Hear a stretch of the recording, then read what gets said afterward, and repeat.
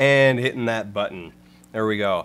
Hello, everyone. Good evening. We are live. YouTube on YouTube Live. We are live, and we are here. It's me, Dan, Foldable Human, Crystal. Hey. Hey. And here. Special guest this evening, Dr. Nerdlove. Hey, everybody. Do you want us to call you Dr. Nerdlove, or would you prefer we use a human name? It's probably easier just to call me Harris. There we go. Although I'm sure I'll stick the Nerdlove branding in there somewhere. There we go. So this evening's a little different, a little special. We are taking a break from the 7th gen PlayStation and 360 games, the licensed games in particular. We're taking a break from that, and we're going to be doing a dating sim. Now, originally this was supposed to be Dream Daddy, but Dream Daddy has sadly been delayed a week. It was supposed to come out last Thursday, but they had some critical problems that they felt they did not feel it was fair to release it into that that it was releasable, and so they pushed it a week, and so we have changed our plan, and tonight it's going to be Christine Love's Ladykiller in a Bind.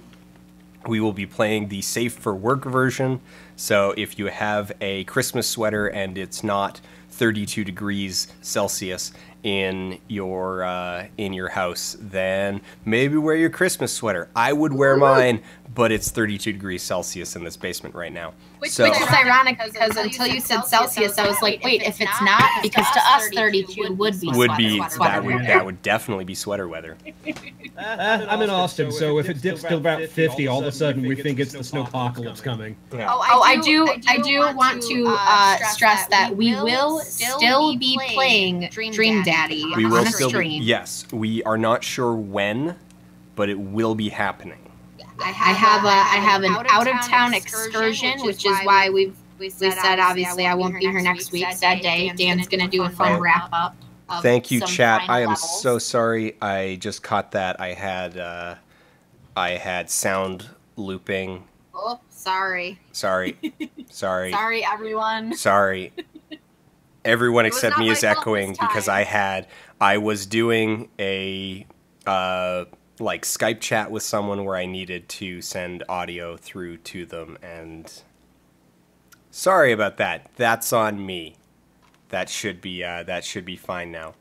All right, so yes, we are still gonna play Dream Daddy. We will preempt that with an announcement so that you can prepare thyselves. Yeah, we do have another couple small things. Bolt, I managed to acquire for the whopping price of $4 a copy of Walt Disney's Bolt. So you're the one. That's going on the pile now. Yes, that's exciting.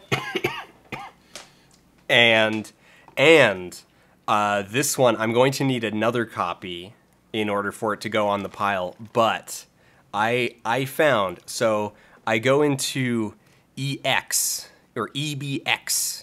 So GameStop up in Canada. GameStop up in Canada and parts of the US is called EB Games.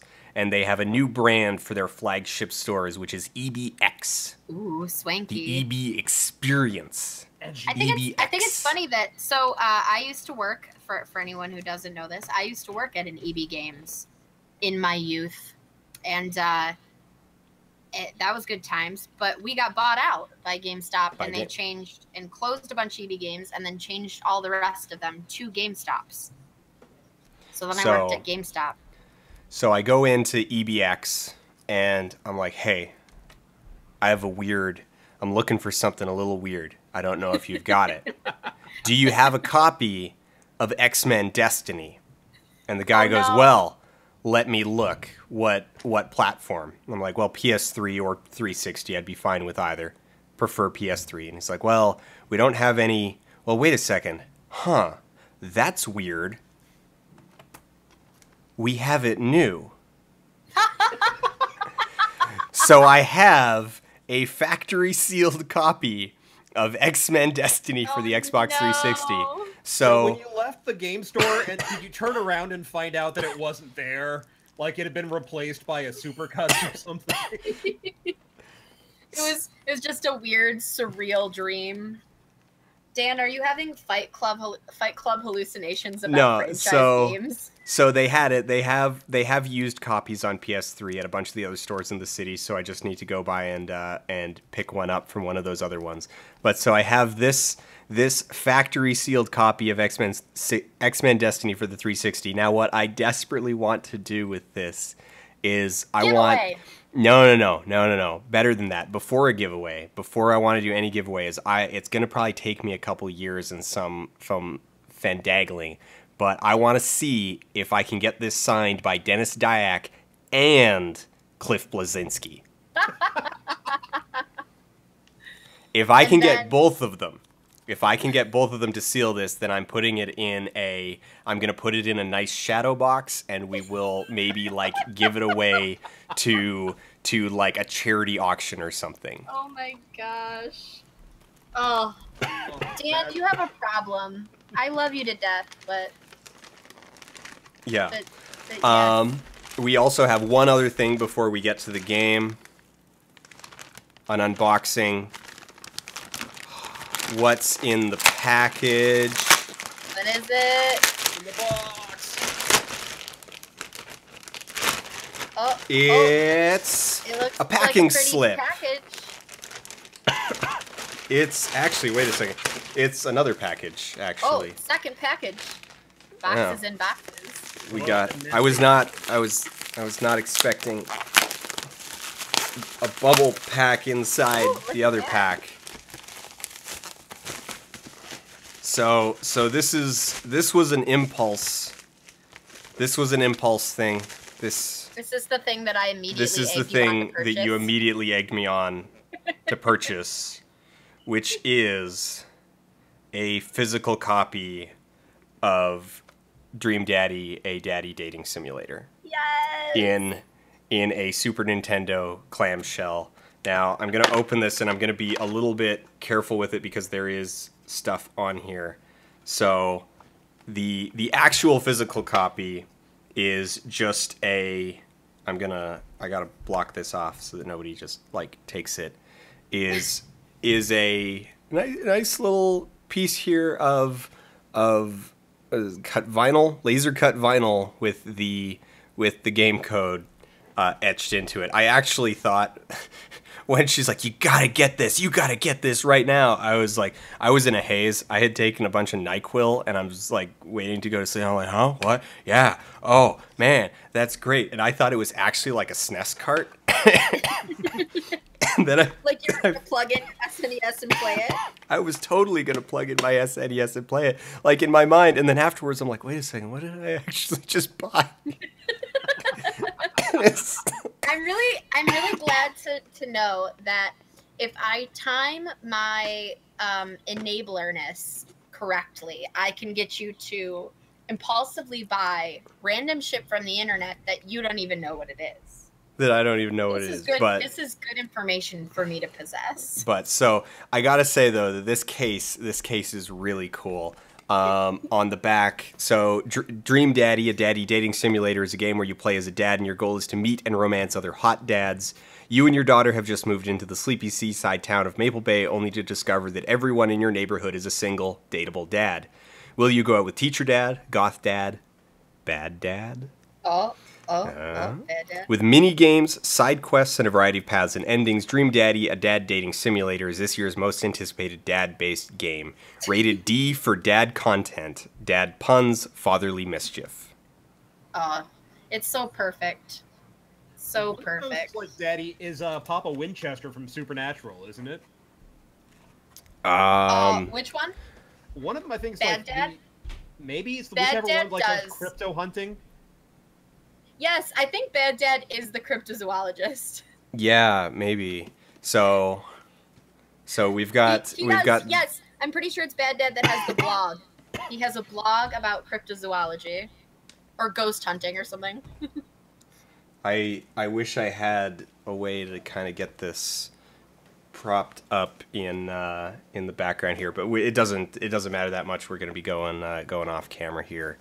in a second. We will, when we get around to Dream Daddy, we will be going for Bad Dad. We will fix him. No. Dan, how many times do we have to have this conversation? No, you can't save him from himself. You can't change him. He's not different when he's with you. No. He's always going to be that same asshole. Thank you. Thank you for being on my side about this, Dr. Harris, love. All power exchanges must be negotiated. Fiction is a safe Ladykiller. space. In real life, there's nothing more important than clearly communicating desires. We missed about 3/4 of that because I was Read it faster. Go. coughing and laughing. But so here we go. Ladykiller in a bind. So Christine Love is the creator. Now, one of the things that I wanted to talk about as we kind of go into this. I also need to get the audio kind of right, and I also need to like make sure that we are in fact in safe for work mode. Let's just turn music and sound down a good comfortable bit. And so this game is queer.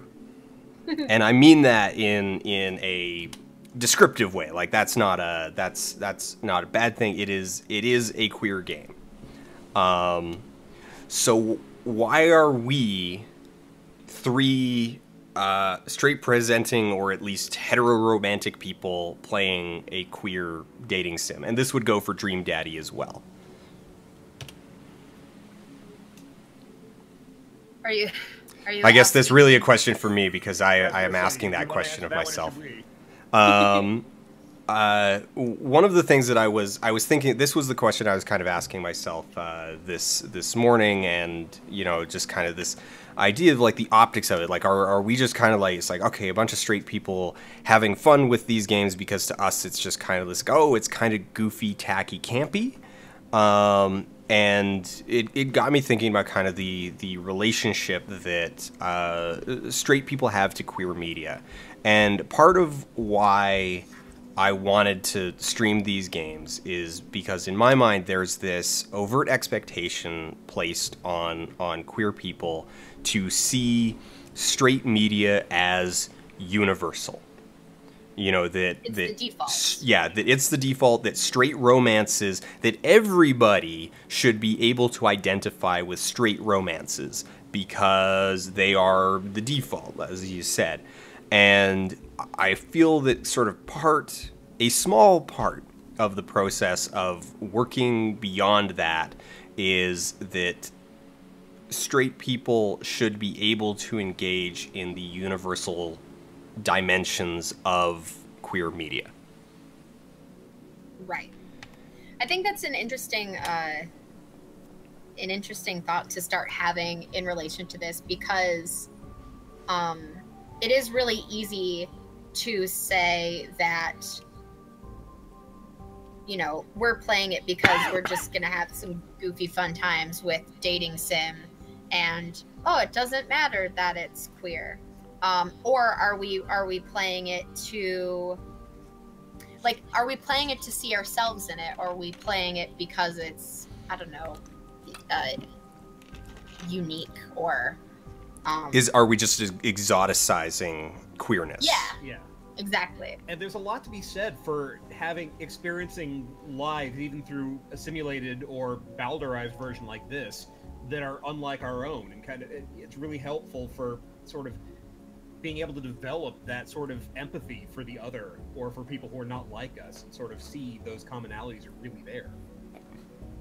Oh. It's also like, can we appreciate this without appropriating it? Like, is that a thing that we can do? Yeah. You know, there's and speaking of other queer medias, you know, so RuPaul's Drag Race has become quite mainstreamly popular, even among straight audiences, and there's lots of conversations happening about, is it okay to borrow the language of that community if we're fans of the show, regardless of if we belong directly to that community, or is that not okay? Is the lip sync off, the whatever one hosted by LL Cool J or whatever, is that appropriating, you know, the lip sync performative aspect of Drag Race in a way that makes it okay for straight people to watch without feeling like we're just watching a gay show. You know, like it's as if gay isn't allowed to have subgenre. You know, it's just if it's queer, gay, LGBT, whatever, it is just that only, and it's not also something else. So, Jamie from Needs More Gay, Rantasmo, is in chat right now. Rantasmo, glad to have you in chat. Let me know if you want in on this. I'll send you the link. I don't know if you're in a audio safe space or if you're cool with just hanging in chat and adding what you've got from there. If you want to pipe in, I will. Actually, you know what? I'm just gonna. I need to change something real quick. Okay, I'm gonna go there because I don't want to see people sending thing. Sorry, I've had this really bad cough. Like, so that bad cough that I've been telling you about for a few weeks, that's gonna hang around for another few weeks. It's worse today than it was a couple days ago. So I took the powerful cough suppressant drugs. I am tripping. Well, first, go back to the screen. We're supposed to be picking our name. I know, but I need to. Let's do that while we wait for if. Oh. Did you say it's Jamie? Or are we going with Rantasmo? Where's my share? There we go. Copy link to share, and. You were bad at this. Harris, I think we're gonna need to step up our hosting abilities here. All right. We're gonna have to override Dan. Oh. No, not resolve. Ah, there we go. There we go. Got it. Huzzah! Got it. Okay. Okay. About this, so the main character is a twin, and as someone with a twin, I'm just starting to feel weird here. Oh no. Like, granted, I have a twin brother, and we're polar opposites in almost every way. But the idea of, like, yeah, you know what? I'm just gonna send him in for all of my sexual conquests. That's just kind of a moment of like, okay, this is gonna get oddly weird for me. Well, at least going off of another pop cultural reference, you're not just participating all your sexual conquests with him, as in Game of Thrones. Yeah. So, you know, at least we're not going there. Yeah, I'm utterly convinced that anyone who ever writes about twincest or stepbrother or stepsister porn doesn't actually have siblings. Yeah, that's actually an interesting thought, because I do have a few friends who appreciate that sort of like slash fic sort of stuff, but they don't. None of them have actual siblings, so maybe it's just like one of those weird fantasy things where, because, you know, you always wanted a brother or a sister, it just goes to the extreme. Possibly, or it's because you don't have, I forget, I think it's the Westermark effect, where, like, it's, if you don't have that going on, it's really easy to feel like, oh yeah, no, this would be really hot, whereas if you've grown up with someone as a sibling, you cringe so hard at the idea that it feels like your skeleton's about to vacate for a better premise. Yeah, you're like, no. I think the closest I ever came to finding any sort of incestuous thing attractive was step siblings in old, like, Cruel Intentions style. Like, they're but that's different because we know that they're not actually related. Yeah. So real quick here, Rantasmo, check your Twitter DMs. I sent you the link. We're using a Hangout, not Skype. Also, so we've got a decision point here that we've actually been sitting at for a few minutes now. What are we calling the twin brother? A grandiose Machiavellian, the prince, the brother, or custom? And his name should either be Well, I don't know. Should we not use the Crawdaddy or Gun Dad references so we can save them for actual Dream Daddies? I'm thinking we're gonna. I'm feeling here. We just want to stick with one of these. I'm leaning towards the Prince just because that's the one. I'm Like it's at the into it. top. I like that one. I'm into it. Let's Prince it up. Yeah, because 1, 2, Prince is here before you. Yeah. So What I said. confirm. Hello? Can you guys Hey. Hello? Hello. How's it going? You made it. Hey. You are quite quiet. You are Sorry, very am I- quiet. Is this any better? That's Way so better. much better. A million Okay, percent. cool. I'll just hold it. Oh, I'm digging this guy's style. This Liking it. she, our Oh, it's a superhero she. heroine, put unfairly in way over her head, henceforth called the Beast or the Hero. See, you coded my twins as double dudes, Harris, because you were talking about having a twin brother. So Yeah, see, I tripped everyone up. All right. I say we go for Chat top very option, much likes again. Beast.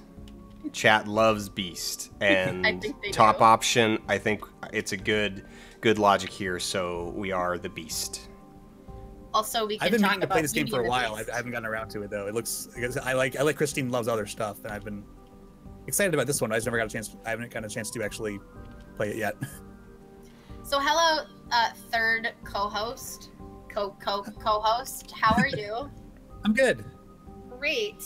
Why don't you do a quick intro for the people in chat who are confused as to why half of chat knew who you were? Okay. Well, yeah. If anyone doesn't know me, I'm Jamie, otherwise known as Rentasmo. I do a show on YouTube called Needs More Gay, where I talk about any sort of queer or LGBT alphabet soup media. Amazing. Yeah. So you were hearing me talk about the appropriation of gay culture as mainstream culture while you were sitting in chat. Yeah. No, sure.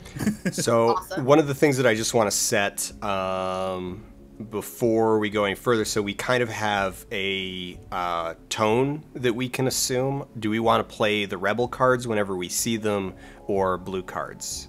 I feel like if we just set rules, then we don't need to stop quite as much to decide on what we're doing. I say rebel. I think this is good practice for bad dad wooing. We're gonna just go with rebel. All right. Yeah, I think so. I think that's the way to do it. Also, judging by these two options, I will always go with the more active "I'll fuck you up" over the passive "fine, get on with it." Oh, Christine's telling us. I know what you're thinking, and just don't say anything. You see that dialogue option. Do not click on it. It's the wrong choice. It's just click anywhere else but there. But we're not going to. We are the rebel. We are. Started off right getting meta. Oh. Like the Joker. Yeah, I know I'm in a game. But it's cyclical. Christine has trapped us. Oh no! So we're not allowed to be rebels. No. Or we don't. Have we negotiated this exchange of power? Is by starting the game, have we implicitly agreed to this exchange? That is a difficult question. Especially when we're starting in media res. Yeah. Yeah, we're right in the middle of something.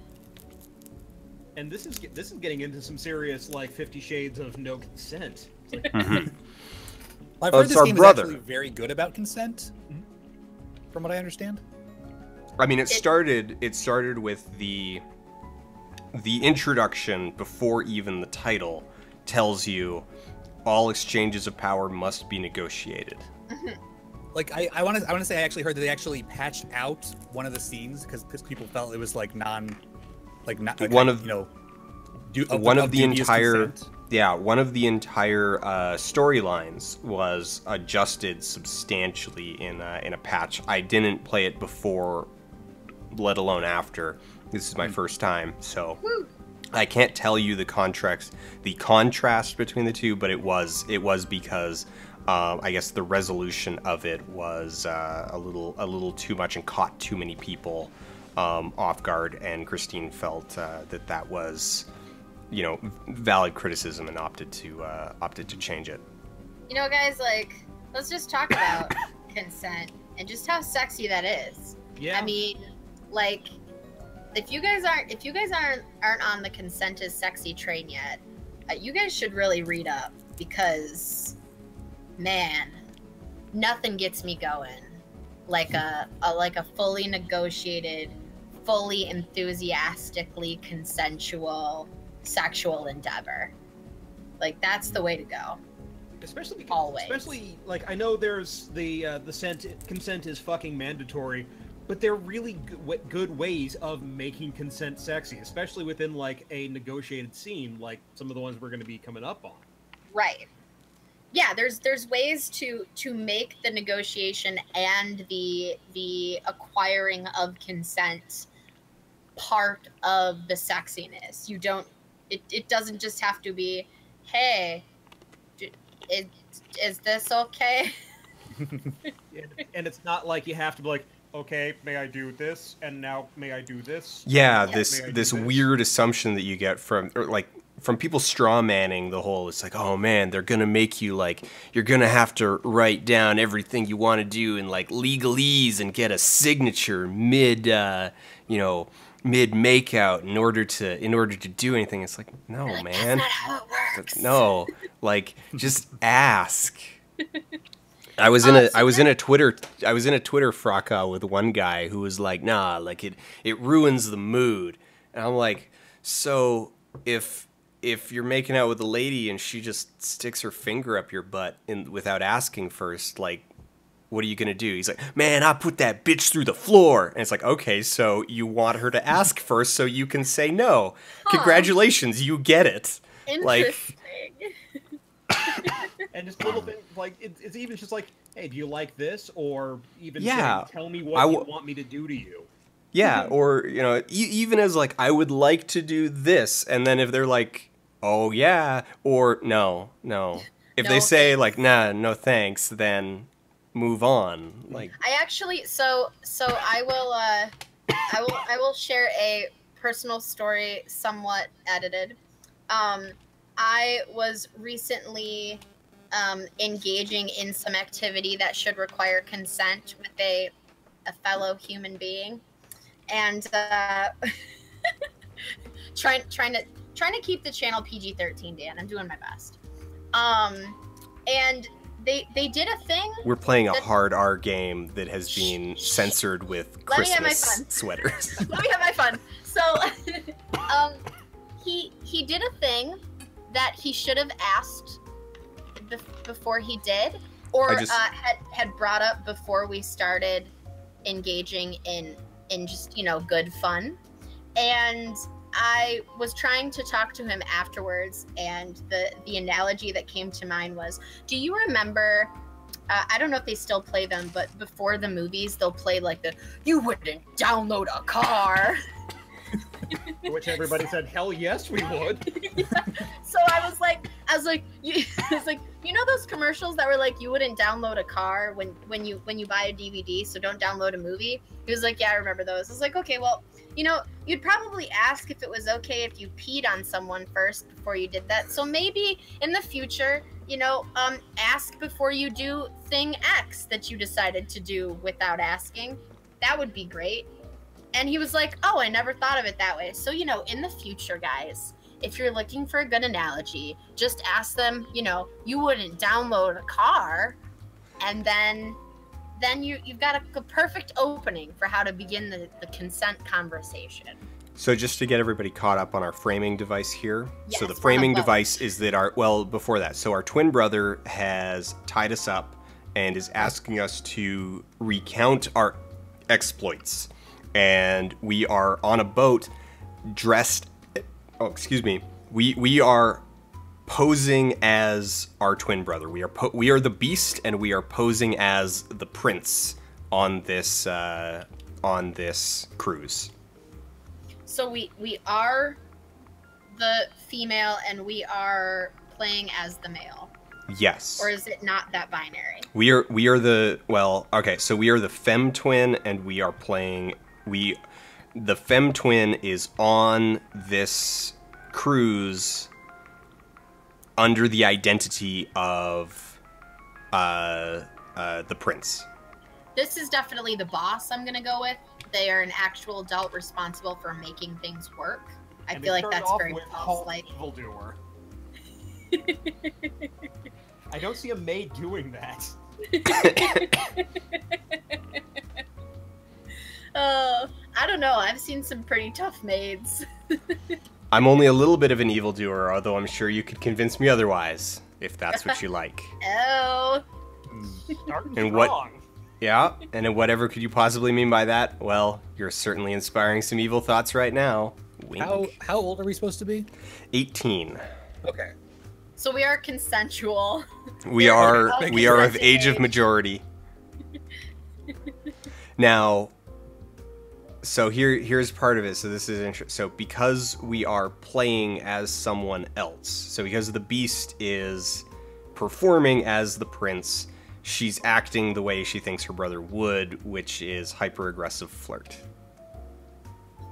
And you know, there's nothing wrong with that. As long as you back off when someone tells you to back off. Like, that's another thing, too, that always comes up in the conversations of people who are anti-consent talk. Also, we've been made in, like, 30 seconds. She knows. Well, she's in on it. That's the end of that. Just listen to what I tell you and you'll be fine. Okay. Starting off with, you didn't realize it was his plans. Like, what kind of school is this? Did he not pass on my message to you? That useless man. Well, there's a certain room you should go to. It's with someone who also knows you'll be safe. I'll give you the details later. Just do your best in taking his role and don't cause too much trouble, okay? So wait though, why are we doing this? That has yet to be revealed. All we know for now is that we are posing as our brother. At least 2 people know that we are that we are not who we say we are. Right. And yeah. So there's a little 12th night action happening. Yes. Got a little 12th night action. Except we're actually trying to woo people, not stop people from wooing us.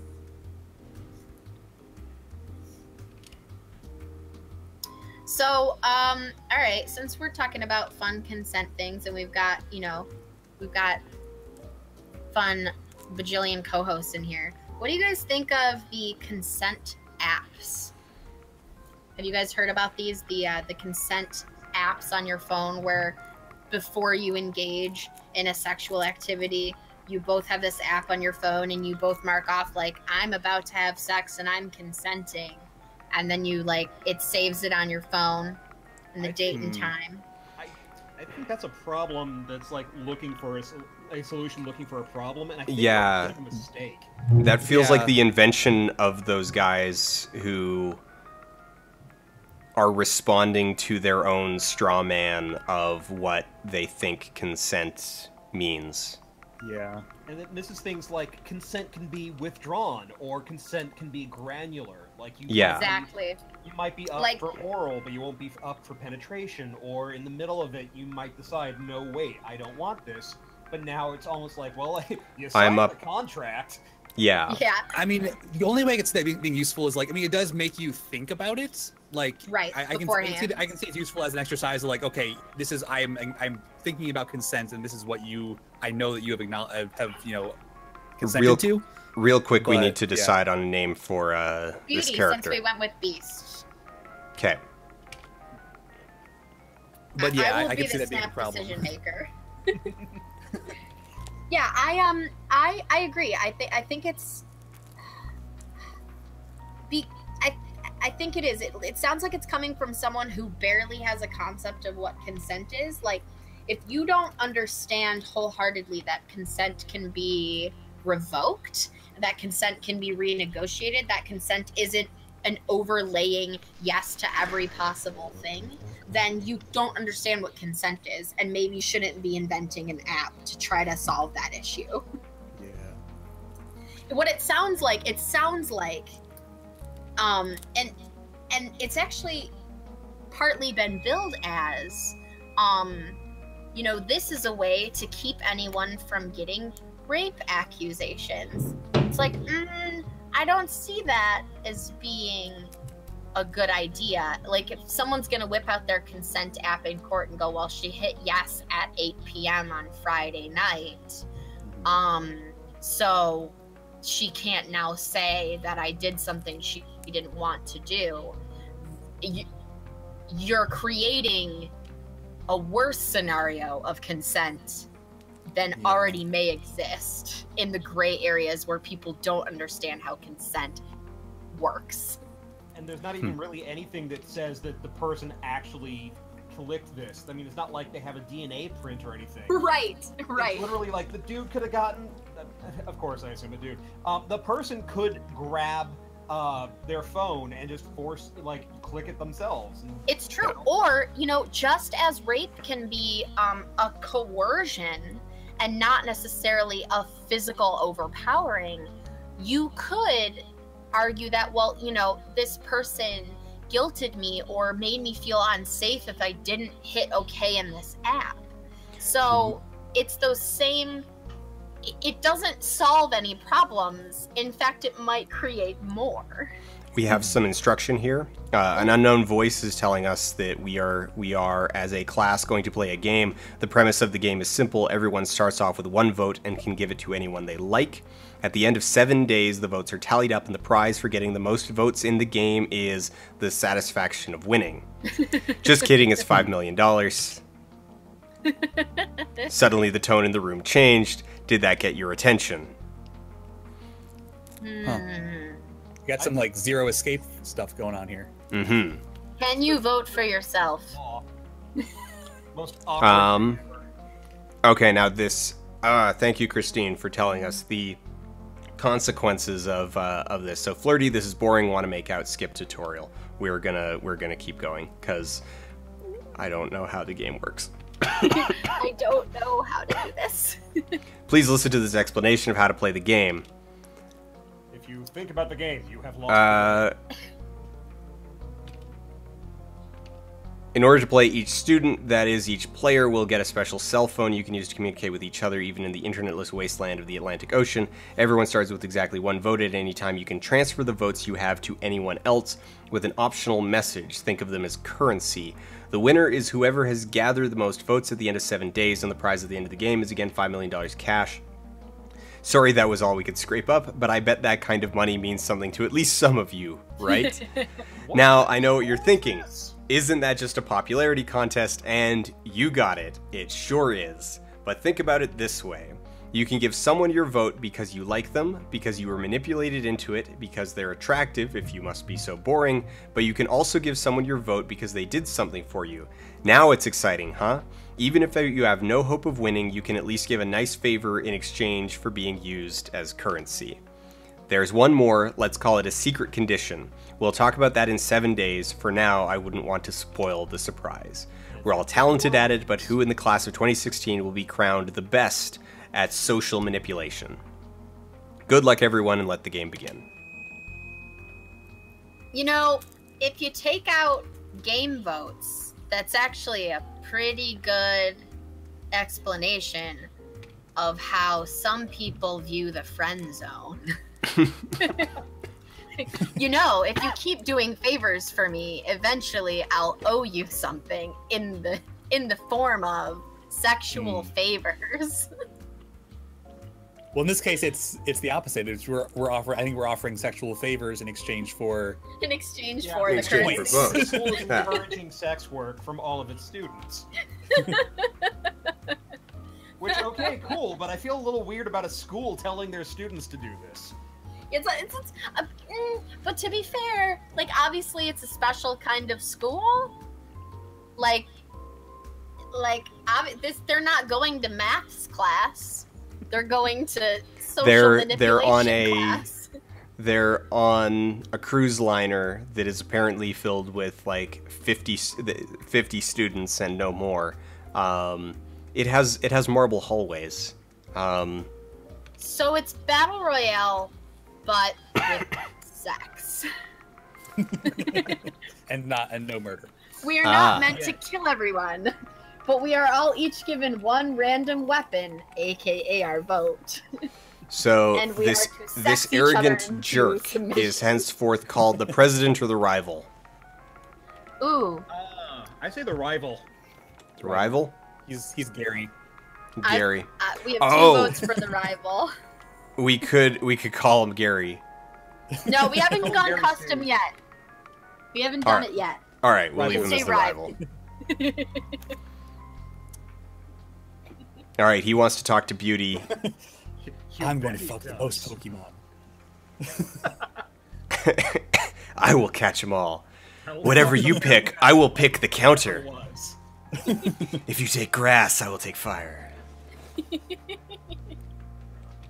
So, Grass and fire, they work great together. so I don't have any of you guys played any dating sims before? Oh yeah. I've played several, yeah. Okay. I haven't, and I know that it's kind of I want to call it a subcultural phenomenon, but I don't know if it's really a subculture. Like they're not quite mainstream. I feel like Dream Daddy is the most recently blown up thing that brought it a little more pop cultural visible. Probably since How to Full Boyfriend, yeah. Yeah, So- there's other ones like Sakura Tensen, I think. Someone in the credits is probably screaming at me over that one, but yeah, there have been a lot of ones in Japan at least. Some have been. I feel like I think it's some much have been more of a thing in Japan than it is here. So what do you guys think then is really the appeal of this kind of game? Like what makes this worth playing over, other forms of entertainment or socializing in the real world or just watching a movie about a romance or something? Like what makes this such a big genre? Well, I think at least the obvious answer is that it lets you act out the fantasy of dating someone if you don't feel like you are ready to actually do that yet. Okay. A lot of them, or I shouldn't say a lot of them, some of them just straight up have good stories. Yeah. Okay. Or interesting stories. So Katawa Shouju, I think at times has some really good writing in it. So that people engage with them in the same way they engage with romance novels. Yeah, and over in Japan they call them visual novels. So it's sort of seeing it as an interactive storyline rather than necessarily a game. Okay, that makes sense. Because I guess a very similar play style to a Phoenix Wright, and I really like playing Phoenix Wright. So I Chad, could see it being similar to that. Chad play is style. now splitting the hair of the difference between a dating sim and a visual novel. Okay. And I will admit that there is a difference there. So a dating sim typically has underlying mechanics where it'll track attraction or how much somebody likes you if you've done sort of the right things to progress their storyline, whereas a visual novel is much more just a choose your own adventure. What? If you play Okay. the Persona Alright. game, they have a lot of very dating sim elements to them, and that you have to raise your charm to this level before you can progress with this person. Yeah. So there is a difference, even though from a mainstream perspective, there's not a difference. From the mainstream, they look functionally similar. But yeah, if you do get down into it, there are differences between between them. Then why this over just a choose your own adventure? Or why this over a choose your own style a graphic novel? Well, from what I understand, this one is kind of somewhere in between, that it is still a lot more towards visual novel than it is hardcore dating sim. There's a gradient. There's a gradient between them. Yeah. We have three. I don't know much about the mechanics of this particular game, whether you are building stats, but it seems like well, we do have our standing and we have our suspicion level. And right now we have one vote because we have only our vote. So now we've got 3 scenes to choose from, but the scenes have consequences. So scene one, so our first one kind of over here on the left, potential suspicion, like just looking at it, it's like, okay, we're going to be going around in our regular clothes. So we would be dressed as the beast and not as the prince. So our suspicion goes from nothing to like 5. Because if we're walking around with this, you know, preppy looking dude as the beast, well, everybody's going to know we're not the prince. But our potential votes go up to 3. However, it's got a 2 out of 3 star difficulty. This one in the middle, we've got a low suspicion risk because we're still dressed butch. Potential of 4 votes, and it's also easy. And then this one, also moderate suspicion risk. Lots of votes, so 4 votes as well, but hard. I suspect because this one, yeah, so I suspect that this one, it looks like will be, well, her hair's not blonde, so it'd be basically just pretend, probably if I had to guess this one, we're going to pretend to be not a student. I'm going to go with the middle one because it's the least difficult. Yeah, it's difficult with the most. And it's our first time, so we can understand. And it's our first time, so. Yeah. All right.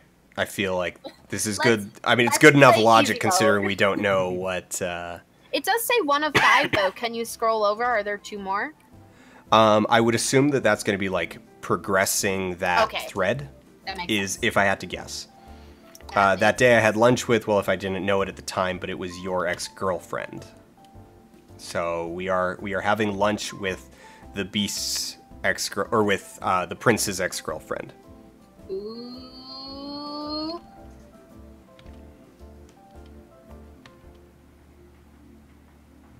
Oh, okay. So that's not us. That's another character. So we've got 2 characters that we're going to meet here. The one in the purple bathing suit, as well as this woman here. The photographer, the flame. Who is she? The photographer, because yearbook committee. Mm. Also, I'm a photography nerd. I'm wondering if these choices change, you know, your like stance towards people. Because, you know, she was the first, she'll be the last. Perfect. But she's the friend, actually. The friend I of believe. the prince. Okay. It was because what the beast just said in the voiceover was that actually it was her friend that first noticed me and called me over. So I assume that's who we're being introduced to. But I think we'll go with photographer. Photographer or flame, though? Someone said flame. Who said flame? The photographer that... Yeah, no. A lot of names. Well, we went with photographer. I went with photographer. But so the photographer, that cute queer girl with the white hair and the DSLR she carries everywhere, because it is the friend. So I'm so into her right now. So I'm all about cute queer girls with white hair and DSLRs as an accessory. And tinted red eyes. what makes you think she's queer? Don't tell me you slept with her. Oh, please, as if it wasn't obvious from the moment I saw her. A girl with a look like that, she's definitely my type. My only doubt was, were you her type? Ooh. I'm glad you were taking this seriously. And now here's the X, here's the X. A hedonist who always looks like she just left the pool. Oh, we can get mean. I don't know. I feel a little. I feel torn because on the one hand, calling her the slut kind of feels judgy, but on the other hand, from it the is way very judgy. From the way that we've seen the characters, it would be like it would probably be in character for them to call her that. That the prince would call her. The prince would call her the slut, especially when one of their stats is 3 belt notches. Here's where I'm gonna go with this. As a lady who proudly embraces using slut as an affectionate term, taking it back, if you will, I say go for it. I feel judgy about it. But okay, so is that your own it's personal my guilt? personal comfort. It's my personal comfort zone. I'm just not sure because at this moment I don't know. I don't feel I have enough social cues to judge whether or not in this context we could consider it affectionate or if it's just straight up mean girls. Yeah, I'm leaning towards the swimmer for the same reason. Although what we've seen of the prince, the actual prince, seems like he's kind of the asshole who would do that. It does, but we're not the prince, even if we are pretending to be him.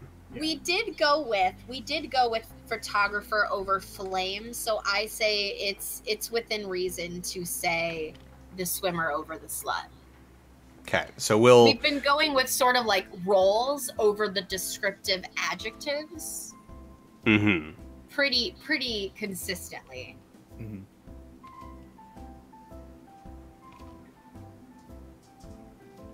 I like that hair though. I would really like to dye my hair like the shimmering aquas of water. That would just be so fun. It's surprisingly hard to maintain. So I've heard, because it's such an unnaturally bright color. It fades really quickly. I also have naturally very dark brown hair. Like I'm quite the brunette, and I have little bits of like red streaks in there, like when the light hits me right. But I am not willing to completely all out bleach my entire head and just shock it in order to make it that bright of a color. Now, I feel like we should. Play it cool. Play it cool. Play it cool. I think they're just being like, "Help me win" is not gonna give us what we want. Wait, is this our friend though? No, this is the friend of our ex. Oh, definitely play it cool then. So, Harris, how do you feel about the dating rules of, say, you know, when you get someone's number, wait 3 days? Like, how do you feel about it? Okay. Yeah, no, the thing that my general rule for it is you go with the pace of the conversation. Like, okay. And a lot of it's going to depend on how you met and where you met. So one of the things, my rule is, if I, say, met them at a bar when I'm out having a night out, I'm probably going to text them pretty soon after I get their number just so they remember who I am. Right. Because odds are they've talked to a lot of people, and it's not impossible that they're going to look at their phone and go like, wait, who are you again? Mm-hmm. Whereas if I met someone over, like, at a party or something a little more low-key, like you're from class or whatever, I might wait till the next day. But if the conversation's going well and the two of you are just, like, sparking off of one each other, just go with the pace of that. Just jump on it. Yeah, especially with the way that, like, a lot of conversations, since a lot of people prefer to text, since it can be asynchronous, it's a lot easier to just keep the conversation going at your pace. It's true, it's true. What do you feel like it is wise or just de rigueur to kind of throw out digits, like, on a first meeting? Like, so say I meet a dude at the bar, is it weird to give him my email instead of my phone number? Is that, like, not cool? If I'm interested, does that immediately send a signal of, like, hey, I'm not interested in you enough to give you my phone number, so here's my email? I think it kind of depends on the circumstance and the people, and honestly, a little bit about the age. I think for some people, sending your email might be a little more personal than giving someone your phone number. Because if you have someone's email, especially if it's not like a burner account, now you can kind of trace them all over the place. That's true. Like, my email is also the one I use to... it's tied to my Twitter account. It's tied to my Facebook. I'm pretty sure you can search that way on LinkedIn. You can find my professional. Or you could find them on Skype, or you could find them on any number of ways. Whereas with the phone number, you've just got one point of contact. True, but I feel like it's a lot easier to ignore an email than it is to ignore or block a phone number or a text message. One of the things that I've tried to tell people is that a phone number is functionally useless because people can just let it go to voicemail and never pick up. That's true.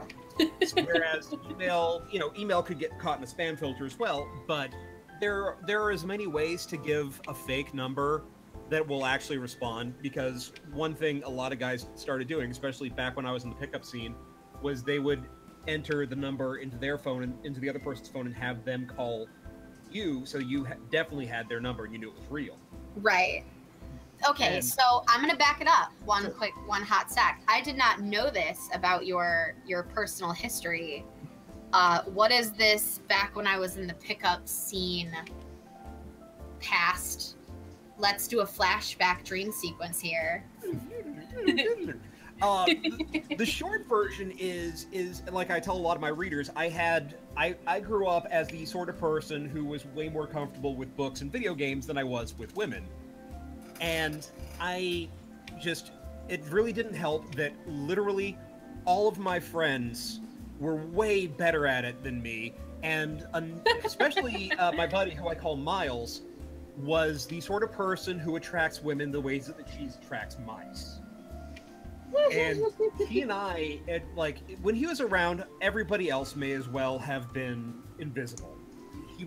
He looks like Hugh Grant had a love child with Zac Efron, and then to make matters worse, he's the nicest guy you'll ever meet. Oh, what an asshole. I know. I love him like a brother, and I'm gonna toss acid in his face.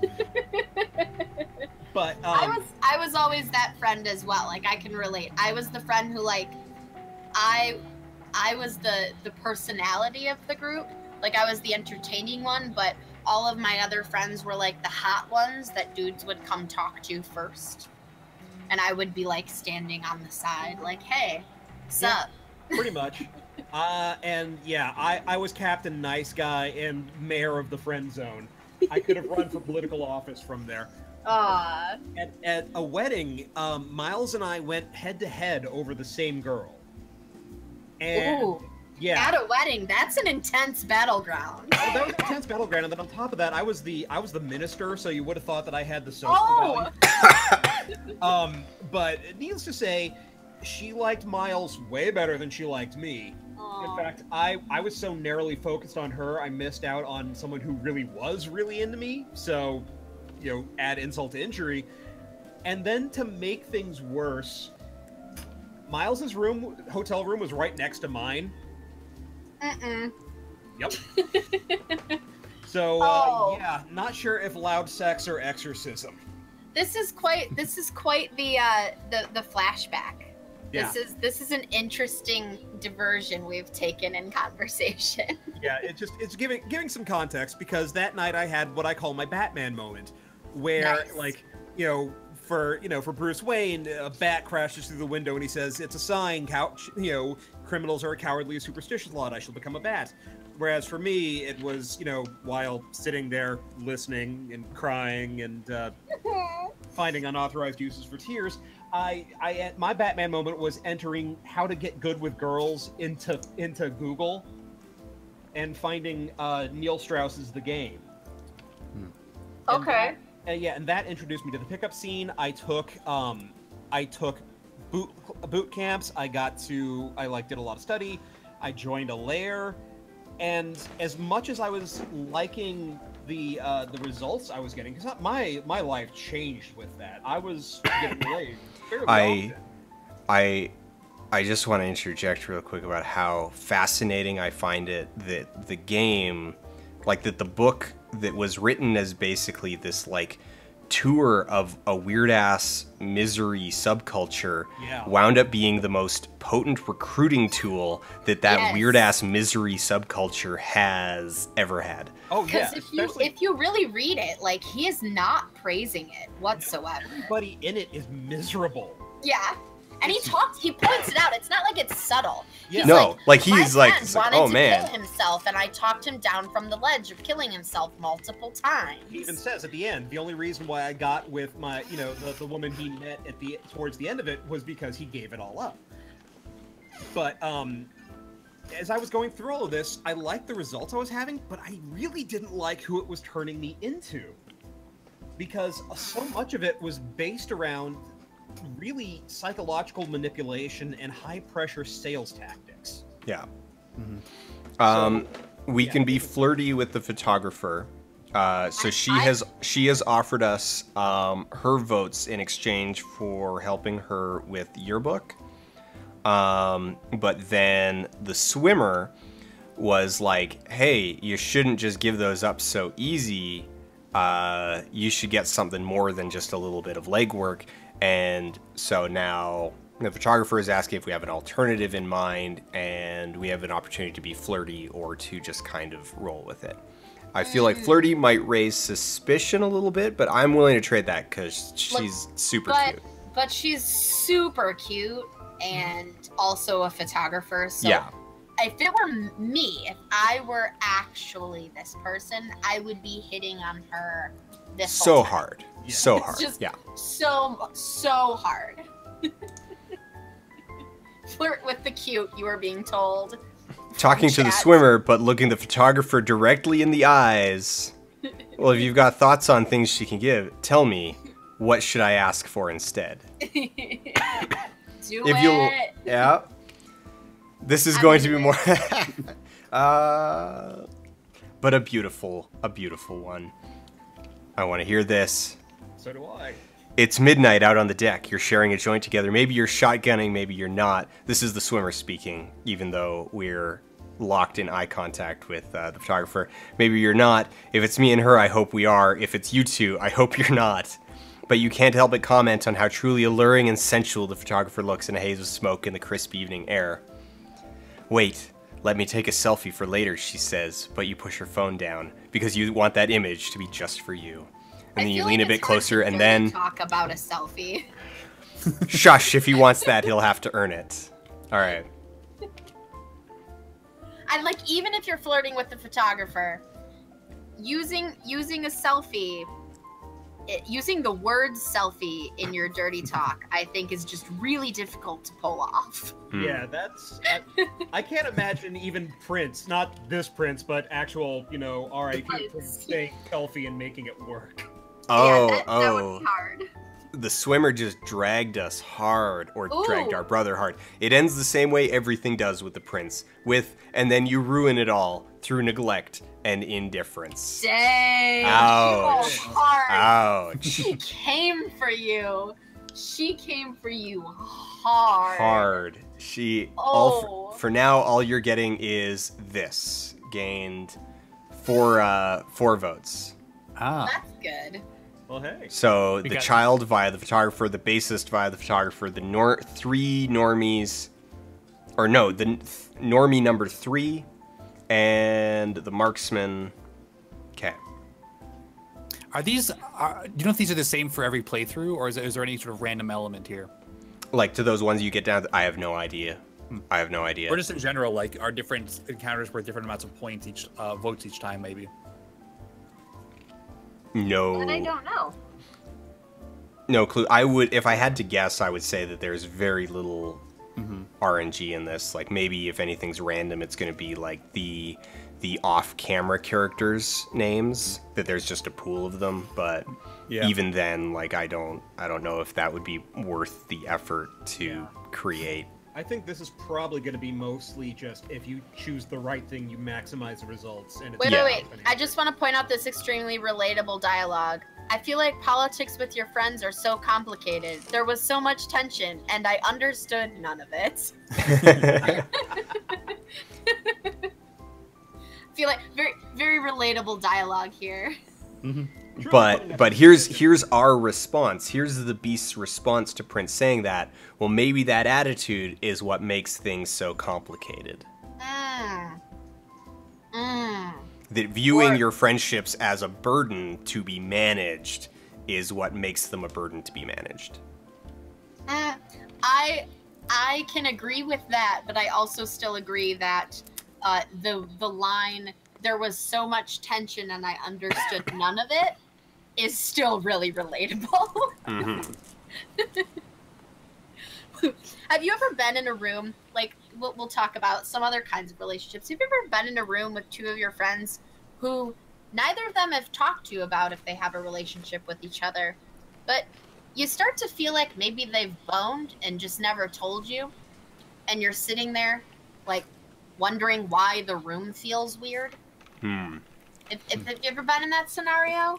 Because that's always a fun kind of friendship tension to deal with, you know. That one's always fun, and then there's the classic, would you two just kiss already? Now, so we have the two others from the afternoon that we can also choose to go with, or we can continue advancing the scenes with the photographer. I'm into her, like, a lot, so I'm down for that. But I'm also down for mixing it up if people are feeling... I mean, we already got 4 votes. Well, apparently we can get up to 14 more. Up to 14. Woo! Which is a pretty good, like, that's... For being just as difficult as the one that's only 4 votes, I would say go for the photographer. But the suspicion potential is higher. Oh, that's true. It is higher, so it's 5. But this I one's also 5. This one is a suspicion potential of 3. Does that mean, so wait, do we have like 5 points and those subtract from those points? And if we hit 0, we're like made?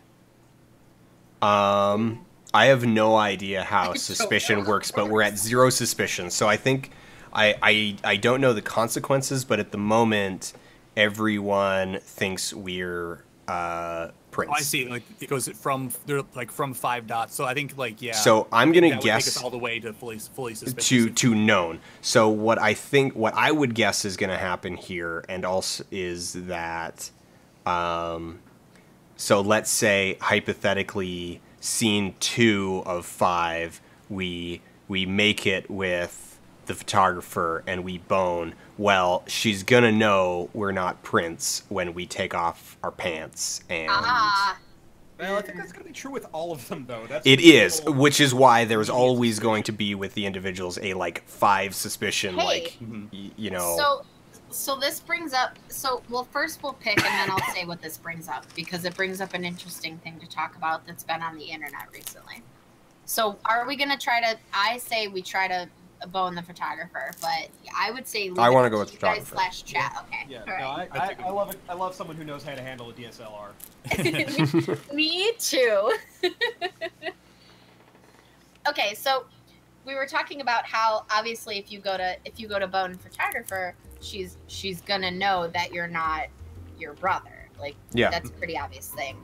And so clearly if she wasn't suspicious before that, then what this sort of brings up is that we're saying that the only way to really make that difference hugely apparent is genitals. And it has been quite the big topic on the internet recently of are people who are trans or possibly gender fluid or express their gender differently than their physical sex, are they required on some level to tell people they're intimate with or becoming intimate with or dating and you know what's going on down there per se, or what the best way is to breach that subject. So I don't know, do you guys have any thoughts about stuff that you've seen on this topic recently, or have you been I do. to Let's it? name this character real quick, and then Sure. I'll. So the nerd or the lieutenant. Now, student council so far, we have described the one other student council person we met by Is that the boss? role rather than archetype. Right. So not actually. I guess we have 3 because we called the maid the boss. Yeah, Maid's the boss. Student council president is the rival, and student council's right-hand woman, do we want to call her the lieutenant to go with the rival? I say just because she doesn't fit any of the outside archetypes of what a nerd looks like, we break that and call her the nerd because she doesn't look like what the media normally depicts as one. That's my vote. Yeah, especially like I was watching her trait down there and going on about the Briggs-Myers test. Oh yeah. Mhm. All right, Nerd. That's a nerdy I have been persuaded. I find that this is a persuasive argument.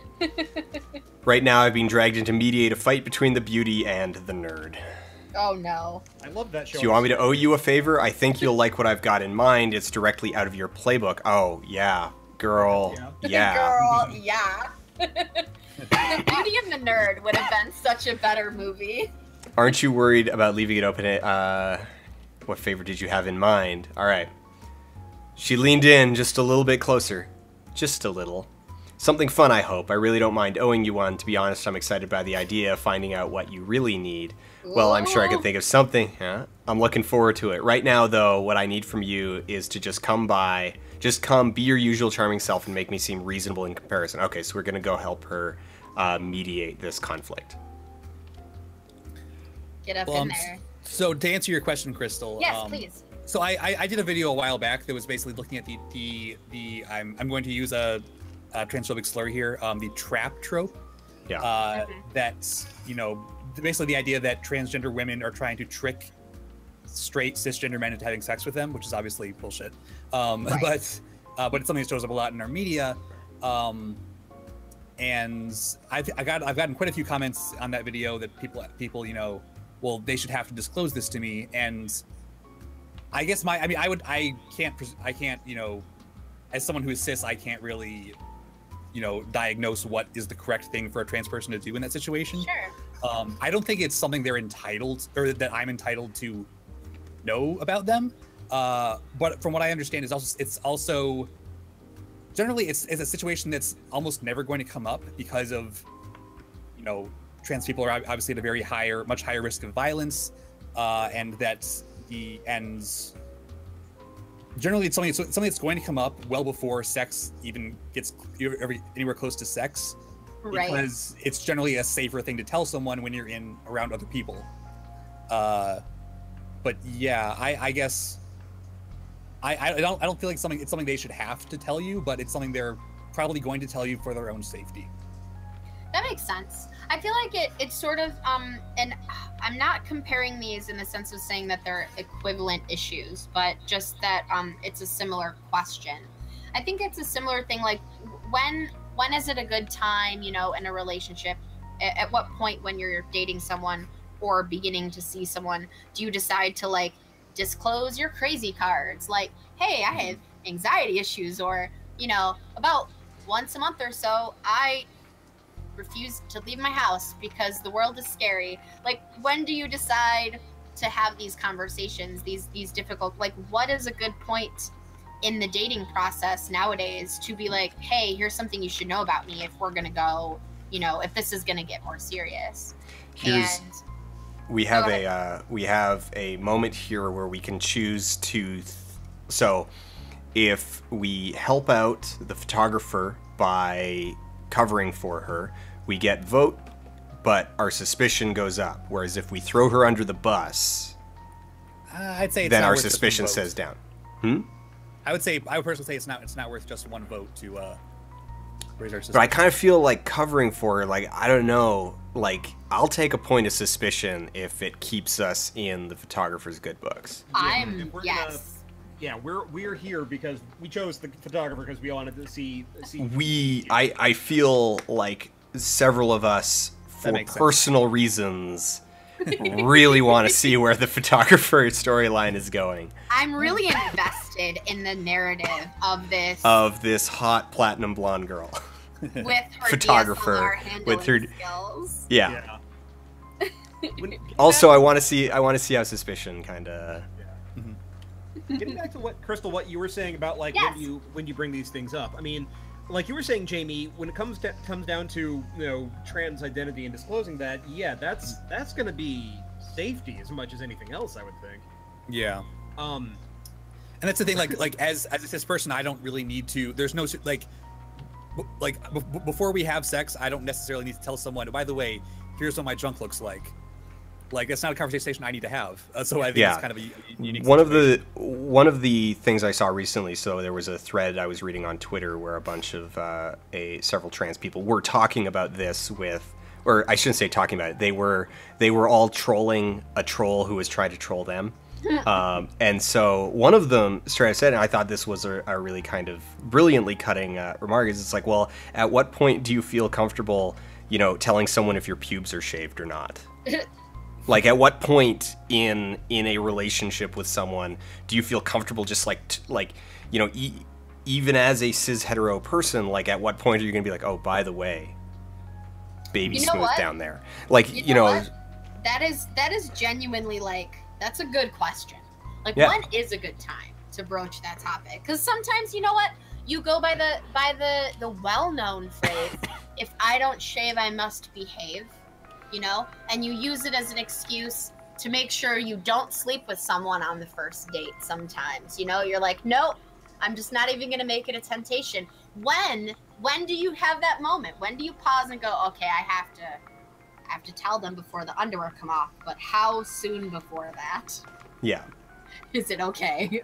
I mean, and I think kind of the point that the person was making is that it is an intensely sort of personal thing that that everybody negotiates on an individual basis, not just their own personal comfort level, but their comfort with the other person. There is no answer because it will always be contextual. Yeah, it depends on the issue too. I mean, pubic hair doesn't usually end up being so intense that it's a make or break relationship sort of thing. Yeah, you know, so it's definitely a lower consequence analogy, but I think just as an analogy, I thought it worked. Yeah, my thing is, like, getting back to what you were saying, Crystal, about, like, what about, you know, putting out mental health or anxiety issues out there. Yeah. A lot of it, I think, depends on how immediately it's gonna affect your relationship with that person. Like, in general, I'm in favor of disclosing earlier rather than later. Uh-huh. But giving someone a chance to get to know you, especially if it's something that's really stigmatizing, like some mental health issues or whatever, letting them get to know you as you rather than as whatever stereotype they have. As a complete person instead of, instead of an issue. And that comes up a lot with other things too, like when do you disclose that you're in a non-monogamous relationship? Or when do you disclose that you have an STI? Yeah. Or a chronic illness, or exactly. Like, you don't want to be about to be having sex, and then that's when you suddenly go, oh hey. Oh, by the way, my severely disabled brother lives with me. I take care of him. You know, right. It's a huge part of it's a defining part of my non-romantic life. That was actually a letter that I got a while back for Kotaku about a guy who was having a hard time because he was one of the primary caretakers for his severely disabled brother. And interesting. That really made, it meant that he could really never bring someone home because there was always the chance that his brother might be having a really bad night and his brother didn't necessarily do well with strangers. Yeah, Char Delphi saying in the chat just wants us to acknowledge, and I think we kind of tapped on it earlier, but in this particular case, it really does need to be stressed that the danger, the hazard profile of disclosure for trans people is in particular so fraught because there is a high rate of violence against trans people, and there's a lot of cases, real world cases, where it's people have straight up murdered trans people and gotten away with it on a trans panic defense. Right. That it's so there is a risk that literally none of these other ones carry, finding out this, oh, I care for, my severely disabled brother, it takes up a, massive chunk of my time. What's kind of the worst case scenario there is that it's you're just going to have a really hard time dating because people are going to be that's too much for me. They're not going to kill you because it's oh, your brother has severe autism and you care for him, I'm going to beat you up behind a dumpster and leave you for dead. No, that's just not. Yeah, so I would like to reiterate one more time, and I know I said this passingly, but I would like to say, I was using that original question as a jump off for when is a good point to address other possible topics that do need to come up. I am in no way absolutely. I just felt issues. I felt that I felt like it was worth going back and just stressing that point, and But yes, like in a broader context, like it also does, you know, yeah, like when do you bring up these kind of things in a relationship? There's also like, you know, I think that's a good rule of thumb. You were saying, I think it was Harris, you were saying that it depends on how much it's going to affect the relationship and the level at which the relationship currently is. Like, if it's something that envelops your entire life, if it's a small thing, you know, if it's, it kind of gives you a different sliding scale of when these things might be good to just bring up and mention. Yeah, we learned we just learned something about both the Beast and the Prince. The Prince is pretty fluid with his sartorial choices, or at least comfortable enough with them for a gag baiting his sister. And also the Beast is pretty butch. Like, she doesn't wear dresses, so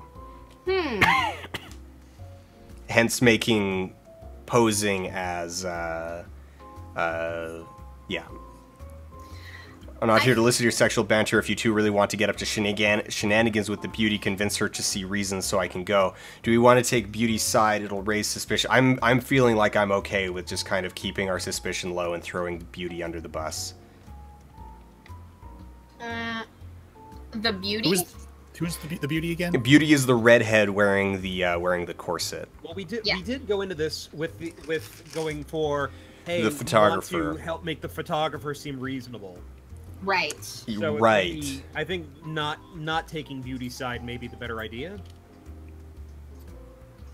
Yeah, which one? What would the photographer want us to do? WWPD.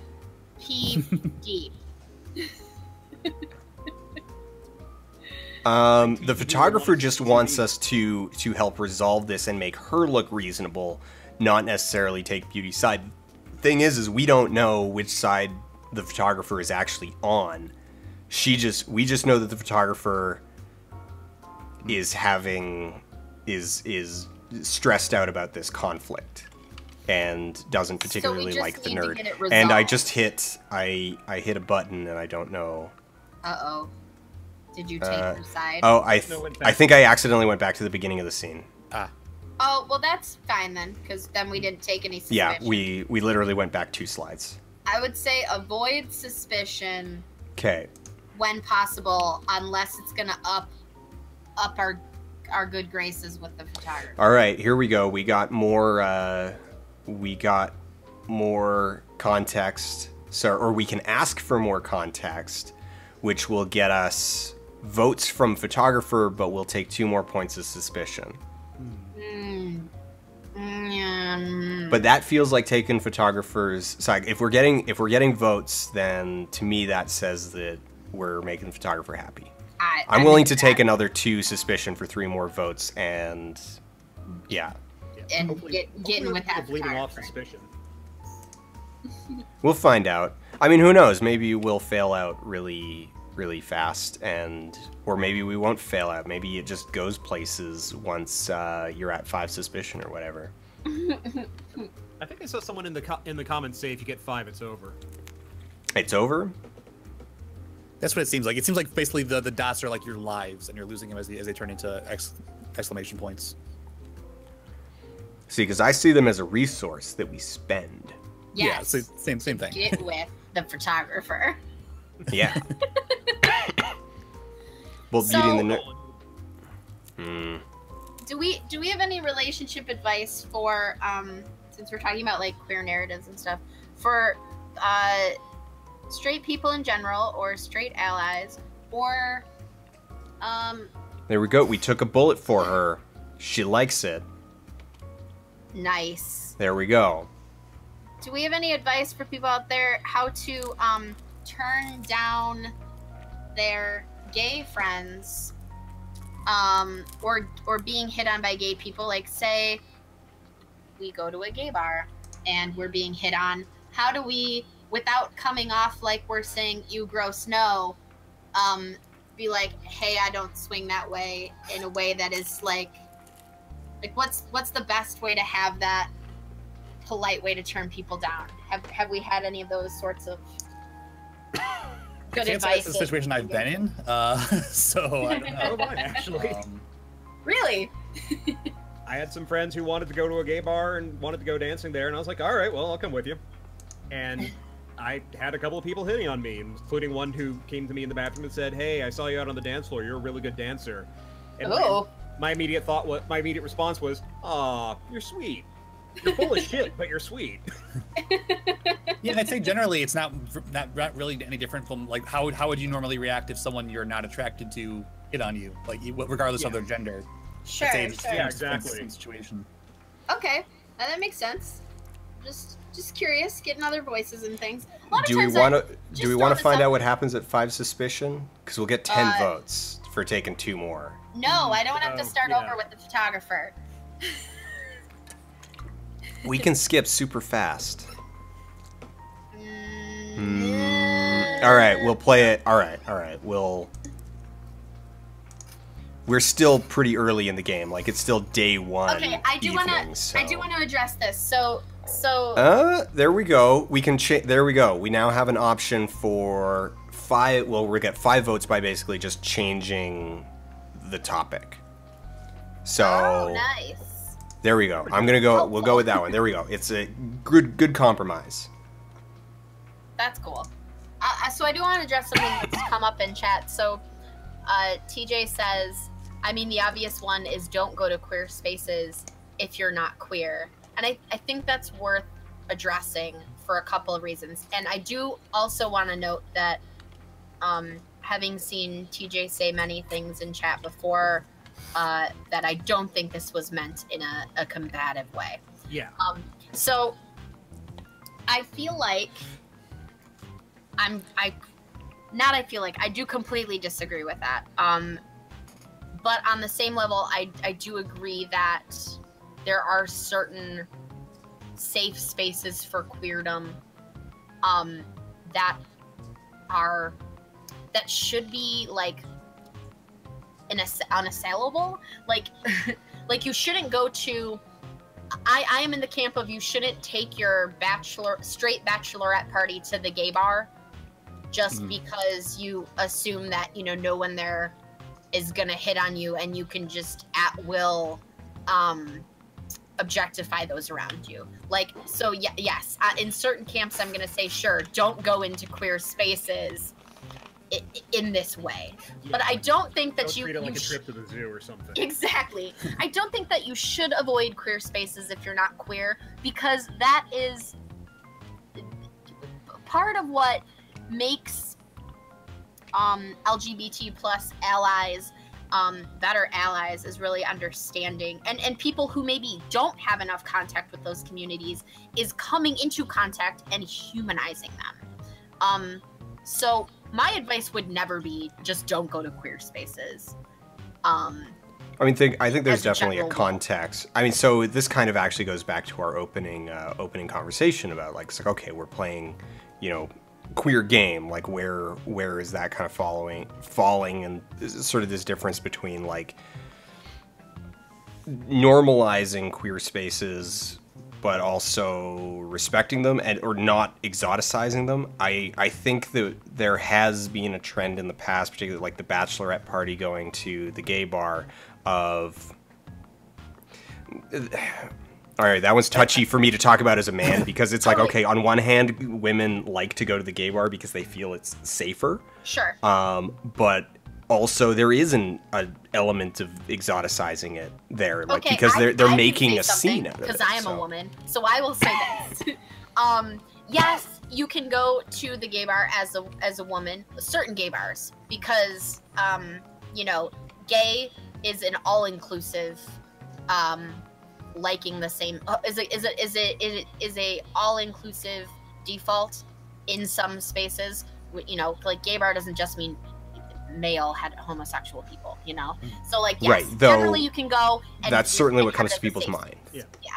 So you can go and kind of see it as a safe space, but there's a difference between that and specifically going there and treating it like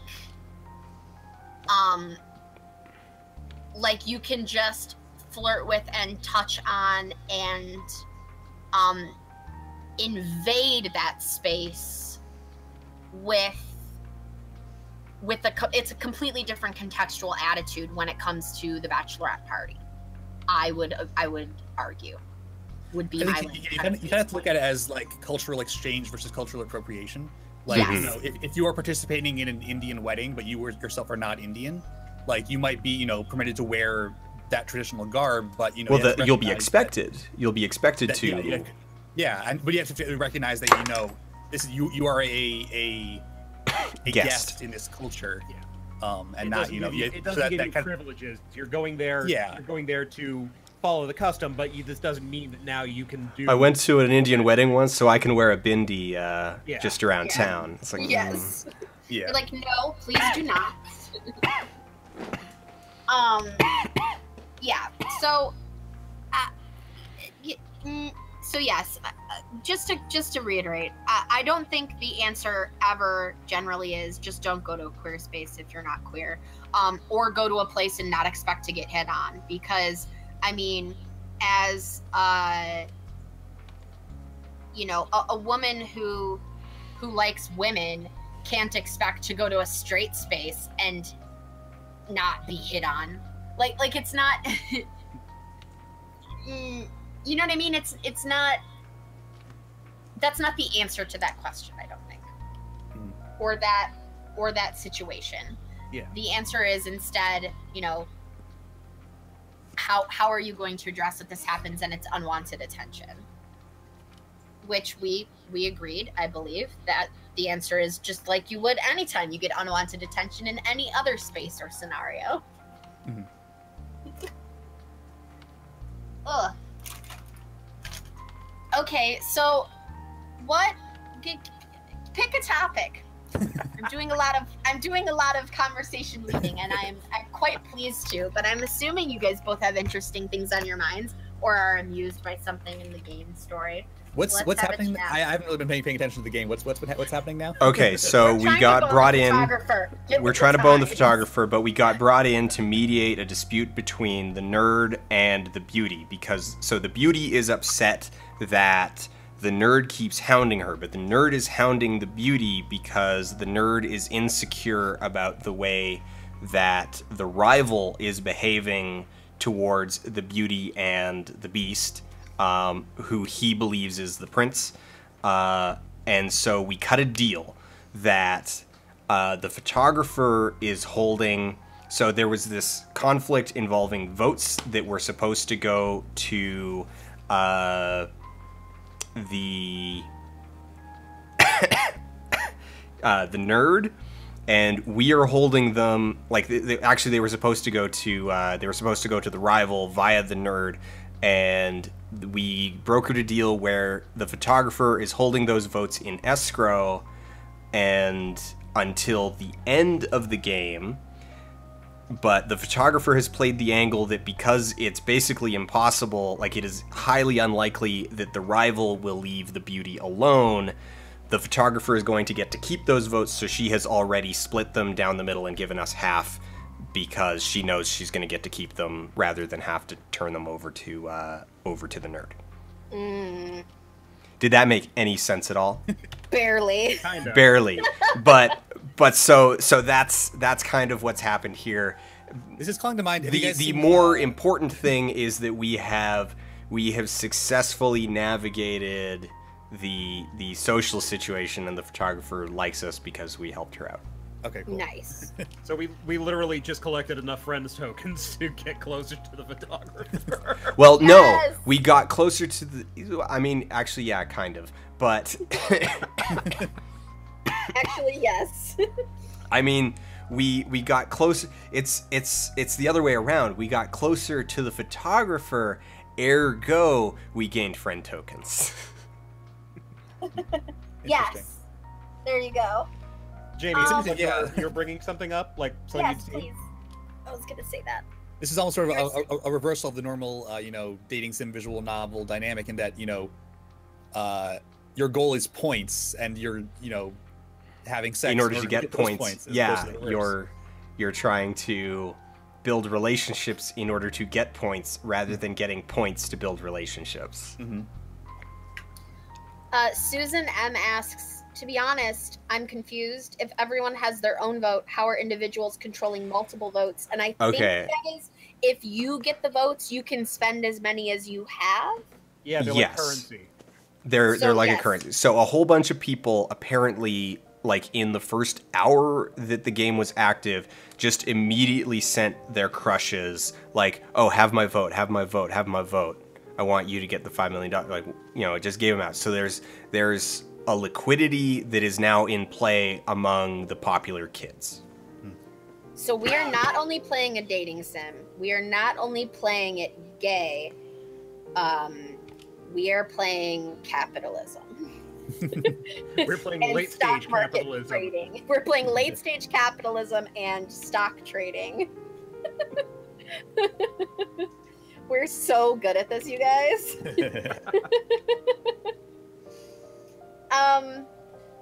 Well, you know, we kind of pitched this originally when it was going to be Dream Daddies as being a forum for getting amusing / if Dan answers, it'll be bad, you guys. I'm just gonna tell you, amusing relationship advice. Because when we get around to Dream Daddy, here's how it's going to go: is we are going to pursue Bad Dad and we are going to fix him. No. And attendant to that, I had these two coming in to be like, no, that's an awful idea, and here's why. Well, I, in the safe space of a fantasy simulation, am able to, so that was going to be kind of the discussion point. I was actually also considering going for Bad Dad.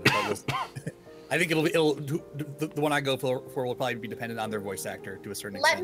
Let me reiterate. I am 100% behind the decision to go for Bad Dad. A, he's hot. B, there is an allusion to him being into bondage. Like, let's just talk about how great Bad Dad will be. Okay, I am real not quick. in the camp of we can fix Bad Dad. Okay, well, embrace that badness. I just need to say real quick that this is obviously Christine. Like, this right here is her self-insert. then call them the hacker. Yeah, the hacker. Behind 7 proxies, they have to be behind the hacker. They have to be the hacker.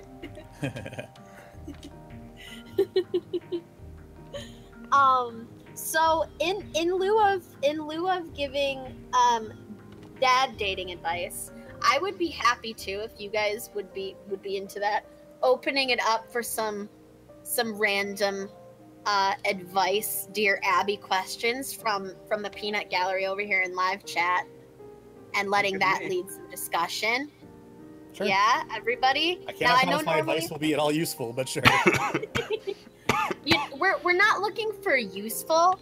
If you can't go with useful, go with amusing, or so bad that we know you're not telling us what to really do. Like, those are all acceptable advice genres. Okay. Hey, I'm down. We have apparently disappointed the hacker. We were supposed to be roommates in college, and apparently we have let her down. Okay, Satan's best buddy asks, how do you get a guy to go away? I'll let you guys take this first, and then I will give advice that I got from a police officer when I first moved to New York City. Oh, no. You don't get to drop that one and walk away. I will say it. I'm going to let you guys answer first, and then I will add. The first thing I would say is make sure that there's no ambiguity in your lack of interest, because if I understand, especially with women, women have been socialized in a lot of cases. It can be safer to kind of hedge things and not be direct, and kind of not want to hurt their feelings. But when you say something along the lines of, I'm not interested in dating anyone right now, or I'm not in a place where I can date, all they're hearing is the unspoken ... Yet. But, yeah. Whereas the infamous, well, maybe someday. Exactly, because then what they hear is, well, keep trying. If you wait long enough. Whereas what they should be hearing is the silent ... with you. Yes. So having no ambiguity means that there's no mistaking or being able to twist the words to. So you're saying there's a chance. All right. That is great advice. Oh, let's. So, did we get with the photographer? She went away. Well, because it's now night, so we have two options for night. So the hacker, super easy, DTF, clearly. Would get us 3 votes, but we have a potential of 1 suspicion. However, if we go to the room that we're supposed to be in with the beauty, keeping in mind that the beauty knows we are not who we say we are, it removes all suspicion. We obviously need to remove suspicion so that tomorrow we don't only have 2. So that we have, yeah. Okay. I'm torn because I really want to see what happens with the hacker, but yeah, we've got 3 suspicion. Otherwise, I'd say totally. I feel like these scenes, though, have kept coming up, so I feel like our next. Well, no, these are new because these are night only. These are night only scenes. But I'm saying the day scenes have stayed the same unless we advance the first part of it. So I'm assuming that tomorrow night we could be able to figure out what's going on with the hacker scene. We could save ourselves like 3-4 suspicion to get us through day 3. Yeah. Yes. Okay. But so, seriously, redhead with glasses, that is so right up my alley. So before I'm with you there, but I saw the photographer first, and she has a DSLR that she carries with her everywhere. And she has that cute little jean jacket-like top, so, I mean, it was an obvious first choice. She's got a punk thing going to her that I really like. I know, right? Yeah. I'm into this game. So... Before I move on with my police officer advice, I would like to qualify this with, I agree with all the previous advice on how to make guys go away. That's really good. As a lady who has implemented this advice, that does work. And also the opposite is true as well. If you give an opening for the ... so you're saying there's a chance. If they're into you, they will always hear so there's a chance. So there's this. Here's the advice I got from a police officer. When I first moved to New York City, we were required to take a kind of a being safe in the city course. And to my school's credit, they required everyone to take it. It wasn't just like, okay, women, we're going to go in this room and learn how to not get mugged or raped in New York. Everybody had to take it. Some advice I got from a police officer was... never get on an elevator that's going down when you're on the first or ground floor. So just wait for it. If you can wait for it to go down the floor and come back. Don't go into the basement with the elevator. And within this, there was a whole section where we were told how to handle being stuck in an elevator with someone that made us uncomfortable. Interesting. And, I think that this advice is just widely applicable. So, if you're stuck on an elevator with a guy, me as a lady, I would say it would generally be a dude who made me uncomfortable. And you're worried that they might be getting a little close or something bad might happen. Just pee your pants. Just go ahead and pee. Just let it happen. That will generally keep a guy from being interested in you. Alternately, talk loudly about the medications that you were given by your doctor today for various physical ailments. Or just nonstop continue to itch private areas of your body. Just itch away. And the police officer said that those were great deterrents for if someone was considering making moves on you in any fashion, whether forced or casually, flirtatiously. I feel like that's widely applicable advice. So you guys go ahead and run with this. So quick question for this upcoming scene. So we have the skip scene up at the top because I reserved the option to skip, which just means it leaves that there in case we want to bail on the scene. Do we want to actively engage or passively engage? We are with the beauty right now. We're in her room. Do we get do we get another option if we go to the next line? Or how does that work? Let's find. Okay, so let's play it. She picked up a glass of wine, noticed she'd already had a bottle open sitting on the table. Was she that confident I'd come? So basically we can... Do we want to be flirty with her, or do we just kind of want to feel it out? Wait, are we not doing phrasing anymore? Well, I guess here's the question. Do we want to be exclusive with photographer? Yeah. I'm a one photographer kind of girl. So... Yeah, but I'm not into the beauty. Like, if we could go for hacker and photographer, I might change my mind. Yeah. I'm part of it. I'm inclined towards passive in this case, just because I'm not that into beauty. Mm-hmm. Okay. I'm just thinking she's sitting there with incense, wine, and candles, and it's such a freaky scene. It is, but we're being told that this is flirty, so. Yeah, it's true. It does literally say right there that you would be flirting. So it's not, is that appropriate? It's, is that appropriate? Kelvin Who says, can someone quickly explain this game? I just clicked in and am kind of confused. Guys, would you take it away? One sentence wrap up of what we're playing. 12th Night with Bondage. Yes! Yes! That's the best one. We're playing 12th Night with Bondage, Kelvin. Welcome. I'll let Chad explain it more in detail. I think 12th Night with Bondage is pretty solid. You know, I'm disappointed. I know we haven't been playing that long. We've been playing long enough. We should have seen some bondage by now. Dan, you're really slow at getting tied up and negotiating power exchange. You're the slowest negotiator. I really did want that. Well, I mean, here, I feel like it's going to give us the option right now, or music changed, day one, night. Yeah, save. Only one will find their bliss. Oh, it's because of the voting game, probably. Though it could be a larger theme.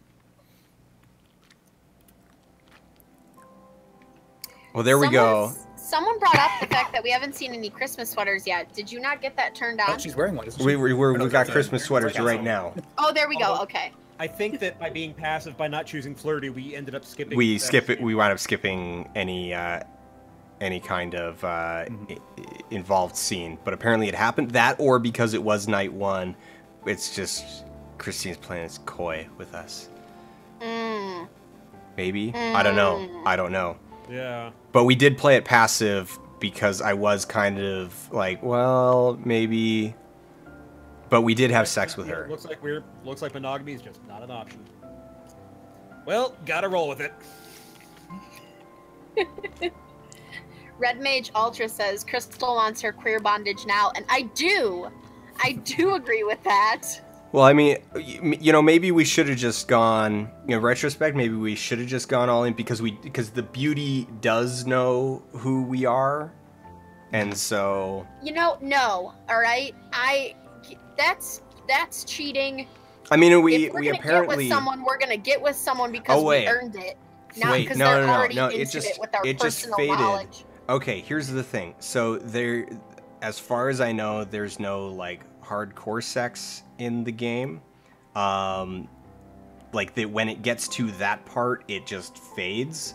So there was no bondage last night because she's saying right here, you know, say, I hope you keep it up. You're a fun plaything. I've got some nice ropes that would suit you well.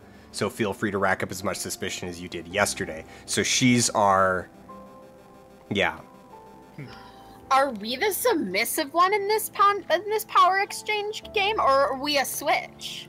I think we're a switch. I think we're a switch. Because Beauty's all, I have ropes that would suit you well, which implies we would be the one tied up in that scenario. Yeah. TJ says it's not cheating because we're not in an actual relationship with the photographer. When I said it's cheating to hook up with Beauty, my implication was I think that's cheating because she already knows all your secrets. So you already have a level of intimacy with Beauty that's going to be much easier to segue into a sexual relationship because you guys have already shared some secrets. Yeah, nope. You're sharing a room. Totally a switch. It's too easy. The beast done got topped. It's just not like me.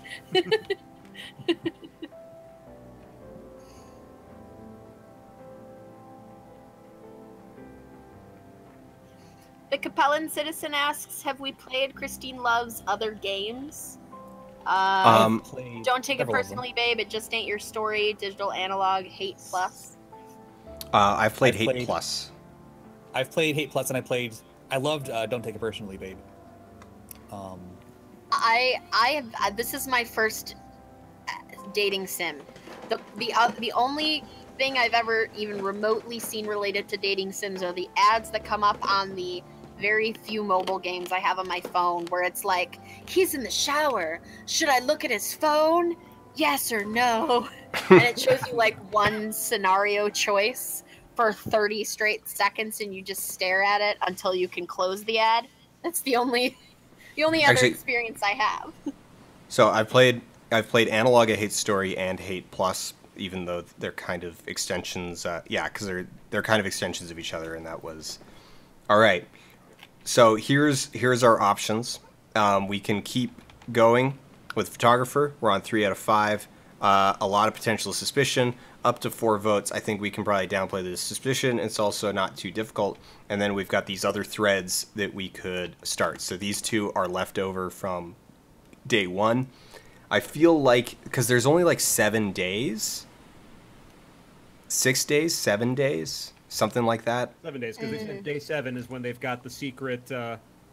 Yeah, so I feel like today, and the fact that this one is like 1 of 4 means that basically if we don't start these today, then that's that. But I also just, but I also just kind of want to keep going with photographer, like speedrun photographer. Yeah. And also, I think it's like not just per day. I think it's like per session. So there's like 1 in the afternoon and then 1 in the evening. Yeah, so there's afternoon, evening. So there's like 2 per day, 2 decision points per day.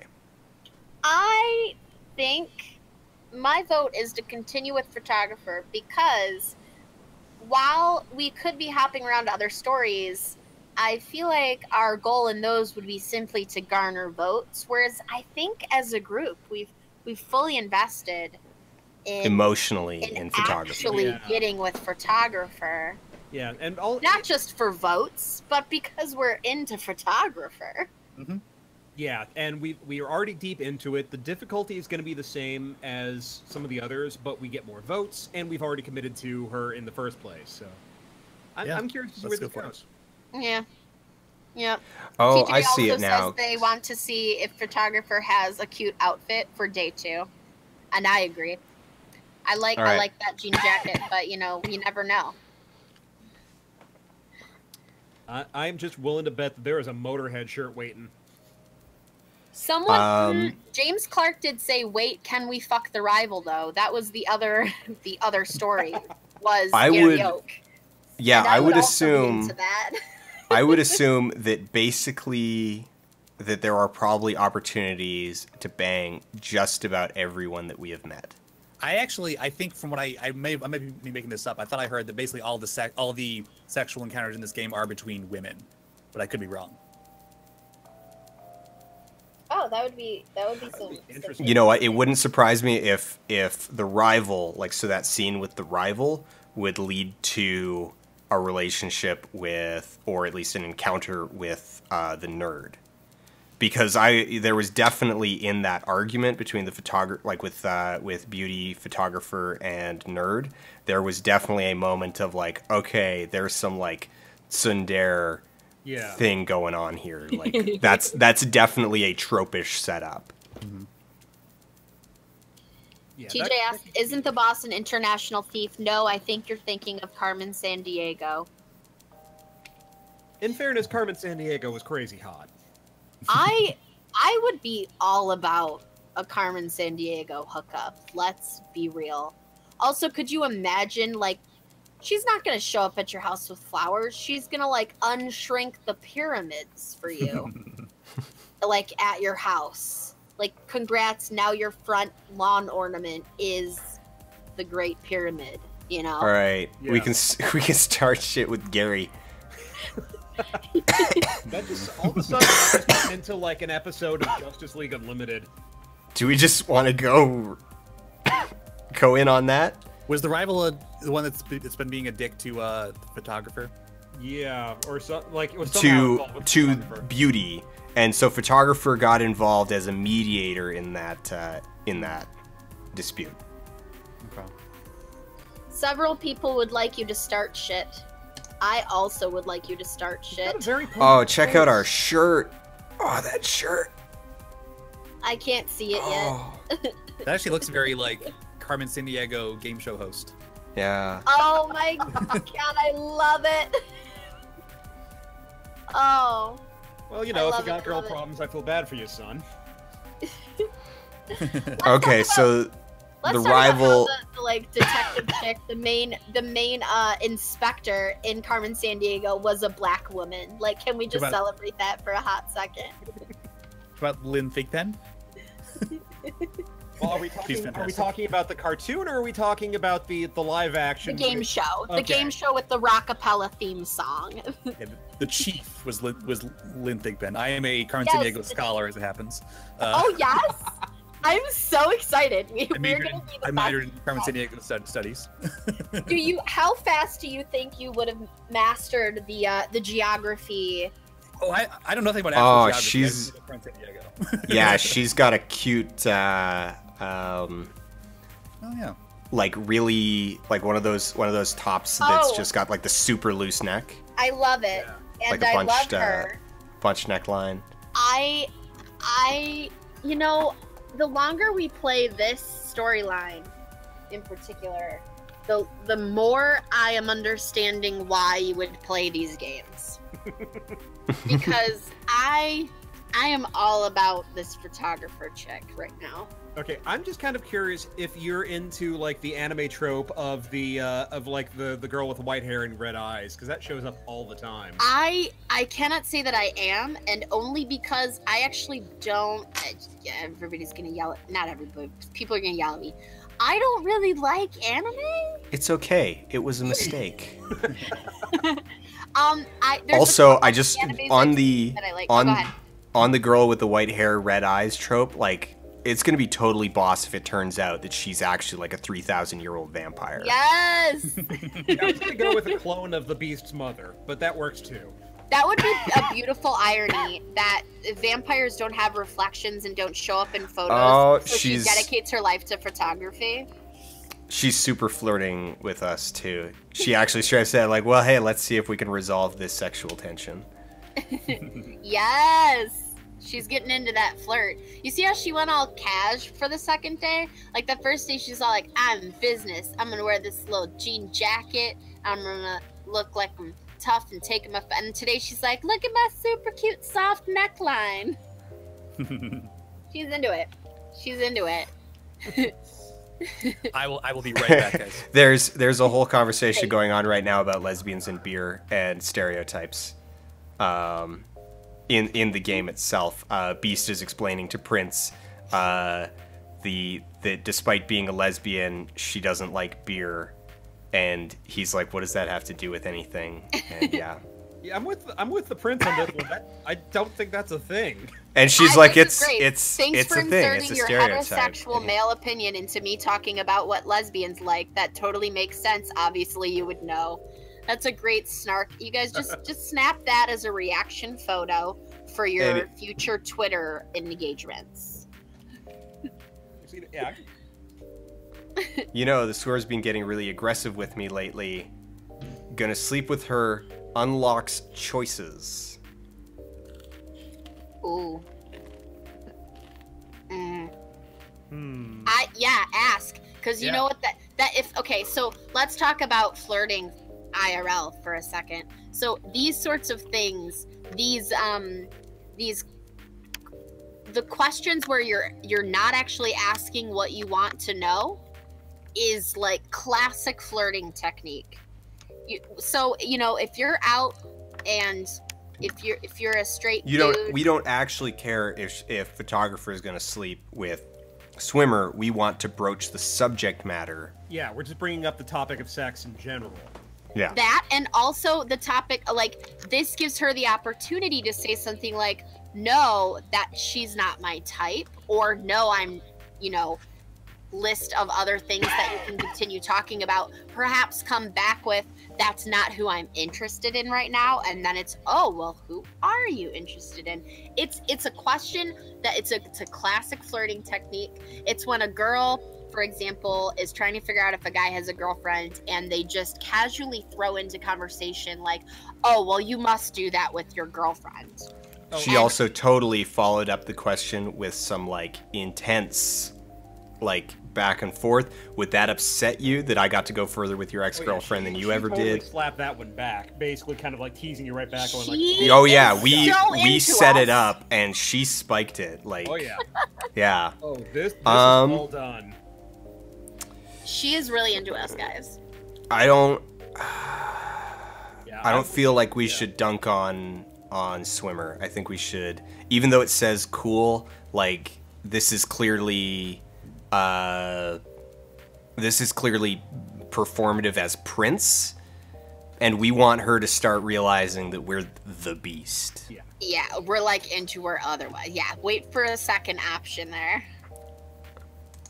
Why would I be jealous? Buddy asks, how do you respond when you realize that the questions you're being asked are leading you on, parentheses for other stuff, but could be misinterpreted? That's a good question. So,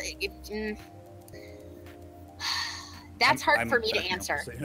As a girl, I'll have to turn that over to you guys, because as a chick, we're used to second nature navigating subtleties, and it's a trope, but it's a trope for a reason, that like guys don't get subtle hints. Like you have to be more obvious when you're flirting with them for them to realize you're flirting. I'm oblivious to a lot of flirting that comes at me as well. So like I don't know how to answer that. Like, do you guys have you picked up on that before? Have you realized that someone's asking you questions, but they're not really after that answer? They're trying to get a different piece of info. Like, and how do you respond? I'm not sure. What's an example of what? Oh, okay. So we were. I think this is when you had walked away for a second. Was there was a question of. We were going to ask photographer, are you going to sleep with her? Because she was saying something about the swimmer was into her.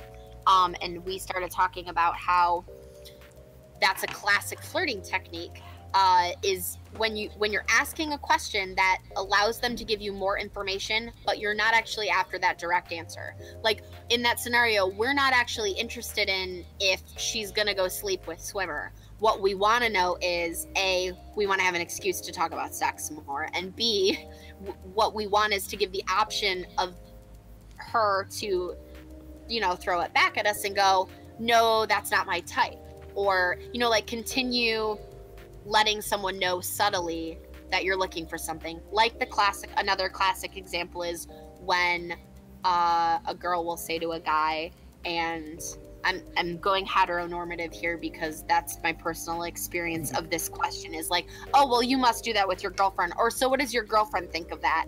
And you might not have mentioned that you had a girlfriend, but we're saying it because what we want you to come back with is, oh, I don't have a girlfriend. Yeah. Like that's how we're asking you without asking you. All right, we've got a question, or we've got a decision point here.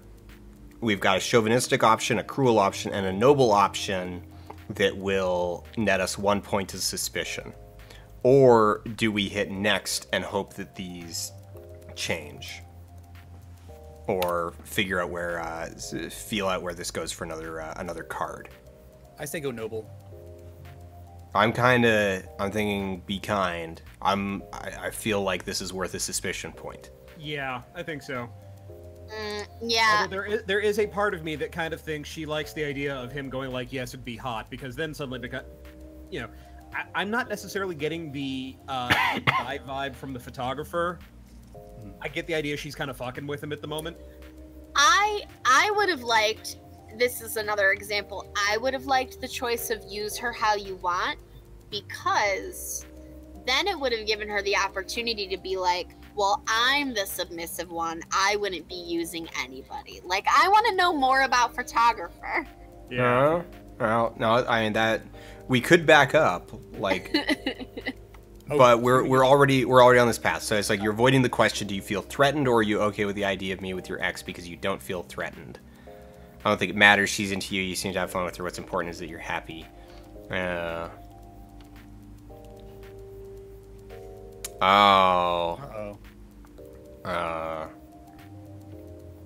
Well, no. I mean, this might be fine.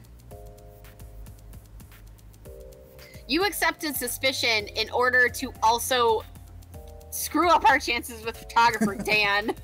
I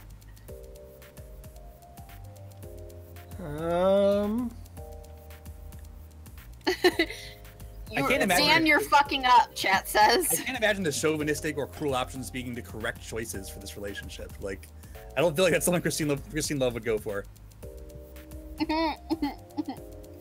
Here's the thing. Like.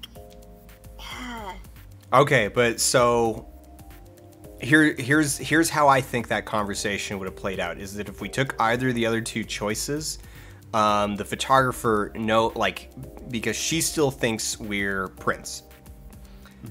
That's kind of what she would expect of us, and in fact, she was almost like the follow-up was almost a little disappointed because we were pretending to be.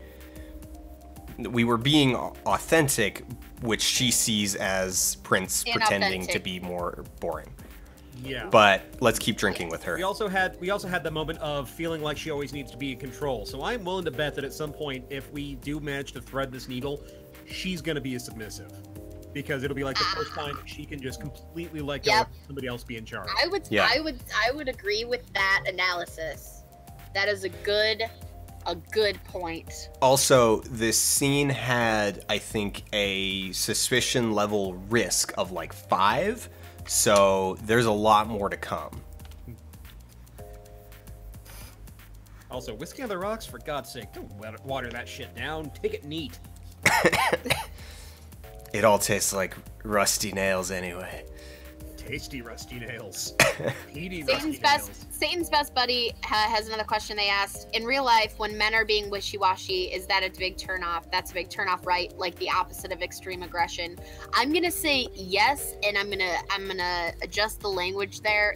Okay, apathy is one of the least attractive traits.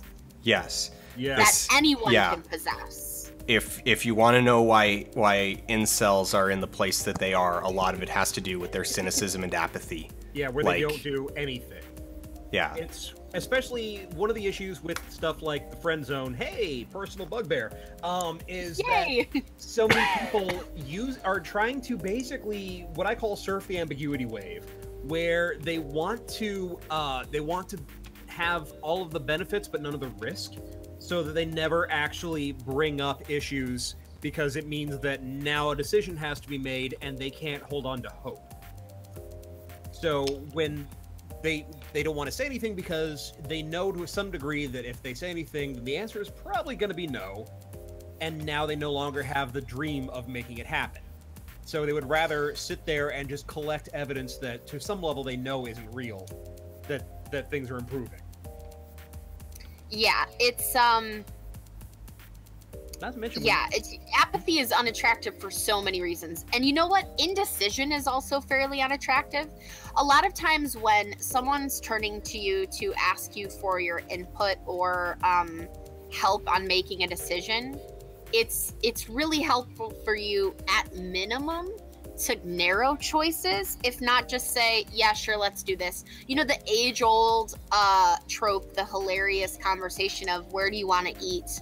Oh, I don't know, I don't care. Mm-hmm. Oh, well, I don't care either. And then someone's like, well, what about this place? And you're like, no, anything but that place. Like, that right there is like the most awful, boring conversation you can have. And if somebody would just be like, okay, I've decided we're eating here then, like, it could end that. I just want to say I feel like our guest was right. She's going to be super subby because the thing that she wants is not to have to quadruple guess every scenario. Mm-hmm. Like we're talking her through like an anxiety, not attack, but like her baseline anxiety of self-perception. So like right here too, she's like, I want a party where no one has an image of who I'm supposed to be. And so our image of who she's supposed to be is like in charge and ready to like take all these photos and stuff. So that was a good early call. Yeah. It was a good. Now you have some subdar over there. I feel like Dr. Nerd. I feel like being brazen here might actually be a bad choice. Oh, you think? Like I think it might be too soon. Yeah. This is day 2, right? Yeah, it might be a little soon. I just feel like it may be too soon in the conversation. Yeah, because she just got done saying that, you know, she is someone to be consumed, and I think moving into kiss her right now, like it's a bad point in this conversation to make that move. But she is okay. Here's the thing, though. She is like, I want someone who's on my level. I think that's you. Is she saying I think that's you as an open invitation, or is she saying I think that's you as like on my level means you're not gonna go in for the kiss? I don't know. I feel like we've got one more card. I think we can advance at least one more card before this option goes away. Okay, so I know we're really into this, but we're getting some interesting chats. Just to finish up this topic before I go into the next one, TJ asked, what's a good way then to balance being wishy-washy with also being chill / go with the flow? Do you guys have any input on that? Like, how do you not be indecisive, but also be like down for whatever? I feel like it would be irresponsible of me to try to answer this question because I'm super wishy-washy, so I don't know. Throw out a couple of suggestions, like stuff that you would like to do, and then say, do any of these sound good to you? Yes? No? Okay. Because if you have that conversation of where everybody's like, I have this thing that I want, but I don't necessarily want to advocate for it, because what if they want something else? They're feeling the same way, and then you both go back and forth about, well, I don't know about this, I don't know about this, and that's how everybody ends up at Applebee's. Yeah, you know, I think in some cases it's okay to be ambivalent, just as long as you communicate that ambivalence. Yeah. I think that's better to do that than to just be like, well, even so, if everybody's going like, I don't know, I don't care, then the best thing to do is to throw out, like, split the difference by throwing out a couple of options, all of which you would be cool with. I'm gonna do it. I'm gonna kiss her. I'm gonna do it. Kiss her. Yeah. You know, I was actually gonna preface all of my relationship advice with this, and so I'll say it now, guys. If you're gonna ask me relationship questions in real life, like genuinely, you're my friend, and you go like, I don't know what to do, I'm very likely to just start like loudly telling you, just talk to them. Like, openly communicate. Open communication will solve 99% of your crap. Oh, sexy kiss time. I'm sorry. I just need to. We're just gonna. Oh. There we go. Oh my kiss! She giggled.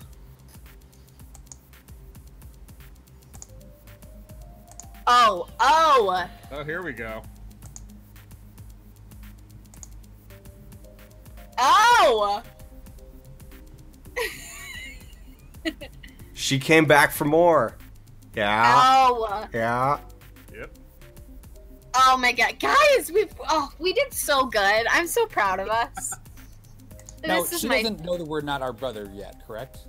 No. That is a problem, and we will cross that bridge when we get to it. We'll cross that bridge when we get to it. Because that does occur to me, is this technically a non-consensual kiss? Because we've misrepresented our identity. You know what? That is a good question. And Oh, that's Okay, tough. real question. Do we keep up the aggression or... I think keeping up the aggression is the mistake. Yeah. Yeah, I think we keep going. Because that was like a moment.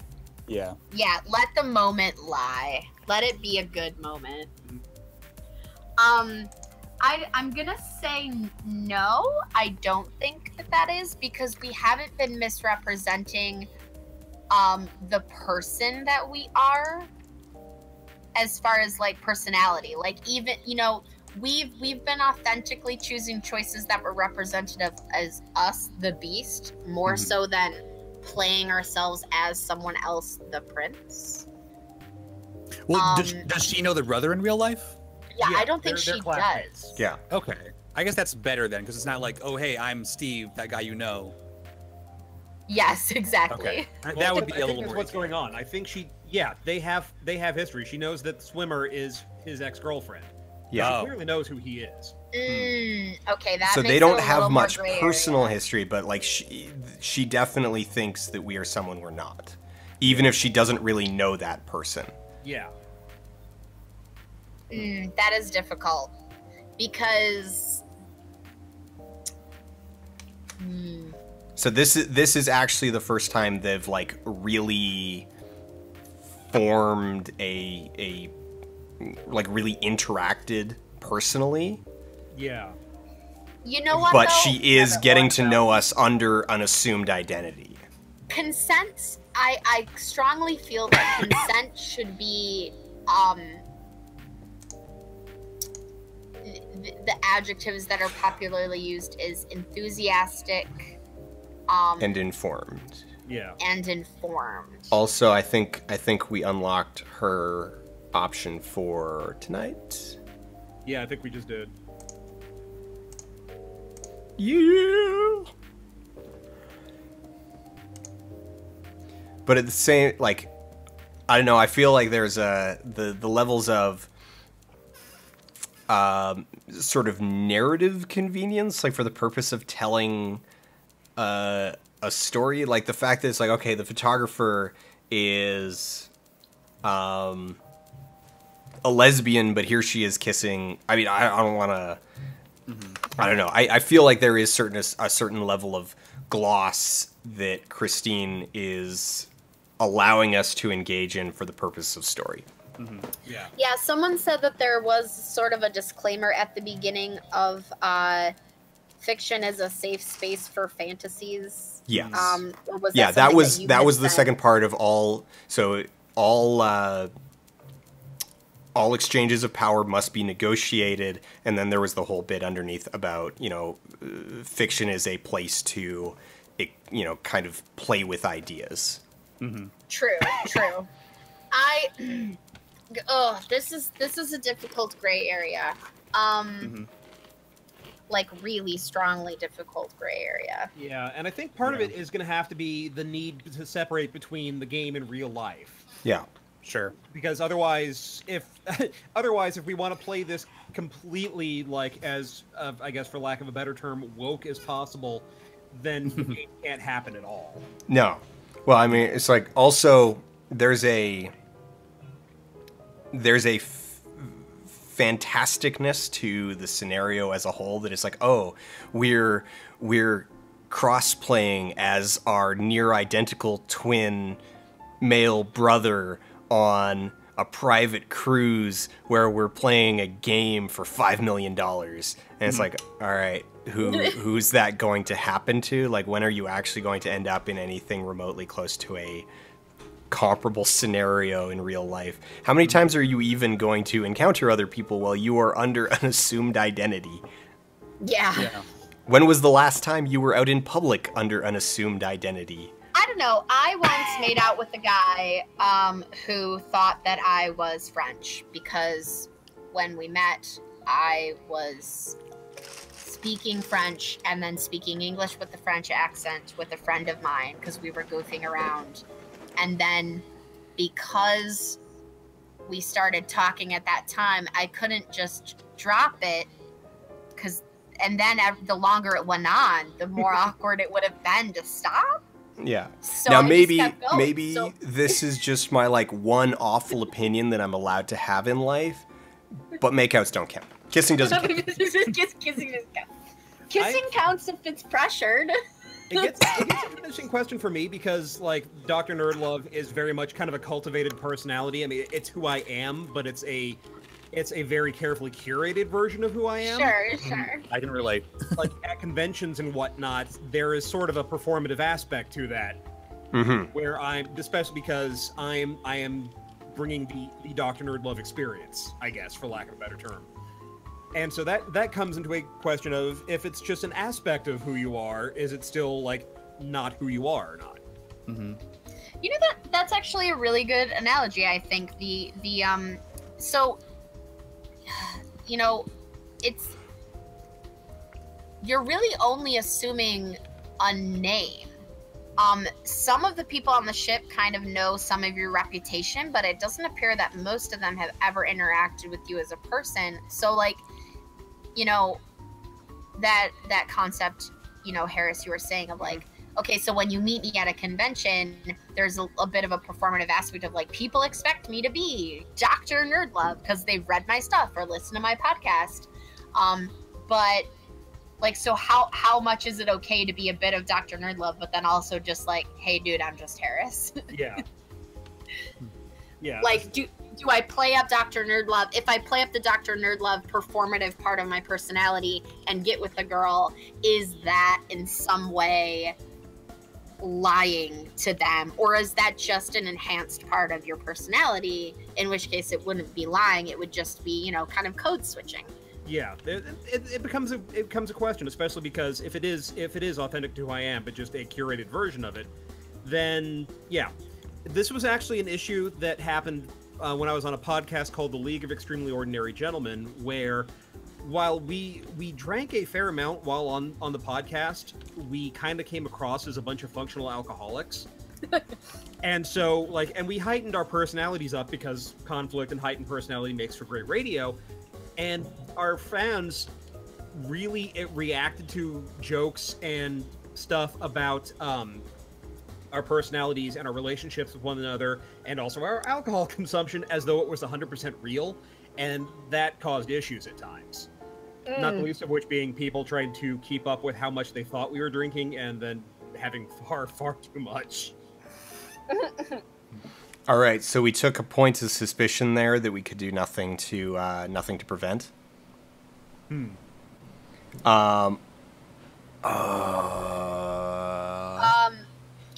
I address something from chat, or are we gonna discuss the game for a second? Let's figure out what we're doing. Let's figure out what we're doing. It's a lot of votes from a photographer there. It's a lot of votes from photographer. Though that is potentially 2 suspicion, which would. Oh, it was also the least amount of suspicion from her. Yeah. Yeah. Everyone else is well, I feel we can. I feel like we can let- dodge. I feel like we can dodge suspicion pretty easily on any of these others. I kind of. Because I think we've got, like, so we're in evening right now. We've got night afterwards. And I kind of want to just, like, leave photographer to find out what happens at night. And instead maybe check out, like, just kind of talk to this girl, see where, kind of establish a baseline here. No, we have had no experience with her at all. Okay. Either that or Rival, I think, would be interesting side quests. Rival also has a smaller amount of, like, that one's only of 4. Yeah, the reward to risk is not comparable, I think. That's true, but you can specifically avoid all suspicion. Yeah, we don't need the so one now that I'm looking at it, potential suspicion is from 0 to 5. So it's actually giving a range. So that last one, I think, probably actually had, unless it was the choices that we made. Yeah, I think choices and being. It was our choices that led us to get a 1 or to get 3, and there was the possibility of getting out of it with 0, unless I just missed it and it had a like 1 to 5 range. So I don't know. Do we just go all in on photographer or open up another thread? Like, we're still only evening of day 2, and there's only 2 more parts in this chapter. You guys vote on this because my vote is for photographer and then nighttime hacker, and then it was just everything else is up to you. Oh, right. Yeah, because I we say do we go all in, because then we can get to the next. We can go to another storyline without getting too distracted. Yeah, the Persona player in me wants to just close out photographer before we go to someone else. Let's do it. Let's photographer it up. Okay, so now that we've chosen, I want to address something. So Uneek says, you get into bondage because you want to feel captured. Isn't it a bit dishonest to not want to play with non-consent here? This is an honest question. So I want to address a couple of misconceptions just in that question alone. People don't necessarily get into bondage because they want to feel captured. There's, just like with anything that people are into, there's a bajillion reasons why you might like getting tied up or tying someone else up. So there's that. We'll set that aside. Isn't it a bit dishonest to not want to play with non-consent? No. There is a phrase for this that's used widely in the BDSM community. It's consensual non-consent. So just remember that phrase. Yeah, negotiated non-consent. Exactly. Consensual non-consent or negotiated non-consent. The idea is that while you are negotiating, as the title says, your power exchange, you're wanting to give up some power, you have to know that you can reclaim that power if something makes you uncomfortable, if something goes further than you assumed, if an actual emergency, something is too tight, you start to not be able to feel an extremity or something. So no, it's not, quote, dishonest to not want to play with non-consent. But you can play with non-consent without it actually being non-consensual. Yeah. So be very careful when walking that line, those questions. Yeah, the other thing with non-consent play, or I think Dan Savage calls it like ravishment play, is the fact that you've scripted everything. Or if not scripted, you've at least put out guidelines for, all right, you have an idea of how this is going to go. So it's the non-consent is coming in a place where you have written out the scenario. So it's kind of like watching a horror movie that you've written. And not everybody sort of like fully scripts or does like a full guideline, but people will frequently have conversations about, do you like this? Do you want to try this? And then be a little more spontaneous in the moment. Like, it's that same talk about like, oh, well, if first thing you say you want consent and the next thing you'll be signing contracts in the middle of having sex. It's like, no, it's the same thing in BDSM. It's the idea of you can have, it's an ongoing conversation of like, hey, I'm interested in this, but I don't know if I can handle it. Or I think I could handle my hands being tied, but I don't think I could handle my legs being tied. Like, it's a continuous chat, an open communication. There's our Pee Wee Herman phrase for the night. Just of like a open communication of just keeping that dialogue going. Yeah. So yeah.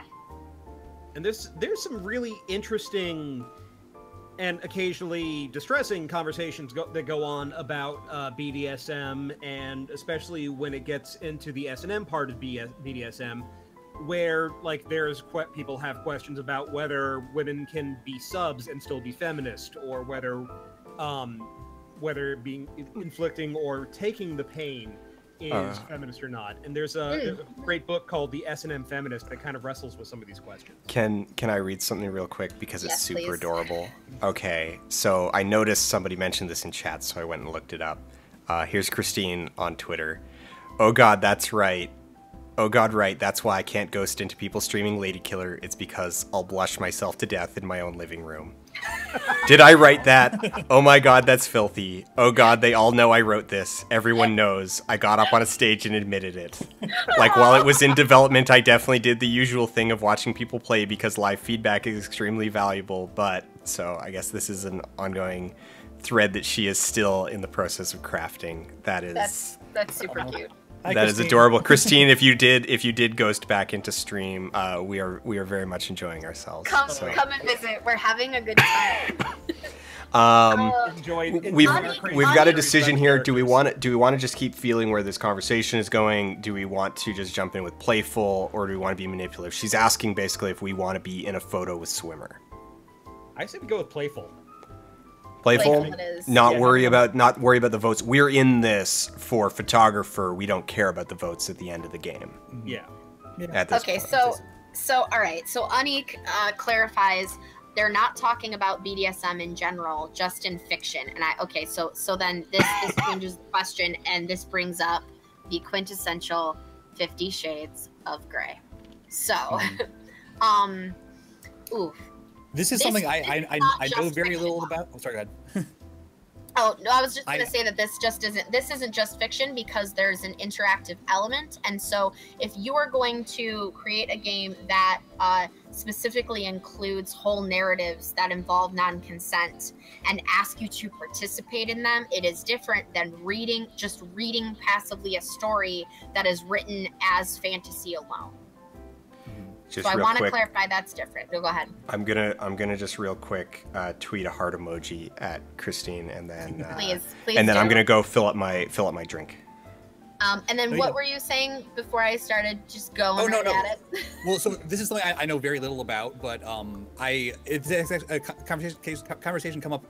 Excuse me, a conversation came up in the comments of one of my videos, because I did an episode on Yaoi, and how one of the things in Yaoi is that there's a lot of rape in it, which kind of gets into, you know, I don't want to necessarily kink shame rape fantasy, but is this in effect, like, because there's no framing device, like this is a story that I'm reading or I'm watching, as to, you know, this is a story that is, you know, like, you know, we've negotiated beforehand, and we all know that it's a fantasy, and we're just acting out ourselves.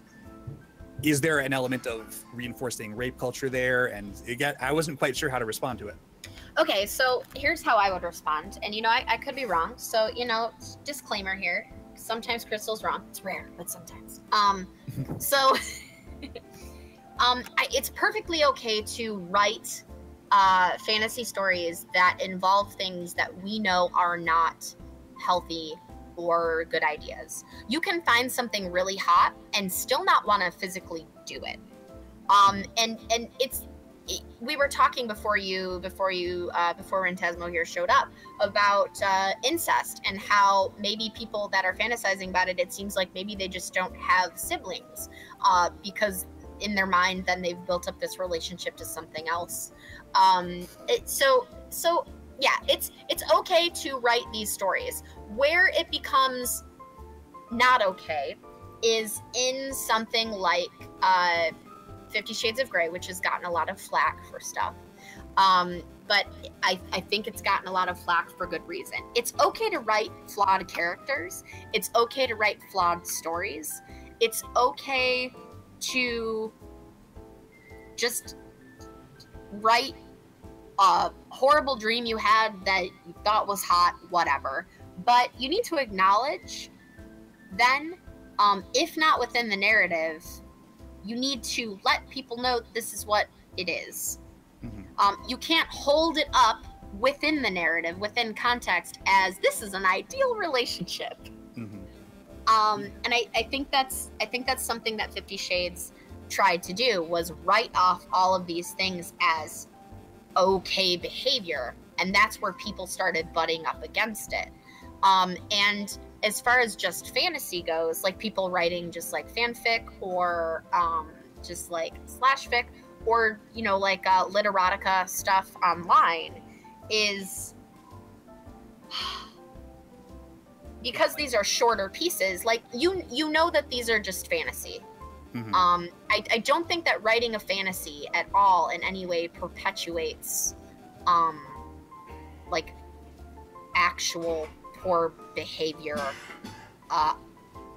any more than, like, you know, people who are already going to do those things or already felt that way. It's not the same as making like microaggressions and like racist jokes and stuff allows people to feel like they're normal, because this is already presented in a context that says this is only fantasy. I have not really done this. Maybe I don't actually want to do this. Yeah, and in romance there is a history of questionable consent or romanticized non-con or non-consent. But one of the things that really kind of happened with both 50 Shades and Twilight is those are both books that really romanticized abusive relationships. Yes. Yeah. I mean, there's a part in 50 Shades of Grey where Christian straight up rapes her. Yeah. And it is not a question. She is saying, no, I don't want this right now, stop it. And it goes. Yeah, it goes, and then afterwards, you get into Anastasia's head, and she says, like, well, you know, he knew I really wanted it, so I guess it's okay. She rationalizes it in the text. Yeah, also, this cool. Scene follows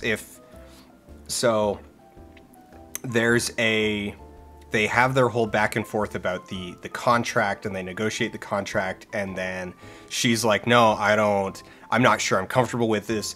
They go to a dinner where she actually explicitly tells him, like, okay, we're going to have this dinner meeting, and it's going to be in public, and like at the restaurant, like we're going to be at a public table in the restaurant so that you can't pull any shenanigans. And then she shows up, and he has moved their table into like a private dining room, and she's like, hey, I'm not cool with that. I told you in public. And he's like, whatever, I don't care about your boundaries. And then he like straight up rapes her in the room, and it's bad. Satan's Buddy says, rape is a crime, it's a criminal matter, and making a fetish of rape makes actual criminal cases so much harder to prosecute. Don't excuse rape even as a fantasy. I'm sorry, I'm going to disagree with that on some level. Here's the thing. You can't help who you love, and you can't help what things make your body respond in certain ways sometimes. That's why we have fetishes and kinks and things, is because someone realized that, oh, wearing this rubber glove makes me randy, even though it's not a direct sexual act. But yes, okay, so this is a touchy subject. So yes, rape is a crime. I'm not disputing that. And I am, if you've heard anything else I've said this evening, like, you know me and my consent is awesome. Let's talk about consent for 2 hours. So I'm all about that. but the hacker showed up. It is okay. Oh God, she's so cute.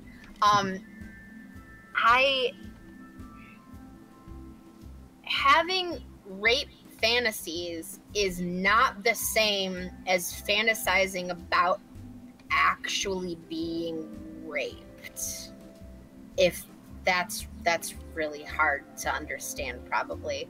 Because you're in the fantasy, you're both the rapist and the victim. You're 100% in control of it. Exactly. Thank you for helping me clarify things. There's that, and there's also even when you start to play with consensual non-consent or negotiated non-consent with someone else, you know that the consent is happening, and that at any time you have the power and the ability to revoke that consent and stop whatever is happening. And that is completely on a different level than I'm actually fantasizing. And you know what? No, you're right. Like, fantasizing at all is you being completely in control, because it's all in your head. someone in my comments basically brought up, well, if you know, rape fantasy is okay, and it's okay to, you know, write stories where, you know, that play with that idea, then how is that different from, you know, hypothetical pedophilia fantasy? And I feel like it's different, but I can't quite verbalize how. Okay, so here's the thing.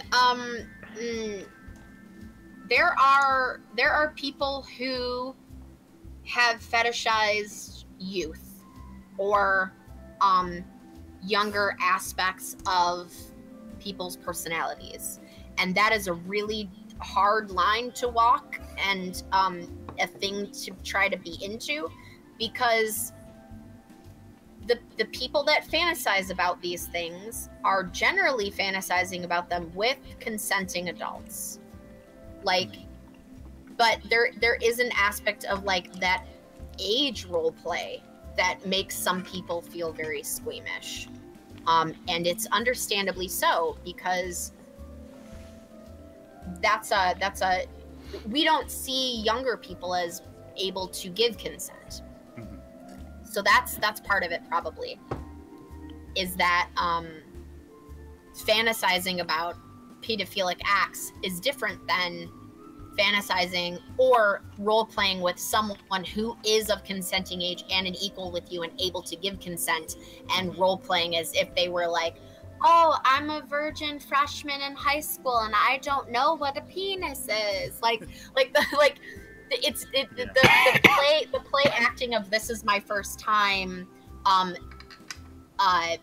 regression in role playing is different than physical incapability of action or mental consent. Yeah. Like being able to consent. Real quick, do we just want to keep coasting along with this conversation that's going on, or do we want to interject? Basically, it's that thing that we were talking about earlier with we're taking the photo with the swimmer, and it's like, oh, do you want her kissing you? Like, do we interject?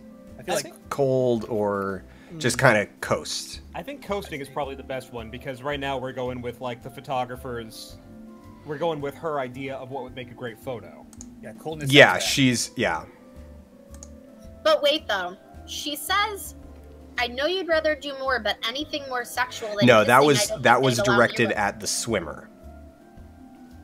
Oh. She was saying that to the swimmer, because the swimmer's like, it's like, yeah, I don't know, maybe if you kiss him, and swimmer's like, is that all you want me to do? And that was okay, photographer firing back. The option would be us interrupting the flirt and being like, it's like, yeah, interrupting to be like, no, I'm not comfortable with this photo.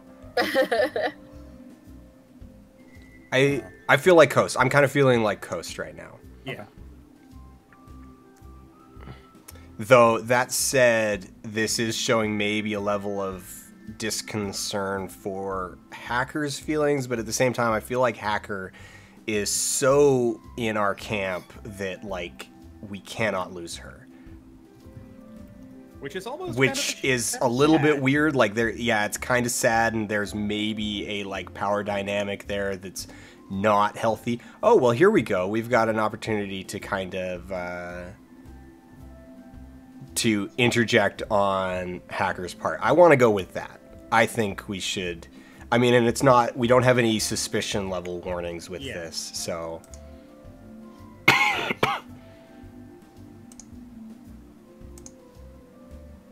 So are we deciding don't tease the hacker? Yeah, we went with don't tease the hacker. Okay. Maybe afterwards we could get a shot with the two of us and you instead. That'd be fun. Sorry.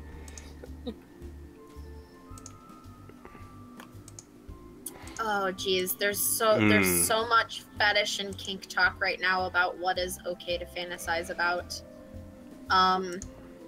Guys, like entire college courses are. I'm sure there's on a daily basis. I'm sure. Yes, there are some subtleties here, but I'm gonna say my general rule is it's totally fine to fantasize about whatever you want.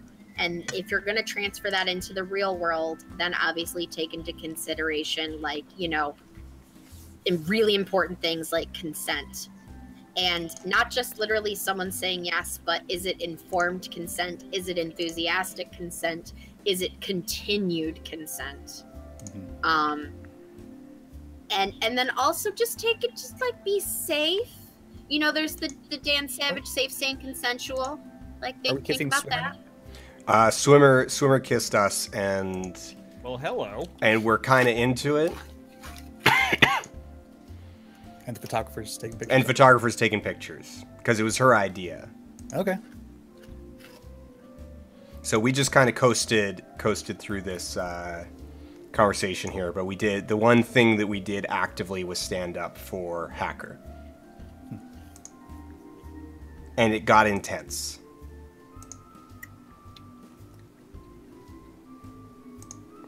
We're being asked if we've watched any of the Lacey Green streams. No. No. I have not. But what I will say is that Oh no! Well, what'd you do? Did you Oh, start we making said out some. with your ex? We did. We went back No! for more. Uh-oh. And, What did you do that for? photographer. No, and then like a dumbass, we said, Would you say that I taste like coffee? We asked for a second opinion. You moron! You moron! Why did you do this, Dan? Why would you? You ruined everything. Why did you betray photographer like that? Why I would did you not do this? intentionally. Not only photographer, but it's also in front of Hacker. You're like making out in front of both the people we like. Why? Oh. This is the worst. Oh Dan, you're the worst dating sim player. Only thing to do now is just dive off the boat. It's over. Oh my god, just leave this cruise. Okay, wait. We're finding out how photographer felt about it. This is why we can't have nice things. But Dan, you piece but of at the shit. same time, like there's definitely okay. It was photographer's idea. She definitely, like, I feel like she's going through these photos because some of these are going into her spank bank, and you know, whatever. But like right now, I don't think it's the perfect shot. It's okay. I'm not blaming you, but I guess you can always tell when it's just an act, huh? Kiss her. You better say. We could helpfully kiss her. Oh yeah, no. Yes. Yeah. That's because Kiss it's gonna her be like, again. Reassure her. It's not an act. Reassure her Is this that an it act? is- that Then I was kissed her just an first act on the and this cheek to isn't. get her attention, and then on the lips. Pleased with myself, I kissed her again. She pulled back, but not before she responded with 4 quick, soft kisses of her own in rapid succession. Okay. Did you Also, fix she it? doesn't care if it's an act. If you're giving me what I want because you care about me, that's very kind, and I'll happily accept it. But if you're putting on an act to take advantage of me, I'm flattered. Well, porque no los dos? Yeah? Do you really think I was trying to keep... Speaking of If you secrets, though, so tell me, this whole thing with the game, that's your doing, right? I mean, technically honest. No. That's kind of honest.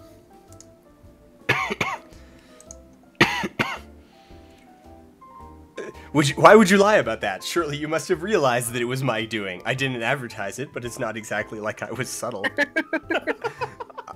I mean, technically honest. Well, I find that very hard to believe, honestly. Yeah. But this is also slightly us tipping our hand. I mean, I don't think... Well, maybe this might earn us a suspicion. I feel like it might. It might...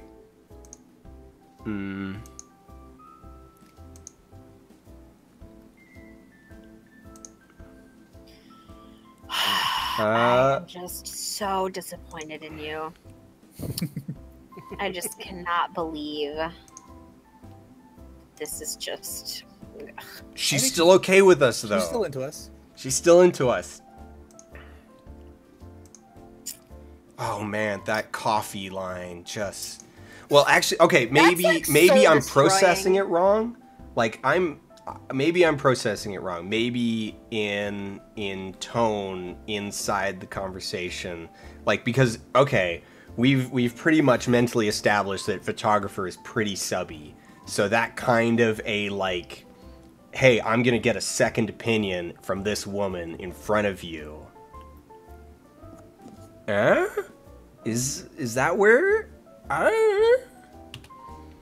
Or I don't possibly know, so I could into see- the art of it? Like, If you had the right rapport, cheekily asking someone who's outside the in-joke about the in-joke in order to, like, give a sly side wink to someone who's in on the in-joke, that could be considered a flirt. But I feel like that exact question in that exact scenario was dumb.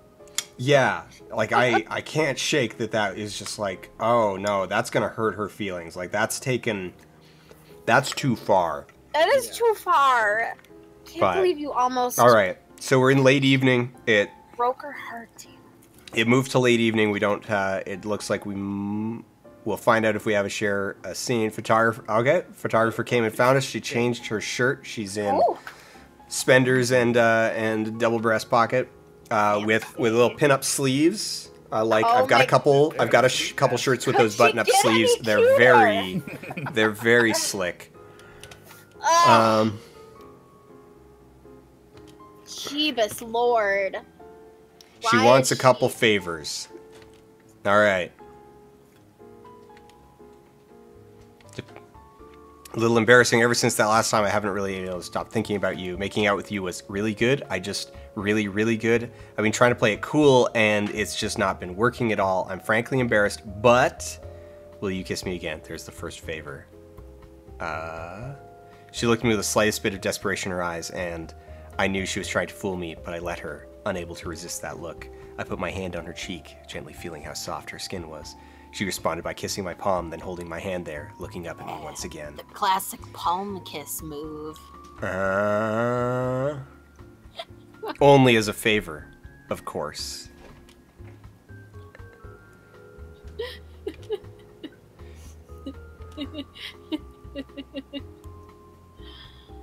All right. Just the soft kisses. You're an idiot. Yeah. Here we go. Now, the second favor, all right, I know this is going to sound a little bit brazen, but hear me out. It's not as bad as it sounds.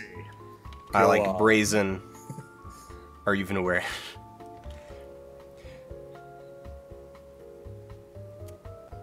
Do you want me to tell you what she said next, or do you want to unfairly criticize my flirting game, which is demonstrably extremely effective with girls? I'm getting some Rantastro vibes off this guy.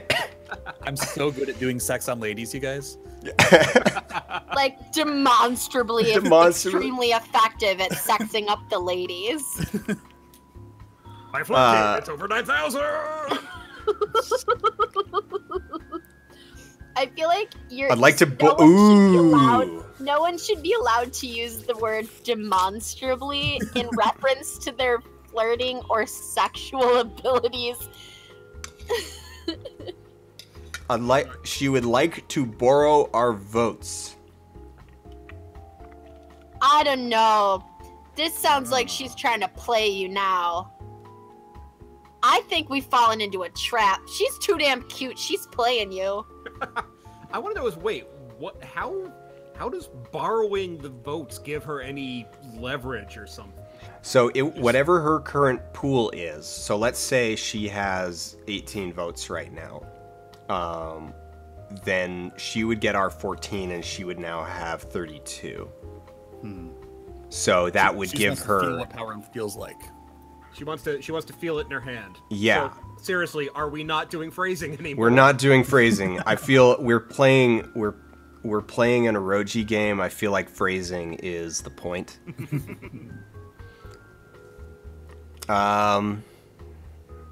Do we trust her? I think so. I think. Do we want to engage in that power exchange?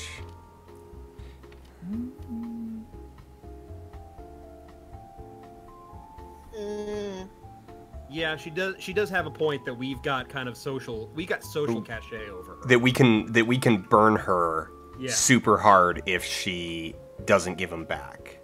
That is true. And also unlock scene. Oh, there we go. So she just straight up Oh, tells okay, us. good, we have to So go- minus all 14, but it unlocks a scene. Sorry, end of route. So yeah, clearly we trust her. Yep. I almost kind of wish it didn't show you that that's the case. Like there's no I don't feel like I'm taking a risk now because I know that's the result. But I'm kind of like, as someone who gets like decision paralysis, given the magnitude of it, especially since it was going to like end a thread, I feel like I would rather know that, hey, this is going to end this thread. I'm getting that this isn't really a game about like actual, suspense and tension. It's more about, negotiating like agreements that, all sides kind of know about. So that's kind of on theme, I think. Yeah. Like you need to know the stakes. Yeah. Yeah. If you were in the scenario, you would kind of yeah. Did you just let her borrow all your We are votes? letting her borrow all her votes because think otherwise you're it ends the thread. I think that's a stupid move. You don't know her well enough to trust her with all that. That's 14. You just turned on a switch. She was like dream crush for you. She is, but listen. I'm realistic, okay? We kissed a couple times. That's not. Is that to the level of trust of, hey, let me do something without telling you what I'm doing? I feel like we're already rich enough that the 5 million. Like, also keep in mind that we through our brother, or our brother through us, whichever, orchestrated this game in the first place. So I don't think that winning is actually in our interest, or I should say, is actually a concern. How our shirt looks like cheese, though. Can we talk about? I love that shirt. I'm sorry, I couldn't hear you over his outfit. That patterned shirt. I like the cheese shirt. Maybe I just really like cheese, guys. I want some cheese. Oh.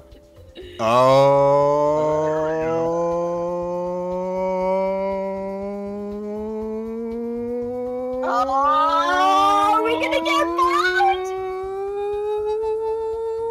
Oh no! Oh no! She found out! She found out you don't have a penis.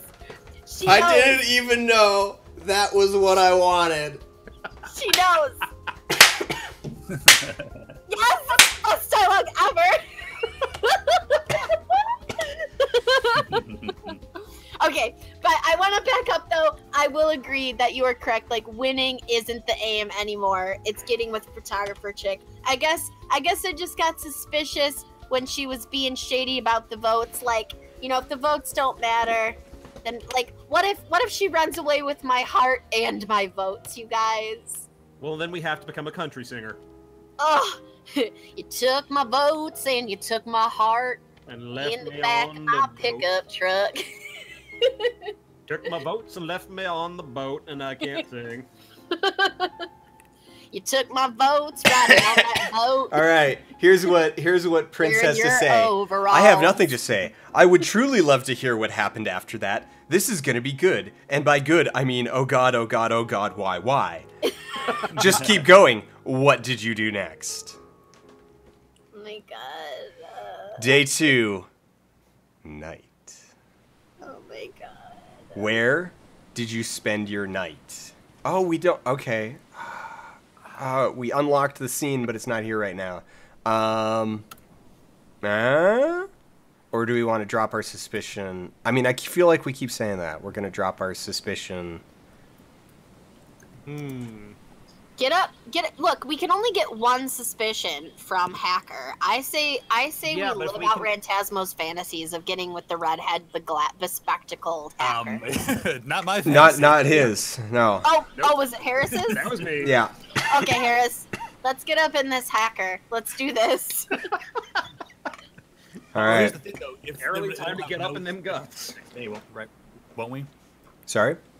If we get suspicion from her, well, basically, if we don't reduce our suspicion now, then we'll only have 1 or 2 points to work with for the next day. Is that right? 0. Yeah. 1. Yeah, 1. 0 or 1. Yeah. I don't know if it ends at 5 or if it ends when you go above 5.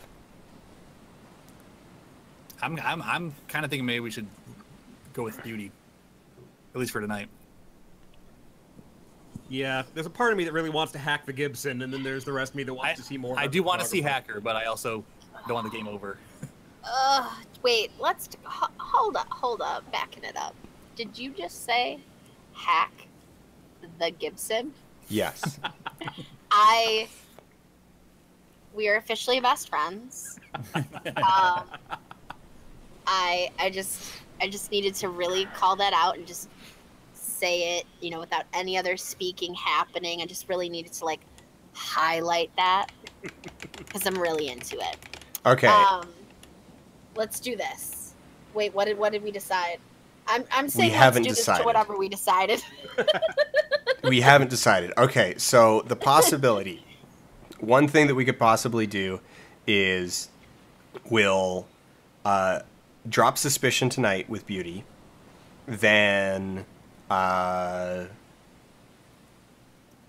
through kind of whatever happens tomorrow, like with an eye towards keeping our suspicion as low as possible, and then hacker tomorrow night? Or do we just say YOLO? Like, and I mean, because at max it gives us 1, and then we just avoid all suspicion tomorrow and dump our suspicion with Beauty tomorrow night.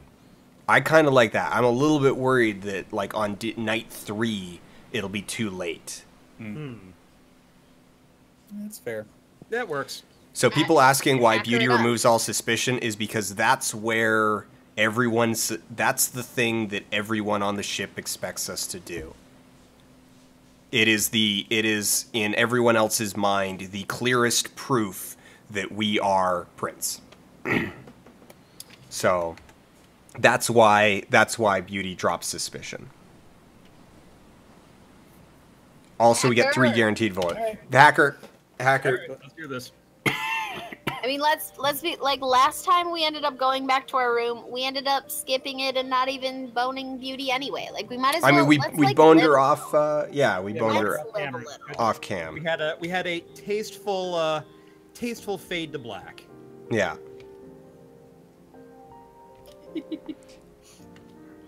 Oh, the tasteful fade to black. That would be great if I could just. Oh, well, utilize there we that in go. life.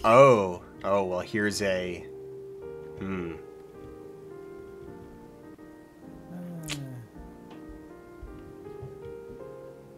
we do it? I'm gonna say we don't do it, just if only because that'll give us only very little suspicion room to work with for the next day. Ooh.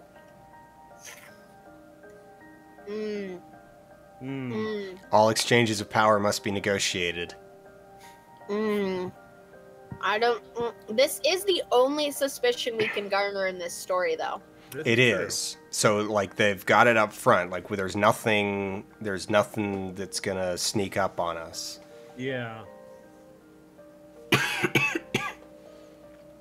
Game. It might end Gyro the scene. asks, Isn't Hacker friends with the prince? This is not like the photographer where they barely knew each other before. Yeah, she. Yeah. Yeah. She has a knows very exactly who it is. clear They're supposed to live together at college. Yeah. I think you have to be honest then. All right, we're doing the moral thing. Let's do it.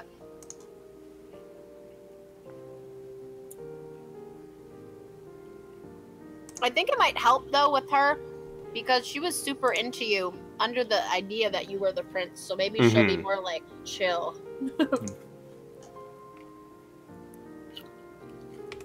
Oh, hello. All of your ones left already?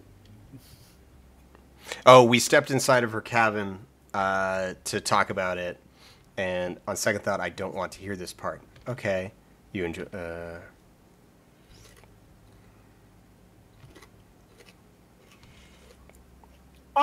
Prince says he doesn't want to hear about it. 4, 5, 6 screens sub up. Touch my body, redhead. Skipping all the details. Oh. What happened? What? Oh no. Again? No, we wanted details. Wait. Wait, what? Did we? That's weird. Oh, I think it's because we still have the skipping the sex scenes thing checked. No, but that's a wait. You're not. No, that's supposed to be... Did I misunderstand that? Is it skipping past stuff? I thought it was a, like, it's going to play, but you can hit that. Like, if we hit the skip... Yeah, Milanomi is saying it's skipping details will skip all the night scenes. Oh, no! Damn, what did you do? This is why we can't have nice things. Yeah, You better fix that now before we get with tweeted at you, Dan, photographer. said also somehow the skip scene button got triggered during the beauty scene. I'm not sure how that happened. It didn't look intentional. Oh, because I turned on the option. Did I accidentally turn it on? Oh, no. Oh. I'm sorry, everyone. Shoot. Well... Yeah, no. Damn it, Grandpa, is this a kissing book? All right, well then, okay, then I'm gonna, once we, so it should just be in settings, right? Only skip, hold control, no, that's skip scene, previously, hide skip scene button. Scene button. Weird. It says you can change it. Yeah, because it's just right here in the options. So hide skip scene button, but apparently the skip scene button got toggled. So like it's not just visible. Apparently, here let me double check Christine's tweet here, what people are saying. Damn.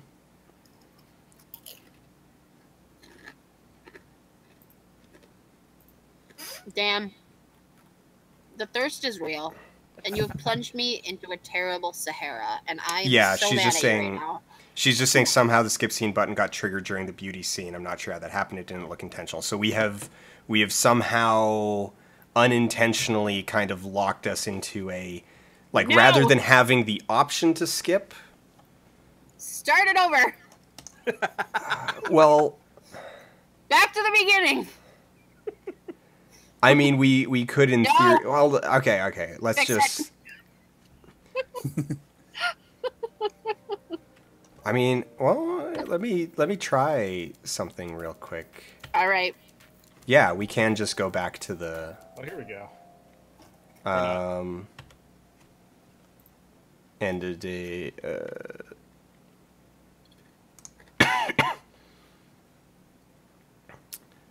Oh, we can only go back up to. The beginning of a day. We'll. No, wait, no. Okay, we went to bed early. Honestly, it wasn't really weird for me waking up. So we clearly missed. We clearly missed something, but it sounds like the end result of it was that we just spooned with our clothes on. So. Okay. I do still feel like we missed something. So.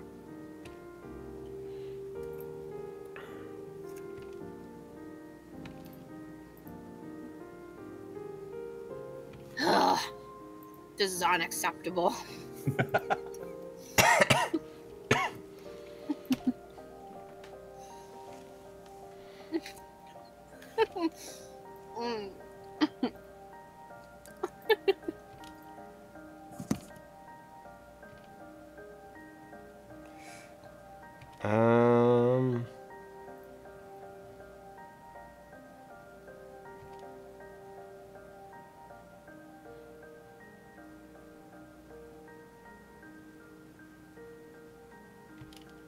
Dude, you woke her up because you just had to squeeze her. I'm thinking we're gonna get the suspicion from. Well, we already got the suspicion, I thought. No, because we clicked the thing that got us it, but we're still at 3. We should be at 4 if we've got the suspicion. I've seen that happen. I don't think it like checks it off until you finish until it actually the whole line of dialogue or the end of the scene. Yeah, until it's triggered in the dialogue. Also, it says, you know, she was so cute I had to squeeze her. No, you didn't. Your shoulder was bugging you. You just had to move. Let's be real. Let's talk about cuddling issues. So cuddling is great if you are cuddling with like grade A cuddler who knows like the proper positions and can like configure their lower arm into a reasonable position.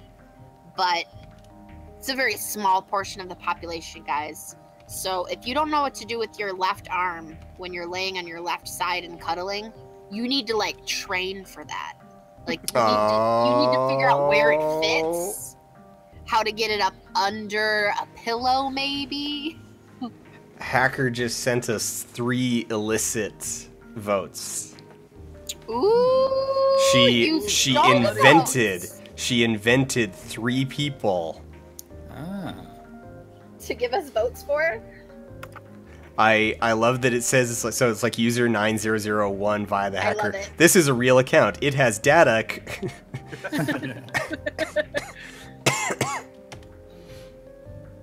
Reese Lawrence, any cuddling tips for the terminally bony? Yes, throw pillows. That's not a joke. Actual throw pillows. Yeah. Mm-hmm. Padding. Throw pillows is where it's at. I can only make 3 at a time, unfortunately, for very real technical reasons that are definitely absolutely not just an excuse to get you to come back again tonight. She can only give us 3 per day. So I'd really like to maybe sleep with you if that's what you'd still like.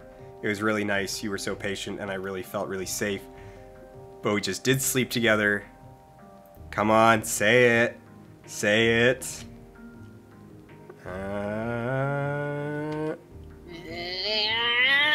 You know what I mean? No, say it. I mean...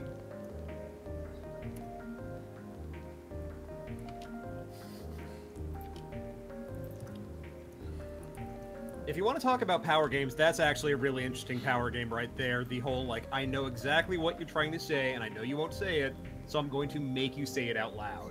Yeah. Okay, so that is a fun one. Stupid hot. That is a fun one. It's called Use Your Words.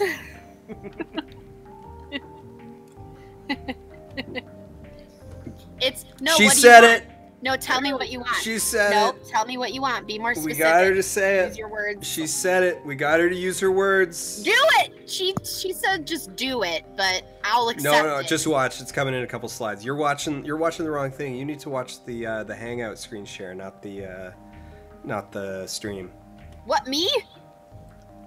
Yeah, you're watching the 10-second behind one instead of the screen share. You don't normally share with me, so how am I supposed to? Because I can't. I normally can't because it's I on am the... also, obviously, you don't ever look at chat, so I need to be paying attention to the fans. No, this right. Is my public. You are right.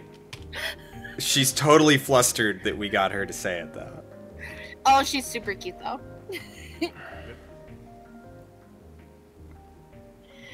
Oh, jeez, I can't believe I just said that. Oh, jeez, oh, jeez, oh, jeez. That one? Yep.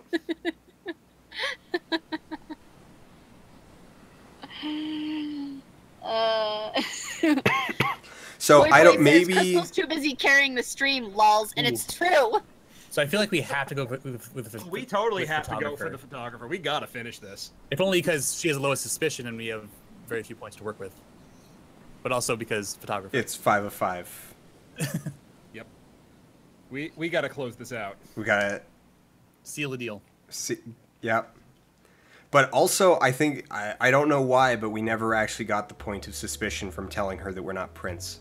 Don't question it.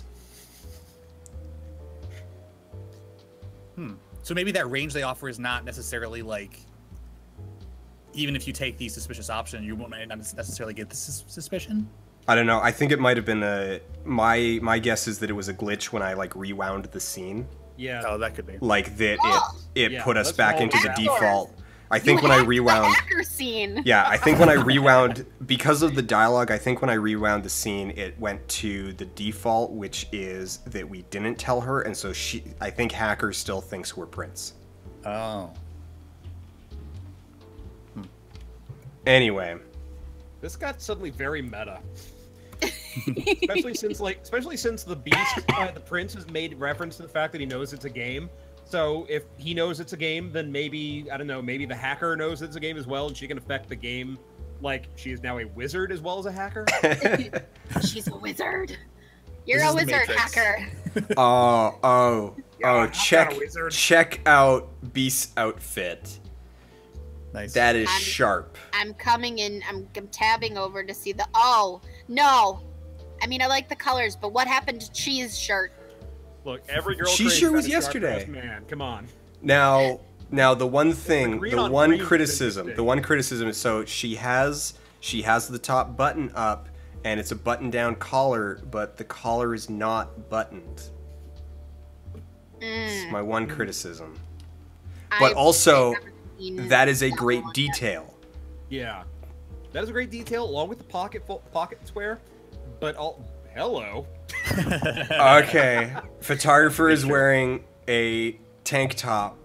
I am so in love with this Bitches don't know t-shirt. about my tragic backstory. Oh, Guys. holy shit. What, Christine, if you're listening to this, if you're paying attention to the stream, Guys, why I want is this the not a shirt. shirt that people can buy? Can we, Dan, get permission from Christine to add this to your Cafe Press T-shirt? Just a sec. I need a moment to one sec. I'm so into this. I'm so I- into this. I'm gonna this tweet shirt. this screen cap. This will also serve as a good like midstream bump. Is 10 out of 10 GOTY. Oh my gosh.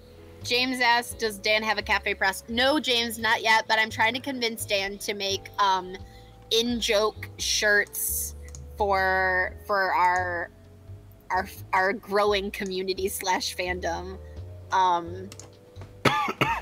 The first of which I will demand a Wrench Squad shirt for us chat mods. Yes, game of the year. All right.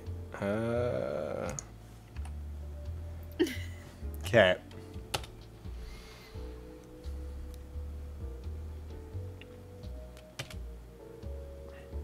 I'd like my votes back now.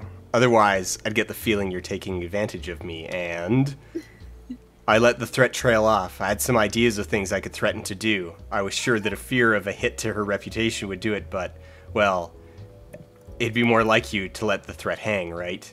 I'm getting real, I'm getting real mixed signal here between no point in being anything but direct and more like me to let the threat hang. Those are opposites. Are you sure you're not just rationalizing after the fact to disguise the fact you had no idea what you were doing? Because I'm pretty sure you had no idea. Look, I knew what I was doing. Look, I knew. But wait, that was a double negative. So I want to know what's going on with these. Like, are we just having an internal monologue, an inner monologue of what we think our brother would be saying to us, No. or is this No, like, because so the framing device, remember, is that on our like luxury oil derrick, on Prince's luxury oil derrick, he currently has us tied up in a TV studio and is forcing us to recount our week. I need to send you. I'm Facebooking it to you. Christine Love tweeted about that shirt. Hold on. Oh, Just like a in while case you ago? wanna- just in case you want to retweet, yeah.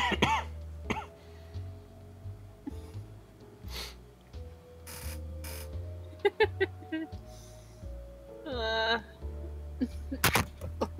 oh God! Just like drop my phone on my laptop. Just guys, I'm just so flustered. Oh, there we go. Oh Really man. cute Oh, photographer. this is beautiful. All right, I'm gonna read this. So this was February of last year. So this was before the game came out. So this was like a couple months before the game came out. Takes off leather jacket to reveal black t-shirt saying, "Bitches don't know about my tragic backstory." When you understand the true meaning of this tweet, you will be ashamed of my words and deeds. The best.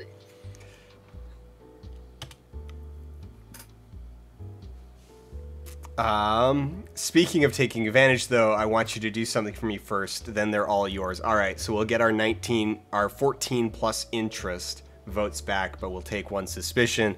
We have padding for that.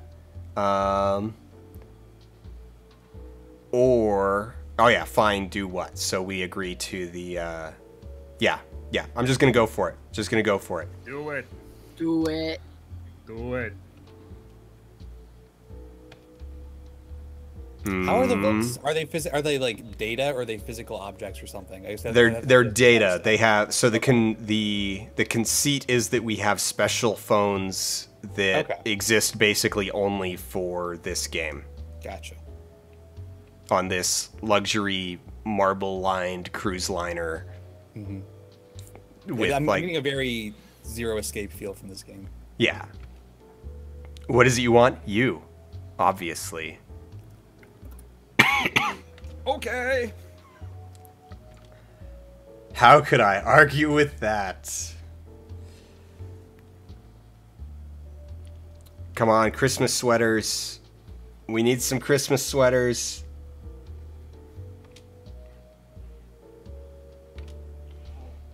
Gained 1 suspicion. We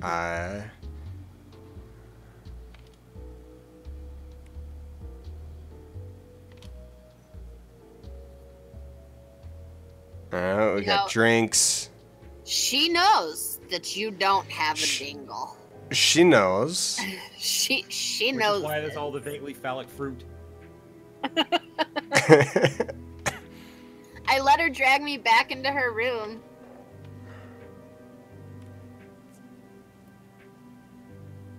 It's a swimmer's favorite drink.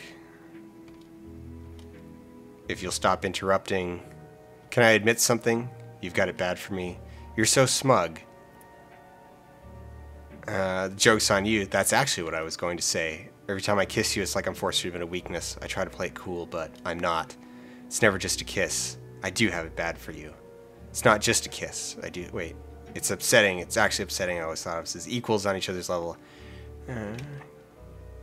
I think I'm gonna have to go to our the stream playlist on Spotify and add Mr. Brightside now. It was only a kiss. It was only a kiss. Well, it's a good He thing it has takes off her bitches don't know my tragic backstory shirt, letting me go. Considering how close we were to having to put it as to sometime after midnight instead, yeah, I think this is a better choice.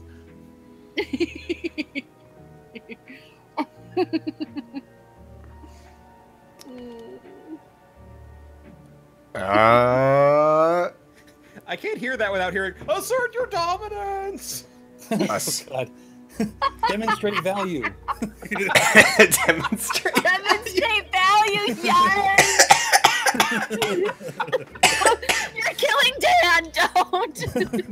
We want this, right? This is our thing. Ruthless. Assert dominance.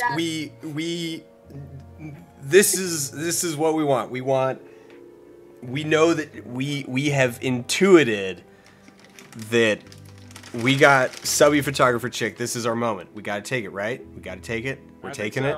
We're asserting our dominance. Yes, Crystal. Yes. Yes. Obviously. Yeah. But why do you even feel the need to ask me such things? You know me and cute photographer chicks.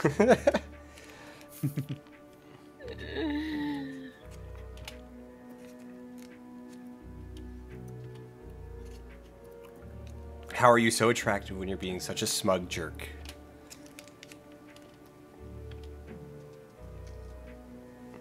There's no point in having power if you don't use it.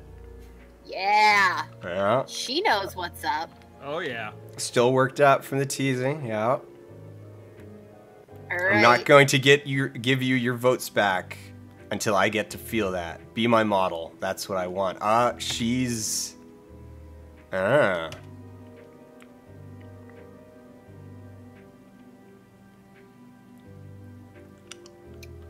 Oh, Harris, did you call incorrectly? I don't necessarily think so. I think she is asserting herself for this one specific thing, which she is wants to be able to like be forward about photos, but she wants you to take her. yeah, that like she wants to be. It's like, no, I'm going to make this one undiplomatic demand, and then yeah. Yeah. I just Okay, once guys. I want to know what it's like to make demands, to be ruthless like you, be my private model, or you won't get your votes back. That's an ultimatum. I am going to link it now. It's not very long. It will grow. But hold on.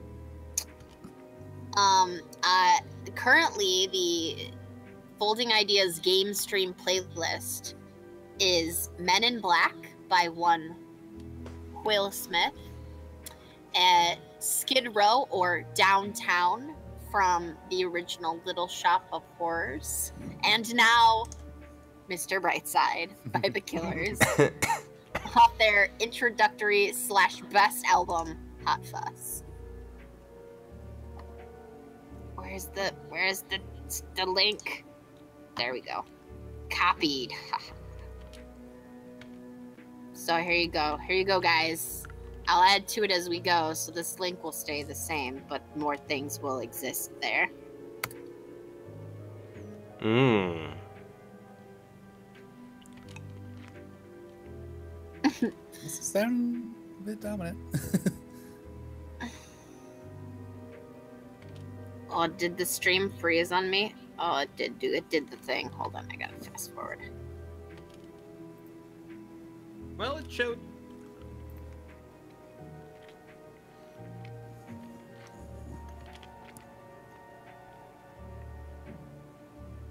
Kissing!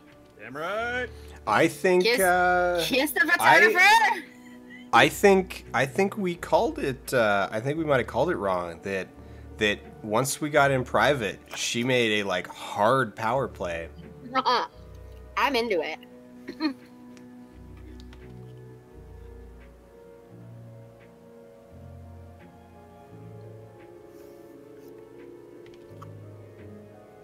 Like she's yeah.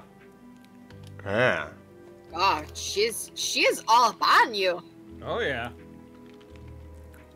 Oh yeah.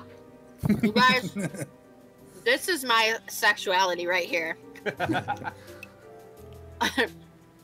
Surprising sexual turns with really hot photographer chicks. This is what you meant by modeling for you. It's very specific. No, what I meant was, I keep thinking about Swimmer's offer, how she wants to go off adventuring with me, to travel and think of nothing but embracing hedonism. You said I shouldn't, that I should just be yours instead, but... The next thing I knew, she had grabbed me and was pouring her martini into my mouth, and all I could do was gulp and sputter. This is what I'd be missing out on, though.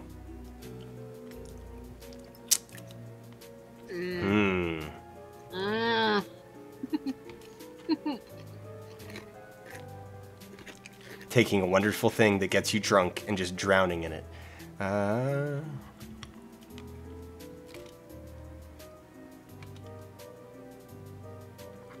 She's into humiliation. She kind of is. That was a surprise. Yeah. I'm gonna mess you. Hardcore. I'm gonna mess you up, okay? Dang. Get it, photography chick. Damn. Mess me up, girl. Red eyes, demon inside.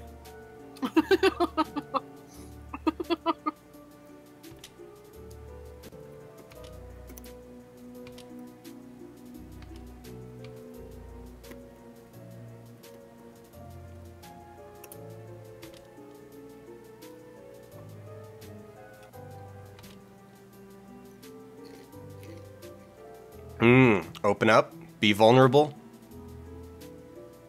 Yeah, I think so. I think that could be interesting. Yeah. Yeah, get up in it. Satan's best buddy asks, so what does this say about trying to judge bedroom kinks on personalities and how it isn't always accurate?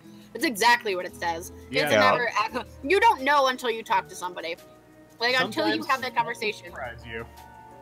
you can pick up on vibes.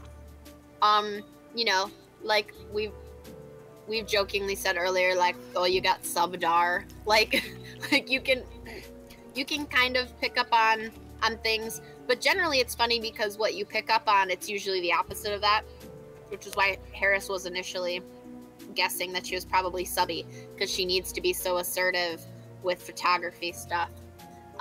But you know, you don't know someone's internal life. Like, she just let us know, you know, I have to be really really diplomatic when I talk about photography stuff, and I just want to be in charge. You know, we assumed her photography stance was she has to get people to do what she wants for photos, but she was interpreting it as, well, every day I have to carefully tread a line where I walk and make sure I can get what I need to have done. But what I really want is to just have a situation where I can just take. Just take.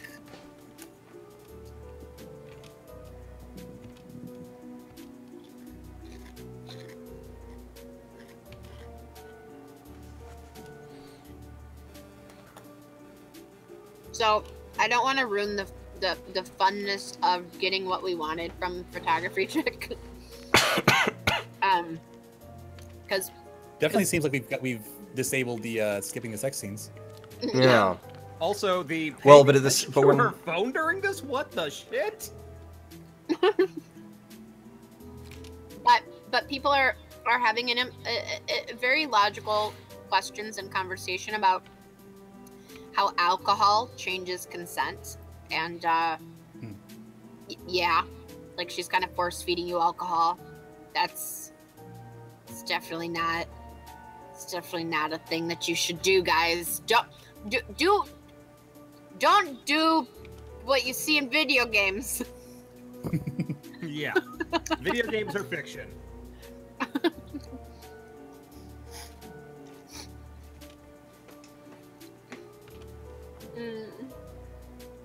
This is really interesting. Like, I feel like I've gone into this side space right now where it's like, oh yeah, you know, going into the scene, it's like, okay, we're gonna get our hot reward for basically choosing a path, and instead it's like I am deeply intellectually engaged with the scene, like with what's going on. Yeah. And it's like, oh yeah, it's like, yeah, there was some filthy hot stuff a couple slides ago, but it's like right now I'm more interested in like the emotional stuff, like those details. It's like, oh, paying attention to her phone, that last comment about this, like, is she actually, you know, into this kind of like clumsy humiliation thing? I don't know.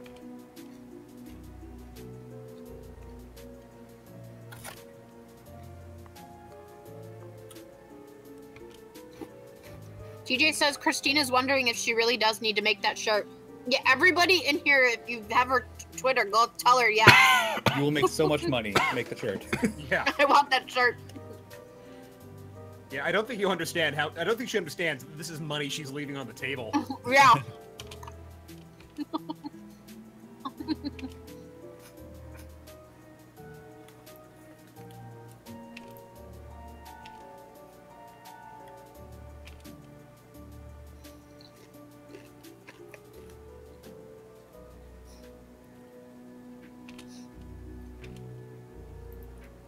Oh.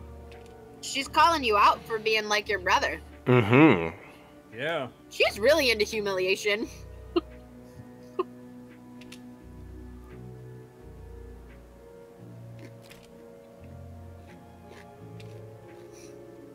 Yeah. Greedy barrage. That's why I want all my sexual activity. A greedy barrage.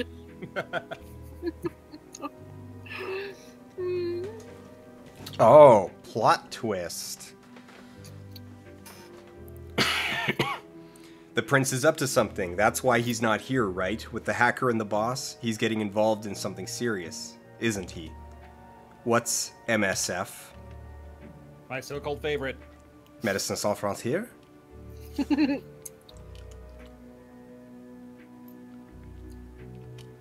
Oh, that's right. We don't know what the special No, we parameter don't. of the game is yet. Yeah.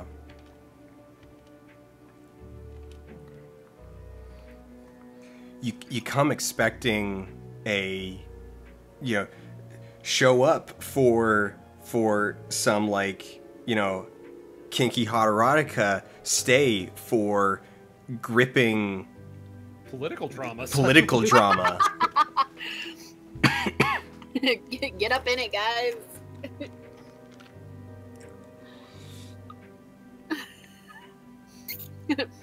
Jay says, I saw Greedy Barrage open for the Flaming Lips back in 96. Yeah, that would be a really good hipster band. I think I'm going to save that on my band name idea, Evernote. All right. Will you do me a favor? Let's meet up again in the future and you can tell me all about what you have found out, okay? We do not have an option to ride. We need to choose between just saying no or lying about saying no. I think in this case, the lie is. I think the lie is the correct, where it's a performative no, because she has topped us so hard. So hard. So hard. So yeah. And also, really, I think if she wants someone to give her all this information, she deserves better than lazy fingering. Yeah. Take the lie anyway, because more votes and no consequence. Yeah. More votes, no consequence. Also, it's yeah. Definitely, I'm not going to do that. Will absolutely not tell you all about what I find out later.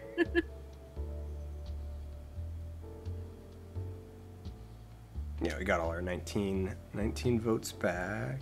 Do the votes we have actually have, like, is there flavor text with those that we actually like see? Like one said, like one. Oh wait. Fuck and Yeah, there's flavor text with them, but just a sec. If you go to, The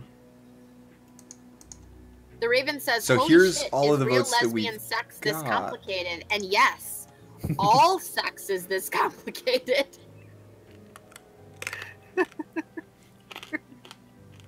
According to legend, lesbian sex is even more complicated. okay. So yeah, so we're at 4 out of 5 with photographer. Get it. But also, I figured, so here's the whole list, but I was thinking that this would actually let us see their flavor Oh, text, they're not links. Dang. but also we're on the Escapism Network. also, I like some of the names, like the Irony Lord.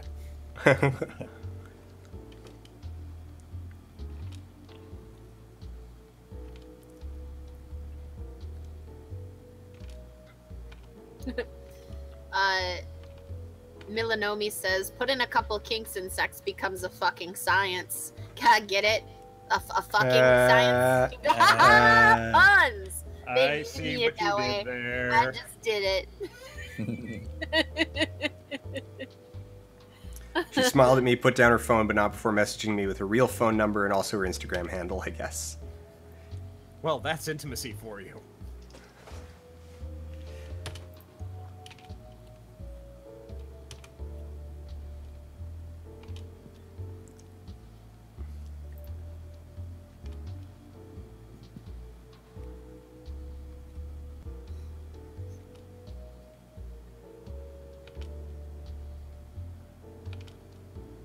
Okay.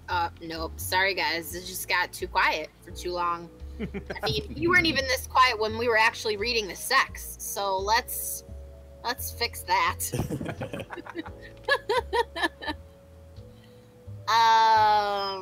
Any other internet news to talk about? Hot topics, hot current events. I guess later this week I'm planning to do my first Let's Play of Oh, that's exciting. of Dream Daddy, of course. Oh, nice. Which is, I mean, I think we see so many few like games centered around just gay male sexuality, and especially with this one is gotten so much buzz that I'm very excited about that. That is really exciting. On top of that, it's not just like gay male sexuality. It's also like single fatherhood, Mm-hmm. right? Like that's cool to see that represented as well. Also, I was really excited when I saw the first art for it, like just the diversity, you know? Yeah. I'm into it. And also diversity in body types. Like, can we talk about how adorbs Ginger Bear Dad is? Because he's a cutie patoot. So when are you going to be doing that? Just whatever day it ends up coming out, or do you have a specific day set for I'll it? probably record it on Wednesday. I don't think I'm going to try it live just because I don't have like the setup for it yet, and also I'm just not very good live yet, I feel. Maybe Monday, but yeah. It's you know what though, like that's the easiest way to jump into it is with this sort of game where you're just kind of making choices. Like you're not pressured to perform in like an FPS or something. I say go for it live. Yeah. Maybe we'll see. Just do it. We'll see. I think I'm gonna try recording one first. See how it goes. That's also reasonable. I guess if you want to be, I don't know, like thoughtful and think ahead and stuff, I guess you could do that. Yeah. Planning's for cocks.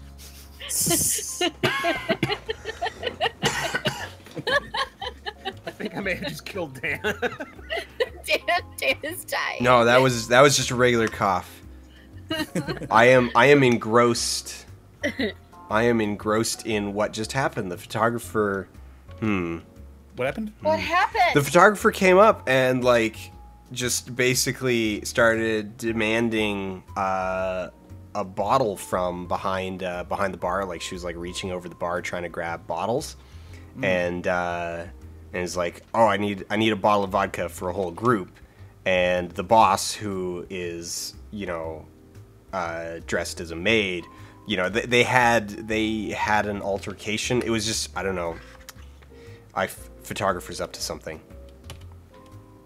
I think at this point we have to just assume that everybody's up to something. Yeah. This is like that moment in Hatoful Boyfriend where I feel like we're past the point in Hatoful Boyfriend where you learn that this is like that it takes place in a post-apocalyptic world, where you're like, oh, this isn't actually about dating pigeons. This is about so much more. I was gonna say, we can go back to deep discussion or talking about. Oh, what? someone actually asked. They wanted to know what's going on with Brad and the whole blip thing and that complexity. Oh, I think was this what we had talked about? We've talked about this, yeah. Like we talked about this on. That's a good topic. Let's get into that. So, I have apparently over the years acquired just way too much esoteric knowledge about the operation of YouTube and MCNs and all of this other just like stuff. But so what's happening right now is Brad is trying to upload a bunch of stuff from his backlog onto the Stoned Gremlin YouTube channel, which is his main channel. But the moment that he's putting it up, it's getting content ID claimed by Blip. Now, the reason why this is happening is because Brad was a part of a YouTube channel called League of Super Critics, and he has been having a hell of a time getting them to take it down. Lindsay also had this problem, getting them to take her stuff down off of the League of Super Critics channel after she left Maker, and Brad is in the same position. He's left Maker, but they're leaving his stuff up on his channel, and they're still making money off of it, and they need to knock that off. But so basically what's going on is that because League of Super Critics was created by Blip, and it is an official Blip channel, when it was added, or when Blip was bought by Maker, all of Blip's stuff was added to the Content ID database through Maker. And now that it's in the database, and basically as long as it's up on their channel, it remains referenceable in the database as being owned by Blip. All in air quotes. Now, in theory, what's supposed to be going on here is that Maker is supposed to be collecting any Content ID revenue from any content ID revenue and then passing that along to the actual creators. But that's clearly not happening here. Also, that hasn't been happening for a while, and it's one of the ways in which Maker was stealing money from people. So that's kind of what's going on right now, is they keep content IDing his stuff on his channel because they have his stuff on their channel. Mm-hmm. And yeah. That I is feel very in the butt. gotten my videos taken off of Supercritics as expediently as I did. I mean, it did involve, several politely but strongly worded emails. But yeah, I feel like I dodged a bullet on that one. See, this That's wrong on so many levels. This is all stuff I kind of find fascinating because, especially now, I'm starting to make some very general forays into doing some YouTube stuff. So this is all interesting stuff to hear about. Well, just hit up Dan, and he will tell you all of the pitfalls / There are so many pitfalls. There are so many pitfalls. My impression is that MCNs are generally just not worth it. Generally just not worth it. No. I mean, there's a few niche cases where they are worth it. If you can get in with a really good one that's going to actually kind of focus on you and deliver, like, if you're going to go with an MCN, you need to basically interrogate them on what it is that they're actually going to give you, like what they're going to do for you. And if that sounds like something that you would benefit from, get it in writing. Yes. And then maybe go with it. But for a lot of people, like, it's just not worth it. Like, the main thing that MCNs are even theoretically able to offer these days is, brand deals, but they're not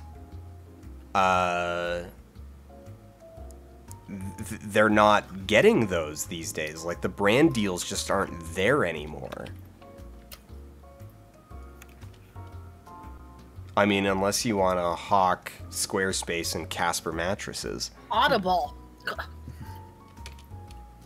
Obviously Audible. Audible's the one that you always or Oh, what about Bombas? Come on, Right. Bomba socks.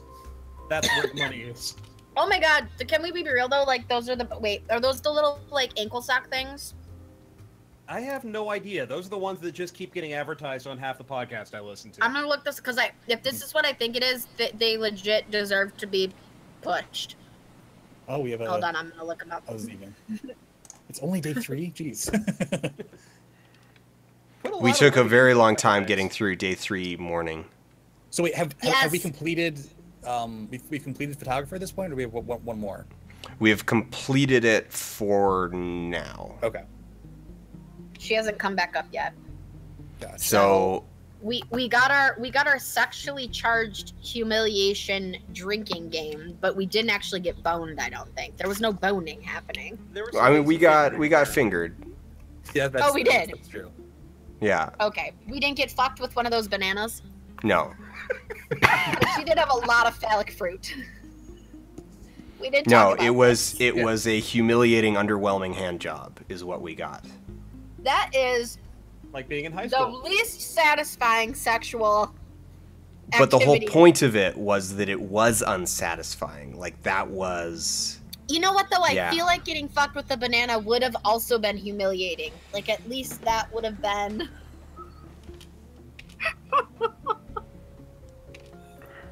Oh, now I'm just imagining, like a banana. Well, we can't be flirty there because we will lose. Yeah, not without giving everything up.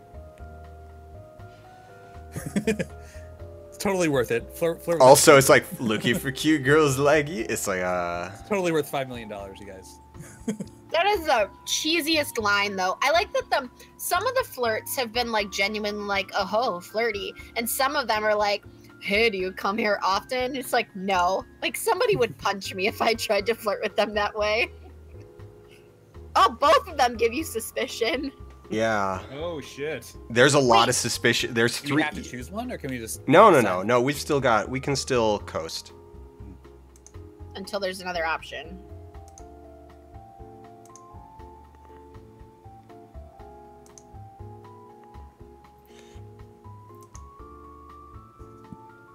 You A know, long, awkward pause followed. you know what though? That is a really good point. Okay, so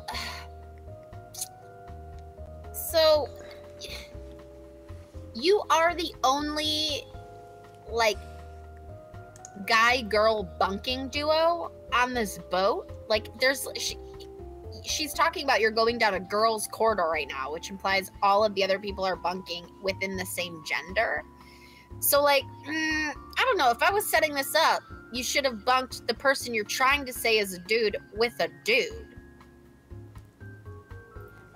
But we're bunking with Beauty.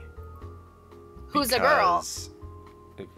Because we're Prince. Yeah, because we like everybody's just kind of like, oh yeah, no, of course they're hooking up with them. Yeah. I think This is a special school. this is a special cruise. This is a suspect.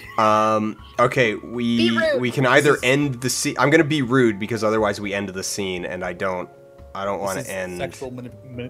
Sexual manipulation academy. Yes. You guys seem slightly more informed about anime than me. Isn't there one where they're escorts, but they wear school uniforms? Isn't that an anime? Was I it? would be surprised if it isn't. Yeah. Isn't it the? I forget the name. It's like I don't know how to say it. The something host school one. Yes, something like that. Uran That Host was Club Club is or what chat is saying. Uran Host Club. Uran High School Host Club. Is that what it is? That's it. That's the one. I had a friend who cosplayed as a character from that before. I feel like. So I just faintly remembered them trying to explain to me what it was about. So I want to point out something real quick about the good job that Christine has done with crafting kind of the flow of these scenes is that despite the fact that every stage of that just told me exactly the consequences, I still feel like I barely skated by through that conversation. Right. Like, Yeah. while it also I guess is added to like all of your Oh, options she's- right up until that last one was He's cross-dressing. That's the what's guy. going on. We were supposed to be bunking. He's cross-dressing. So they're double 12 nighting it. Yeah. We're Nice. a cross-dressing girl talking to a cross-dressing boy. Somewhere along the line, we just crossed a weird axis here. except I- this no, that's not true. We're not There was actually a play that we're not just cross-dressing though. We're also presenting as male like we're presenting as a male person. yes. This person is wearing female clothes but not choosing, like they are not presenting as female. So they are slightly different situations of dressing in the opposite gender coded clothing. That is true. A charmingly demure boy and an accidental heartbreaker, henceforth called the boy or the flower.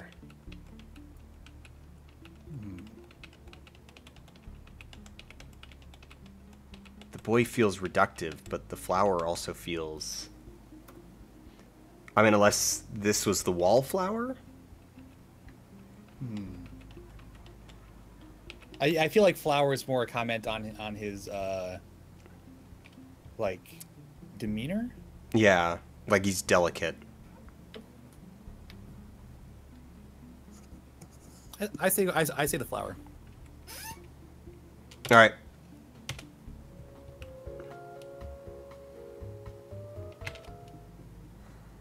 But there's no way I could have warned you. That's a really bold dress. Good for him. That's new to me. I've never seen him in girls' clothing before. I honestly didn't know. Good for him. He made it I like sound like that. he dressed that way because of you, very explicitly even. I don't know what to say. He's a friendly enough guy. He's a friendly enough guy, but that's the problem. He's grown a little bit too close to the rival for my tastes, and he's not really part of any important social circles. Still, if you say I inspired him to expand his sartorial horizons, I'm glad to hear it. There's nothing I want more than to inspire people to reach their full potential. I don't believe him either. I'm with you, Beast. I don't believe him. Yeah. Your brother's a douche. Yeah. I don't believe anything he says. Also, wait, What is this background scene? Like a talk show setup? This like He's on set his- with on a his luxury oil derrick. Then. Yeah, we're on his broadcast luxury. camera. We're on his luxury oil derrick. oh in- okay, obviously in his television studio on I'm his gonna- I'm luxury gonna- oil derrick. I'm gonna guess that that this conversation is being like broadcast somewhere. They like Oh, to, yeah. like the rest of the ship maybe. And be like, Maybe. oh, you were a girl the whole time. Like one of those. But we still like you. but wait.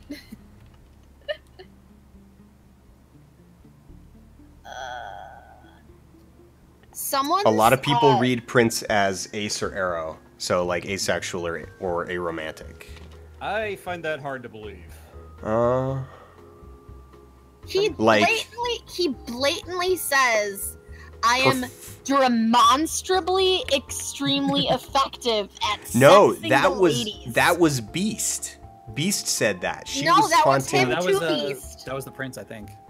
No. That was the Prince to Beast in one of your mental things. Yeah. No, it was Beast to Prince. It was part of a VO, like it was part of a voiceover, but it was Beast to Prince because Prince was saying you're so. wrong. In those voiceovers, Prince's dialogue is italicized, and Prince was like, "I don't really want to hear about you putting the moves on photographer," and Beast is like, or. Because it was like mocking the line about like, it's like, oh well, should we just go inside? And Prince was like, was mocking that line, and Beast responded by saying, it's like, oh what, like you can judge my demonstrably effective pickup lines. Damn it. I think I would actually kind of go with the reading of Prince as asexual or aromantic who is aggressively performatively bisexual. I think so far we haven't had enough with like Swimmer to know anything about that. I mean, she said it ends with disappointment and neglect. But And we she also said that there was also the implication that if Swimmer and Photographer hooked up, that would be Photographer getting farther with Swimmer than Prince ever did. Yeah, and that's one of those times where it's hard to tell whether that's just a bitter ex talking or if that's like legitimately what's going on. So Like, we have. there's a case could be made both ways, I think. I can see that, but Do I we also want to? feel Do we like want to flirt with the flower real quick? Are we gonna? We're gonna. People are voting I think so. yes. People are saying yeah. Yeah. It also seemed though like that people were expecting you as Prince to be more like aggressively flirty and like kind of standoffish teasy, Mm-hmm. which I mean I that doesn't necessarily lead to sex, no, but I feel like that kind of like aggressive flirtiness, I don't know, but you've also been aggressive. Now I'm all mixed up. See, that's why I was saying that it's like my leaning would be performatively aggressively bisexual, or maybe is just someone like is not actually interested in sex but really enjoys flirting with everyone. Yeah, True. or maybe they like the power of it. Yeah. And so far, and this really says a lot to Christine's writing, we've got evidence both ways. Mm-hmm. And so there are very legit readings, whichever way we kind of feel like.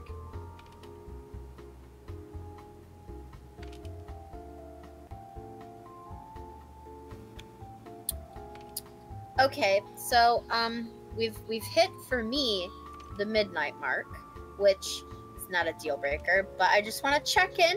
Just want to get some reaffirmed consent from everybody. Do you guys need to take off at any particular time? I'm not sure what time zones you guys are in. It's midnight for me. Okay. I wouldn't mind getting food at some point. Coming up here, I'm trying to get peckish. Would you want to just grab a food and come back, or are you gonna disappear, peace out for good? I could probably grab. Are you guys planning on, like, finishing the game, or how long are you guys planning on going? We at least need to play through the week or whatever. I feel like it's not. Does it go that past long. 7 days? You think? I don't know. Okay. I can stick around for at least another half an hour, but I might. Great. We'll see. We can see where we're at. I could just eat here. That would work. Harris, you checking in? Yeah, it's 11 o'clock where I am, and unfortunately, I do have deadlines that I need to hit. So I think I can make it to midnight at the very least. Yeah, I think we're at evening. I think we'll wrap up at the end of day 3. Day? Yeah. Okay. Sounds good. There we go. Yeah. So glad I did that. So now we have an ending point here. I could also use some food. Okay, we have an option here. Phantasmo, you want to just bring pizza over here, because we could both have food. You're both in the same time zone. We are. We're really close. Obviously. This time zone doesn't last from the entire East Coast all the way to Michigan or anything. So we've got 2 viable options here. One is that we can be mean to Flower. The other is that we can just not answer. I say don't answer. We're trying to flirt. I know we don't have room to be, like, gentle, but... We have to be mean. Otherwise, we take a suspicion. This is sad. This is sad. How can you be mean to someone who's called Flower? Like, that's it's like being mean to that cute little skunk from Bambi.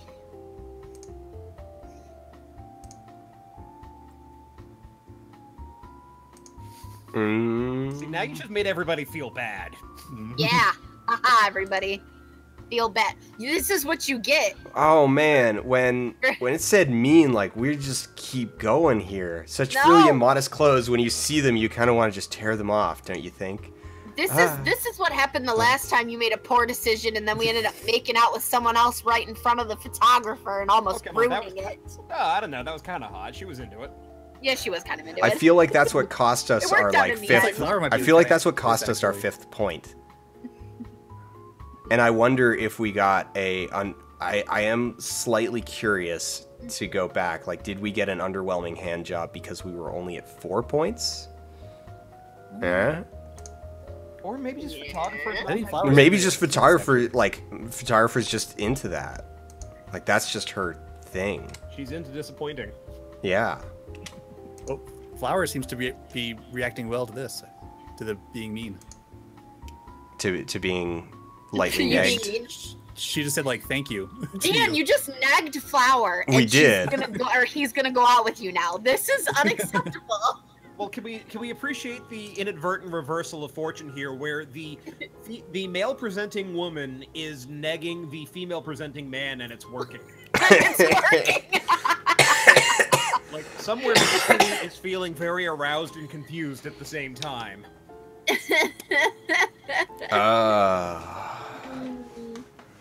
What are your intentions with the beauty? Why.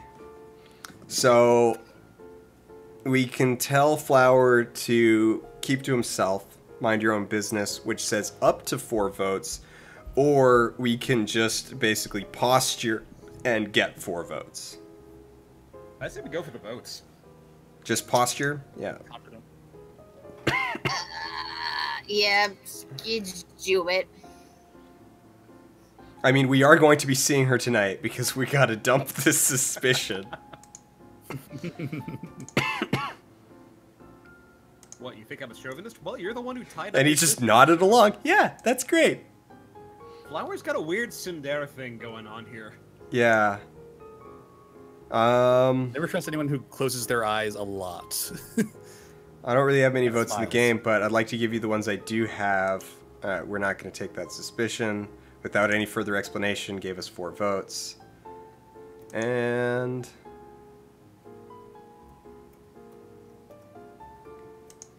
now Prince is explaining horse purchasing to us. He's horse. Neckerer says, and I quote, "Deconstruct me, post-structuralist daddy." And I think that needs to be in your shirt store. What was it? What did it say? Deconstruct me, post-structuralist daddy. So you took the votes? Yeah, I took the votes.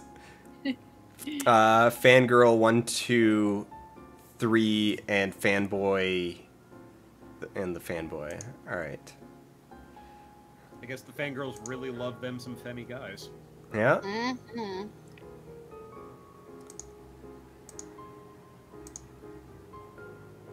I like the fanboys text was the beginning of, "Shall I compare thee to a summer's day? Let me count the waves."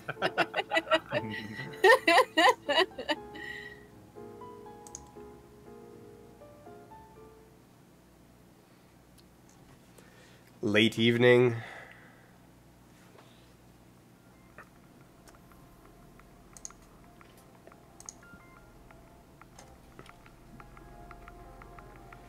Come now, Shahrazad, finish your story so we can all get some rest. See, then you could say, I feel like I've been awake for 1,001 nights and we could all have a good laugh. See, it's funny when you suggest it. I have no idea what you're talking about. I never know what you're on about, but especially now more than usual.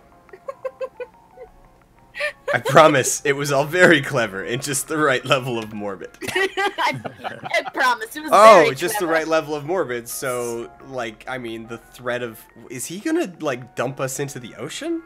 He's gonna sink the ship.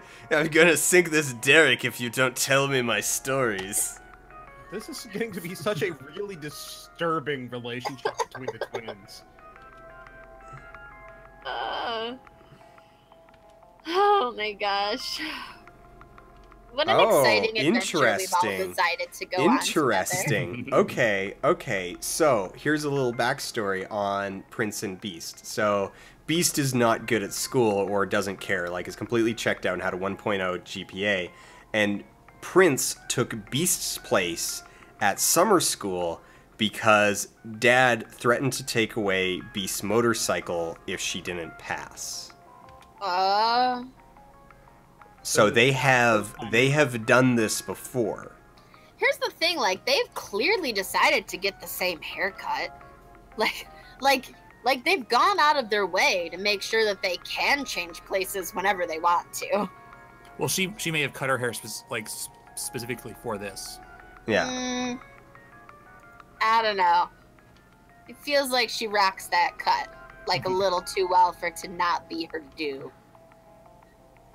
And we're assuming that she was the one, she's copying him. It could easily be the other way around. It could. He may have cut his hair to look like hers. He may be the one getting a secret thrill out of this. Gosh, this entire thing just makes me question every single assumption. Haircuts, just gender roles, gender expression, dating faux pas, the gray area of consent. We talked about some heavy topics tonight, you guys. Yeah, this was really heavy. For what was supposed to be kind of humorous riffing on a dating sim, we went deep. We went real deep. Oh, straight up. Okay. Do it. Tie me up again. Now. Go. Quick. I don't know how that's even a question of which one you might choose.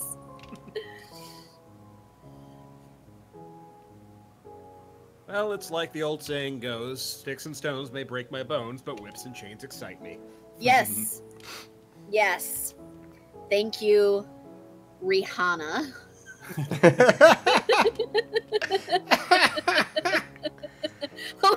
Oh, that you song is okay? so obnoxious. That song is so obnoxious. I mean, I like Rihanna, but that song is just grating. Which song is that? S&M. I don't think I've heard that one. But it sounds like a truck siren. But chains and whips excite me. I don't think I've heard of it, but it's possible I have. I don't remember. Oh wow! Get up on that YouTubes and YouTubes use some Rihanna. Rihanna. Rihanna Montana S&M. Oh no. Rihanna Montana is my favorite. We're gonna put some hip hop in this hoedown. This is great.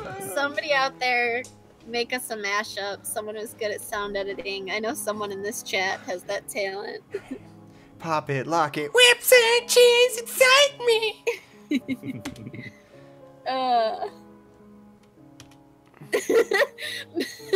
Milanomi says, action asterisks crashes through wall, loud shouting caps lock. It's BDSM scene time.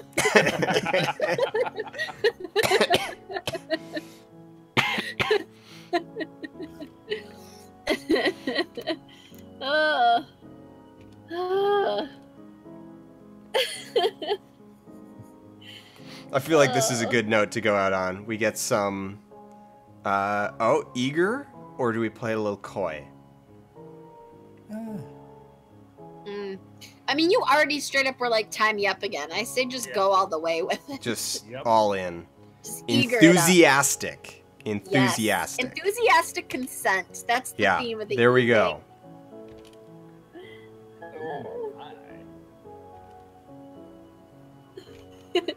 Cheed says, "Here's some nice dirty talk and power play for you the next time you get involved. Tell someone to strip for you, and also then while they do that, you put on your Christmas sweater."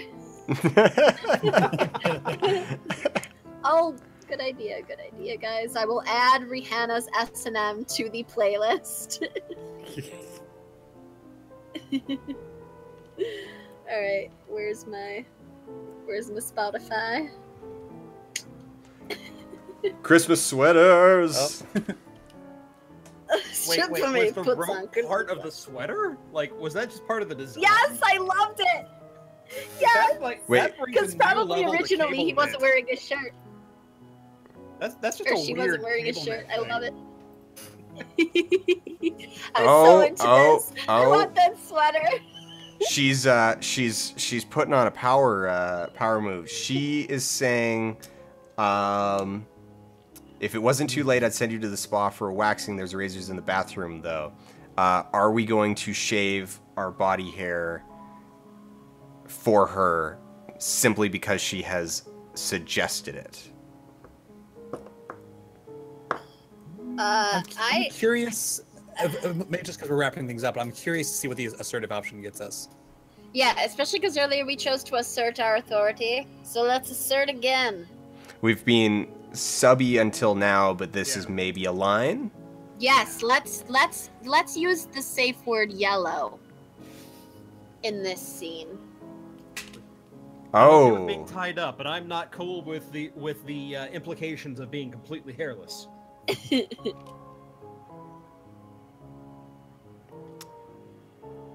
She's asking us, are we... and we are not invoking our safe word, which I assume was negotiated in part of the scene that we accidentally skipped. That we accidentally skipped.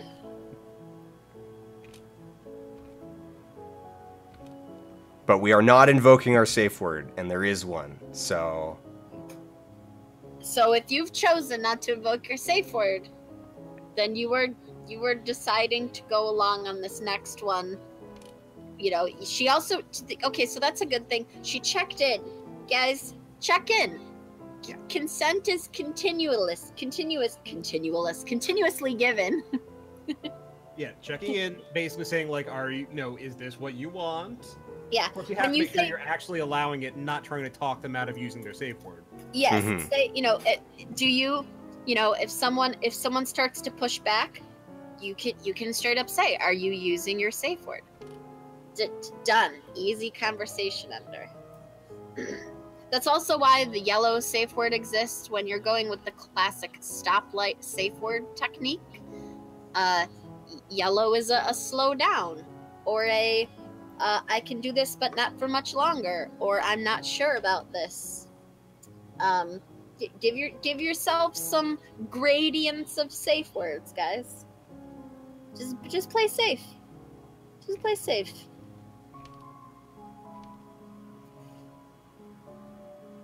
Are we needy? I mean, we I have mean, we been got that pretty mediocre thirsty up hand in here job tonight. before. We Mm. did. But do we want But- not mediocre? And the question is, so we clearly have a role in this scene, and is being needy stepping out of line? No, being Within the needy role. would totally fit. Yeah. No, being Okay. needy would totally fit. Do the grinding. Okay. Get up in there. Get up in them guts. Oh, look at her cute bra. I want that. Where's Victoria's secret in this realm? I'm gonna say I'm gonna go cool. Yes, we're going enthusiastic rather than a resigned yes. Yes. We're going Yeah. Enthusiastic. enthusiastic. All right, guys. Here comes Rihanna's S&M added to the official Folding Ideas game stream playlist. It now officially has 4 songs. We're doing good. We're building an E EP.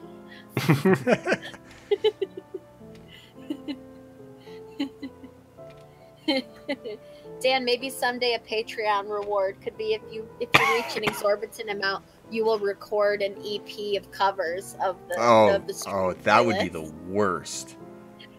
I would happily help that happen. That is going to be crazy. Dan, stop dying. Sorry, the Please, please keep your lungs in your chest. All right, fun question time. Chat, let us know what your safe words are. Co-hosts, what are your safe words? Mine's If you don't have one, make up a fun one. Perfect Nugan. I'm trying to think of a funny one. Peanut. Peanut? Peanut's a Sure. good one. Dan, what's your safe word? What? Dan, what's your safe word? Uh, Oh, that's good because it's very unenthusiastic. So, is a good safe word. You can also say that with the gag in your mouth, so it works out really well. I always used to joke that my safe word, since your safe word is supposed to be something you never would say normally in bed, I used to joke that my safe word was "I love you." See, that's just sending weird mixed that's messages right there.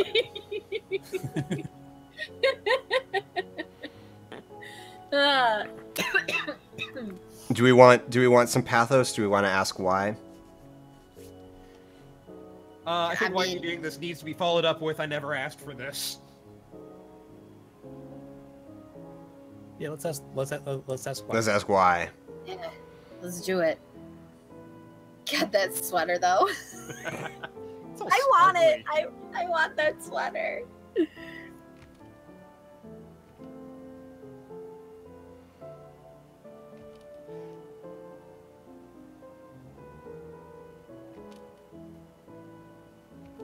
She's like Dom to a T. Mm-hmm. Like Christine did her Dom language research. This is making me feel like it's some sort of weird inverse universe version of Sunstone. What's Sunstone? I don't know that one. Sunstone is a S&M romance by, I'm going to completely mangle his name, Stefan Stefik. And it's between two queer women, and the sub in that case is the redhead, and the dom is brunette. And so, yeah, I'm just going somewhere with this because I just really like Sunstone. It's really gorgeous. Yeah, that's interesting though. What's the one? There's like another. I'm gonna see if it's that same guy. Okay, that's an adorable detail that she's not quite sure if she's doing it right, so she actually went and looked it up. Watched the YouTube tutorial. Watched it quickly. It's like, all right, wait, how do you do this? Not just. Hey guys, today we're gonna show you how to do. Oh my god! Can we please get some like kink vloggers? Like, there's gotta be some. Guys, sex to our hall. I would be amazed if there aren't. Is. There's actually two queer guys I know that do a YouTube show. I forget what it's called now. I want to find it. I don't know of any like specifically, but I mean like Midori does. I don't know if she does any vlogging, but she definitely literally wrote the book on shibari and rope bondage. I'm trying to think, and I have to go back through the Sex Nerd Sandra podcast. There are like how-tos. There are how-tos for like rope bondage and shibari and stuff like that, but I don't think there's anyone that approaches it from the like grammar and like peppy performative like YouTube personality aspect, which is really what I want here. No, there is. It's called What's the Safe Word? Watts, WATTS. They do I think exactly what you're looking for. Okay, this sounds great. I'm gonna have to look it up. There's also a not that sort of peppy vlogger style, but a very interesting podcast out there called Come and Play, spelled properly, COME, and it is a crossover nerdy / kinky podcast where the host talks about her kind of like experience with sex toys in the kink community, and also how there's a huge overlap between kinky people and giant nerds, because giant nerds really like learning everything they can about something, and so when they decide to do that with sex, it turns them into kinksters. So so there's another fun thing to check out in the future, guys. Come and Play podcast, hosted by so we're talking about similar things here. She is also a writer of erotic romance novels, so there's also that aspect of things.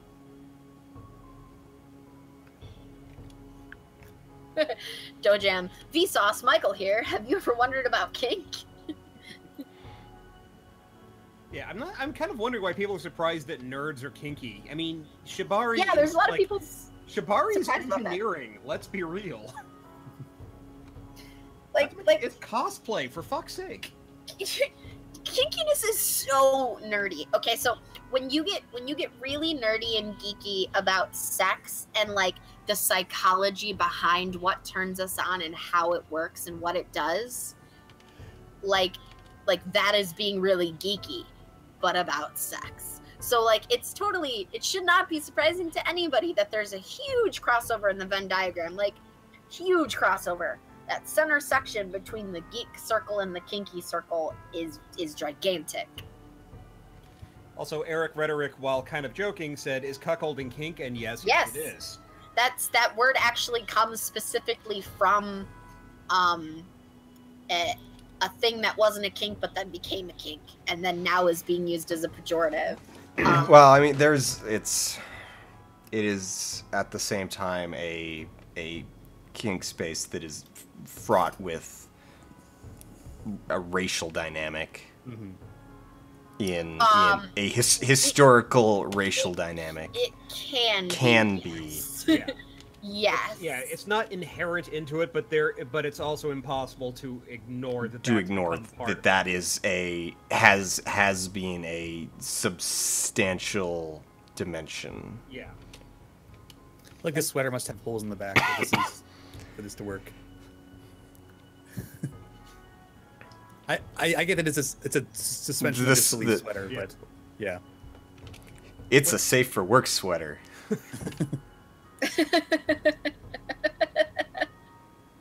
I don't know. All those ropes could be tied to their like their arm bar they're creating. Yeah.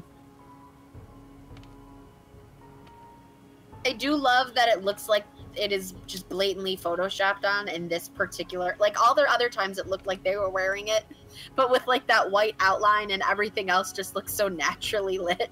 Mm-hmm. in this one. Like, yeah, we're just gonna make it obvious that this isn't supposed to be here. Poi Poi says it's clearly a rope suspension sweater. God.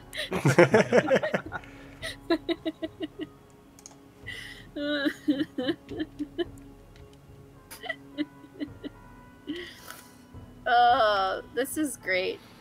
This is a really good, like, there's a drama in here. Like, it's really well written. And it's really getting into the like psychology of the character. We're learning more about the beast through this. Yeah.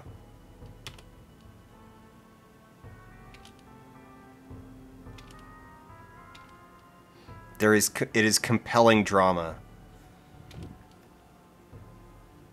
This is like, part of me is glad that we skipped the night scene the first time, because if it was this long and in depth, like, we would have been barely getting to day 3.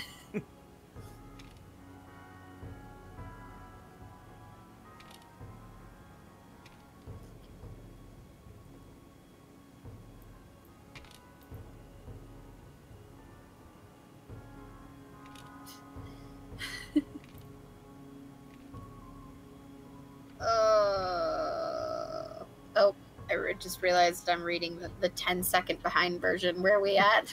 Well, she's being let down now, having gotten too deep into subspace. Well, and her hands Beast's hands are starting to get stiff. So Beauty is letting her down for safety. Oh, see that? God, this game's just so beautiful. I'm just so proud of it. What? No aftercare? Yeah, where's the snuggles? We're getting to it. She just brought a large bottle of water. I didn't realize how dehydrated I got until I downed the whole thing. I felt exhausted. How do you feel? See, there we go. After we're debriefing. Do you want to say embarrassed? Do we feel embarrassed? So we think the beast feels embarrassed. Yeah, don't. Yeah, but that was part of it. Like, not embarrassed in a negative way. You know what I mean? Have you guys played Robert Yang's Hurt Me Plenty? Yes. That was interesting because it also kind of deals with the different aspects of BDSM, but not in a visual novel way, in a very much more mechanical.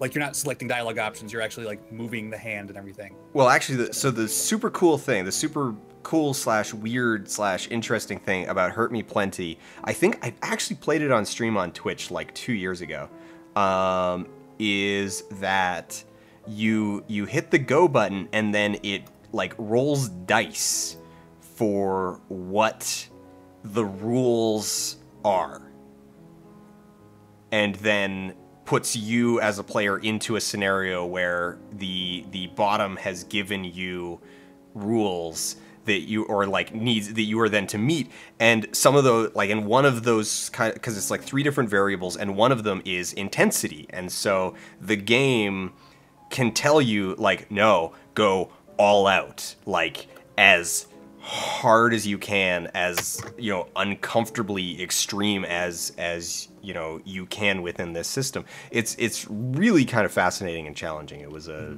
neat experience, and it's a free game. Download it. Yeah. And aftercare is metadata as well, I believe.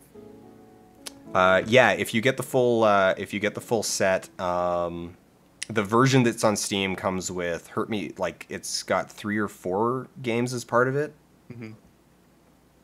It's got the one where you. It's got Hurt Me Plenty. It's got the one where you give a hand job to a car. Yes. And then there's the scary popsicle one. Yes. All right. Day 3. I think that's a good spot to. That's a good stopping point. That's a great stopping point. Love conquers all games. Oh wait, no. I want to go back. Because it should. All power exchange must be negotiated. Fiction is a safe space. In real life, there's nothing more important than clearly communicating your desires and limits in advance without either party feeling uncomfortable or pressured. Ladykiller in a bind. Cool. So, thank you. Absolutely everyone. Everyone in chat, everyone in the call. Thank you all for coming out. I had a really fun time with that. That was actually like really interesting, really well written. Thank you, Christine, for writing a really kind of fantastic and engaging novel game. This was like a great foray as a first dating sim. I think so. Yeah, like if this was your first exposure to a dating sim, I think this is a really interesting one to go with because it's both more intense while being less explicit. I mean, because there's a lot of them, like if you just start browsing around randomly for dating sims, a lot are just straight up pornography. Yeah, it's just there to get you off. Yeah, and that's, I'm gonna call that as like, necessarily like the worst thing, but they're not like they have an intent and a purpose, and that intent and purpose is shallow and pornographic. Whereas this one is much more. It is more intense. It is more about people and scenarios and their responses to them, even though it is also at the same time like intentionally erotic. So yeah, really, really interesting and fascinating. Though if this is your first exposure, others are probably going to let you down. Though definitely Hate an Analog Story and Hate Plus, which were 2 of Christine's previous games, and they're interlinked with each other, are well worth checking out. And those ones are both pretty safe for just safe for work as a default, and they're about relationships. These are all about relationships. But thank you everyone for coming out. Plugs. Plug your stuff. Everybody. Yeah, Okay, I guess I'll go first. You can come see my site, drnerdlove.com. I also do a column every other week at Kotaku. Before we were doing this, I was in the middle of editing the podcast, which you can find on Stitcher and iTunes, and check out my books, drnerdlove.com/books. And you can find me on Twitter and Facebook at drnerdlove. And where can people send you questions that they want answered in like your columns or on your podcast and stuff? The 2 places to send me questions, if you have them, are either through the contact page on my site, because that makes it easier for me to keep track of everything, or to send it to doc@drnerdlove.com with the word Kotaku in the subject. That lets me know that you want that for the Kotaku column. Great. Cool. And Jamie? So Needs More Gay, you can watch episodes at needsmoregay.com. I'll be posting at least one video this week, hopefully 2, maybe. And you can tweet at me at Rantasmo. And yeah. All Hooray. right. Thanks for surprise guesting. Yeah, thanks for jumping in. Awesome. Thank you.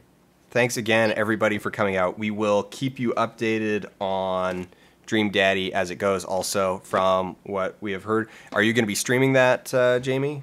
I think I'm not. I think I'm. Just You're not. You're just gonna record it see and how then that goes. Okay. We'll see. We'll see if it's entertaining, and if people like it, I'll maybe do more games in the future. Woohoo. All right, but we will keep everybody updated on Dream Daddy as that situation evolves. This week is kind of busy with schedules and real life stuff, so it might unfortunately be a bit. We might not be able to strike while the iron is quite super hot, but yeah, but we will keep everybody updated. thank you so much.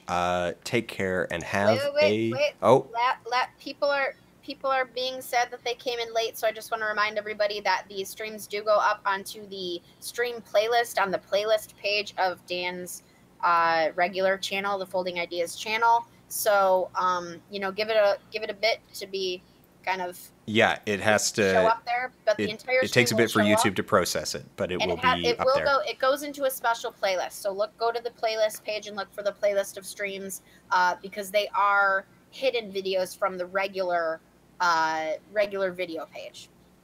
Yeah. So don't be sad that you came late. You can watch the entire thing as a whole later when Dan gets it up on that playlist. All right. So with that, take care, everybody, and have a good night.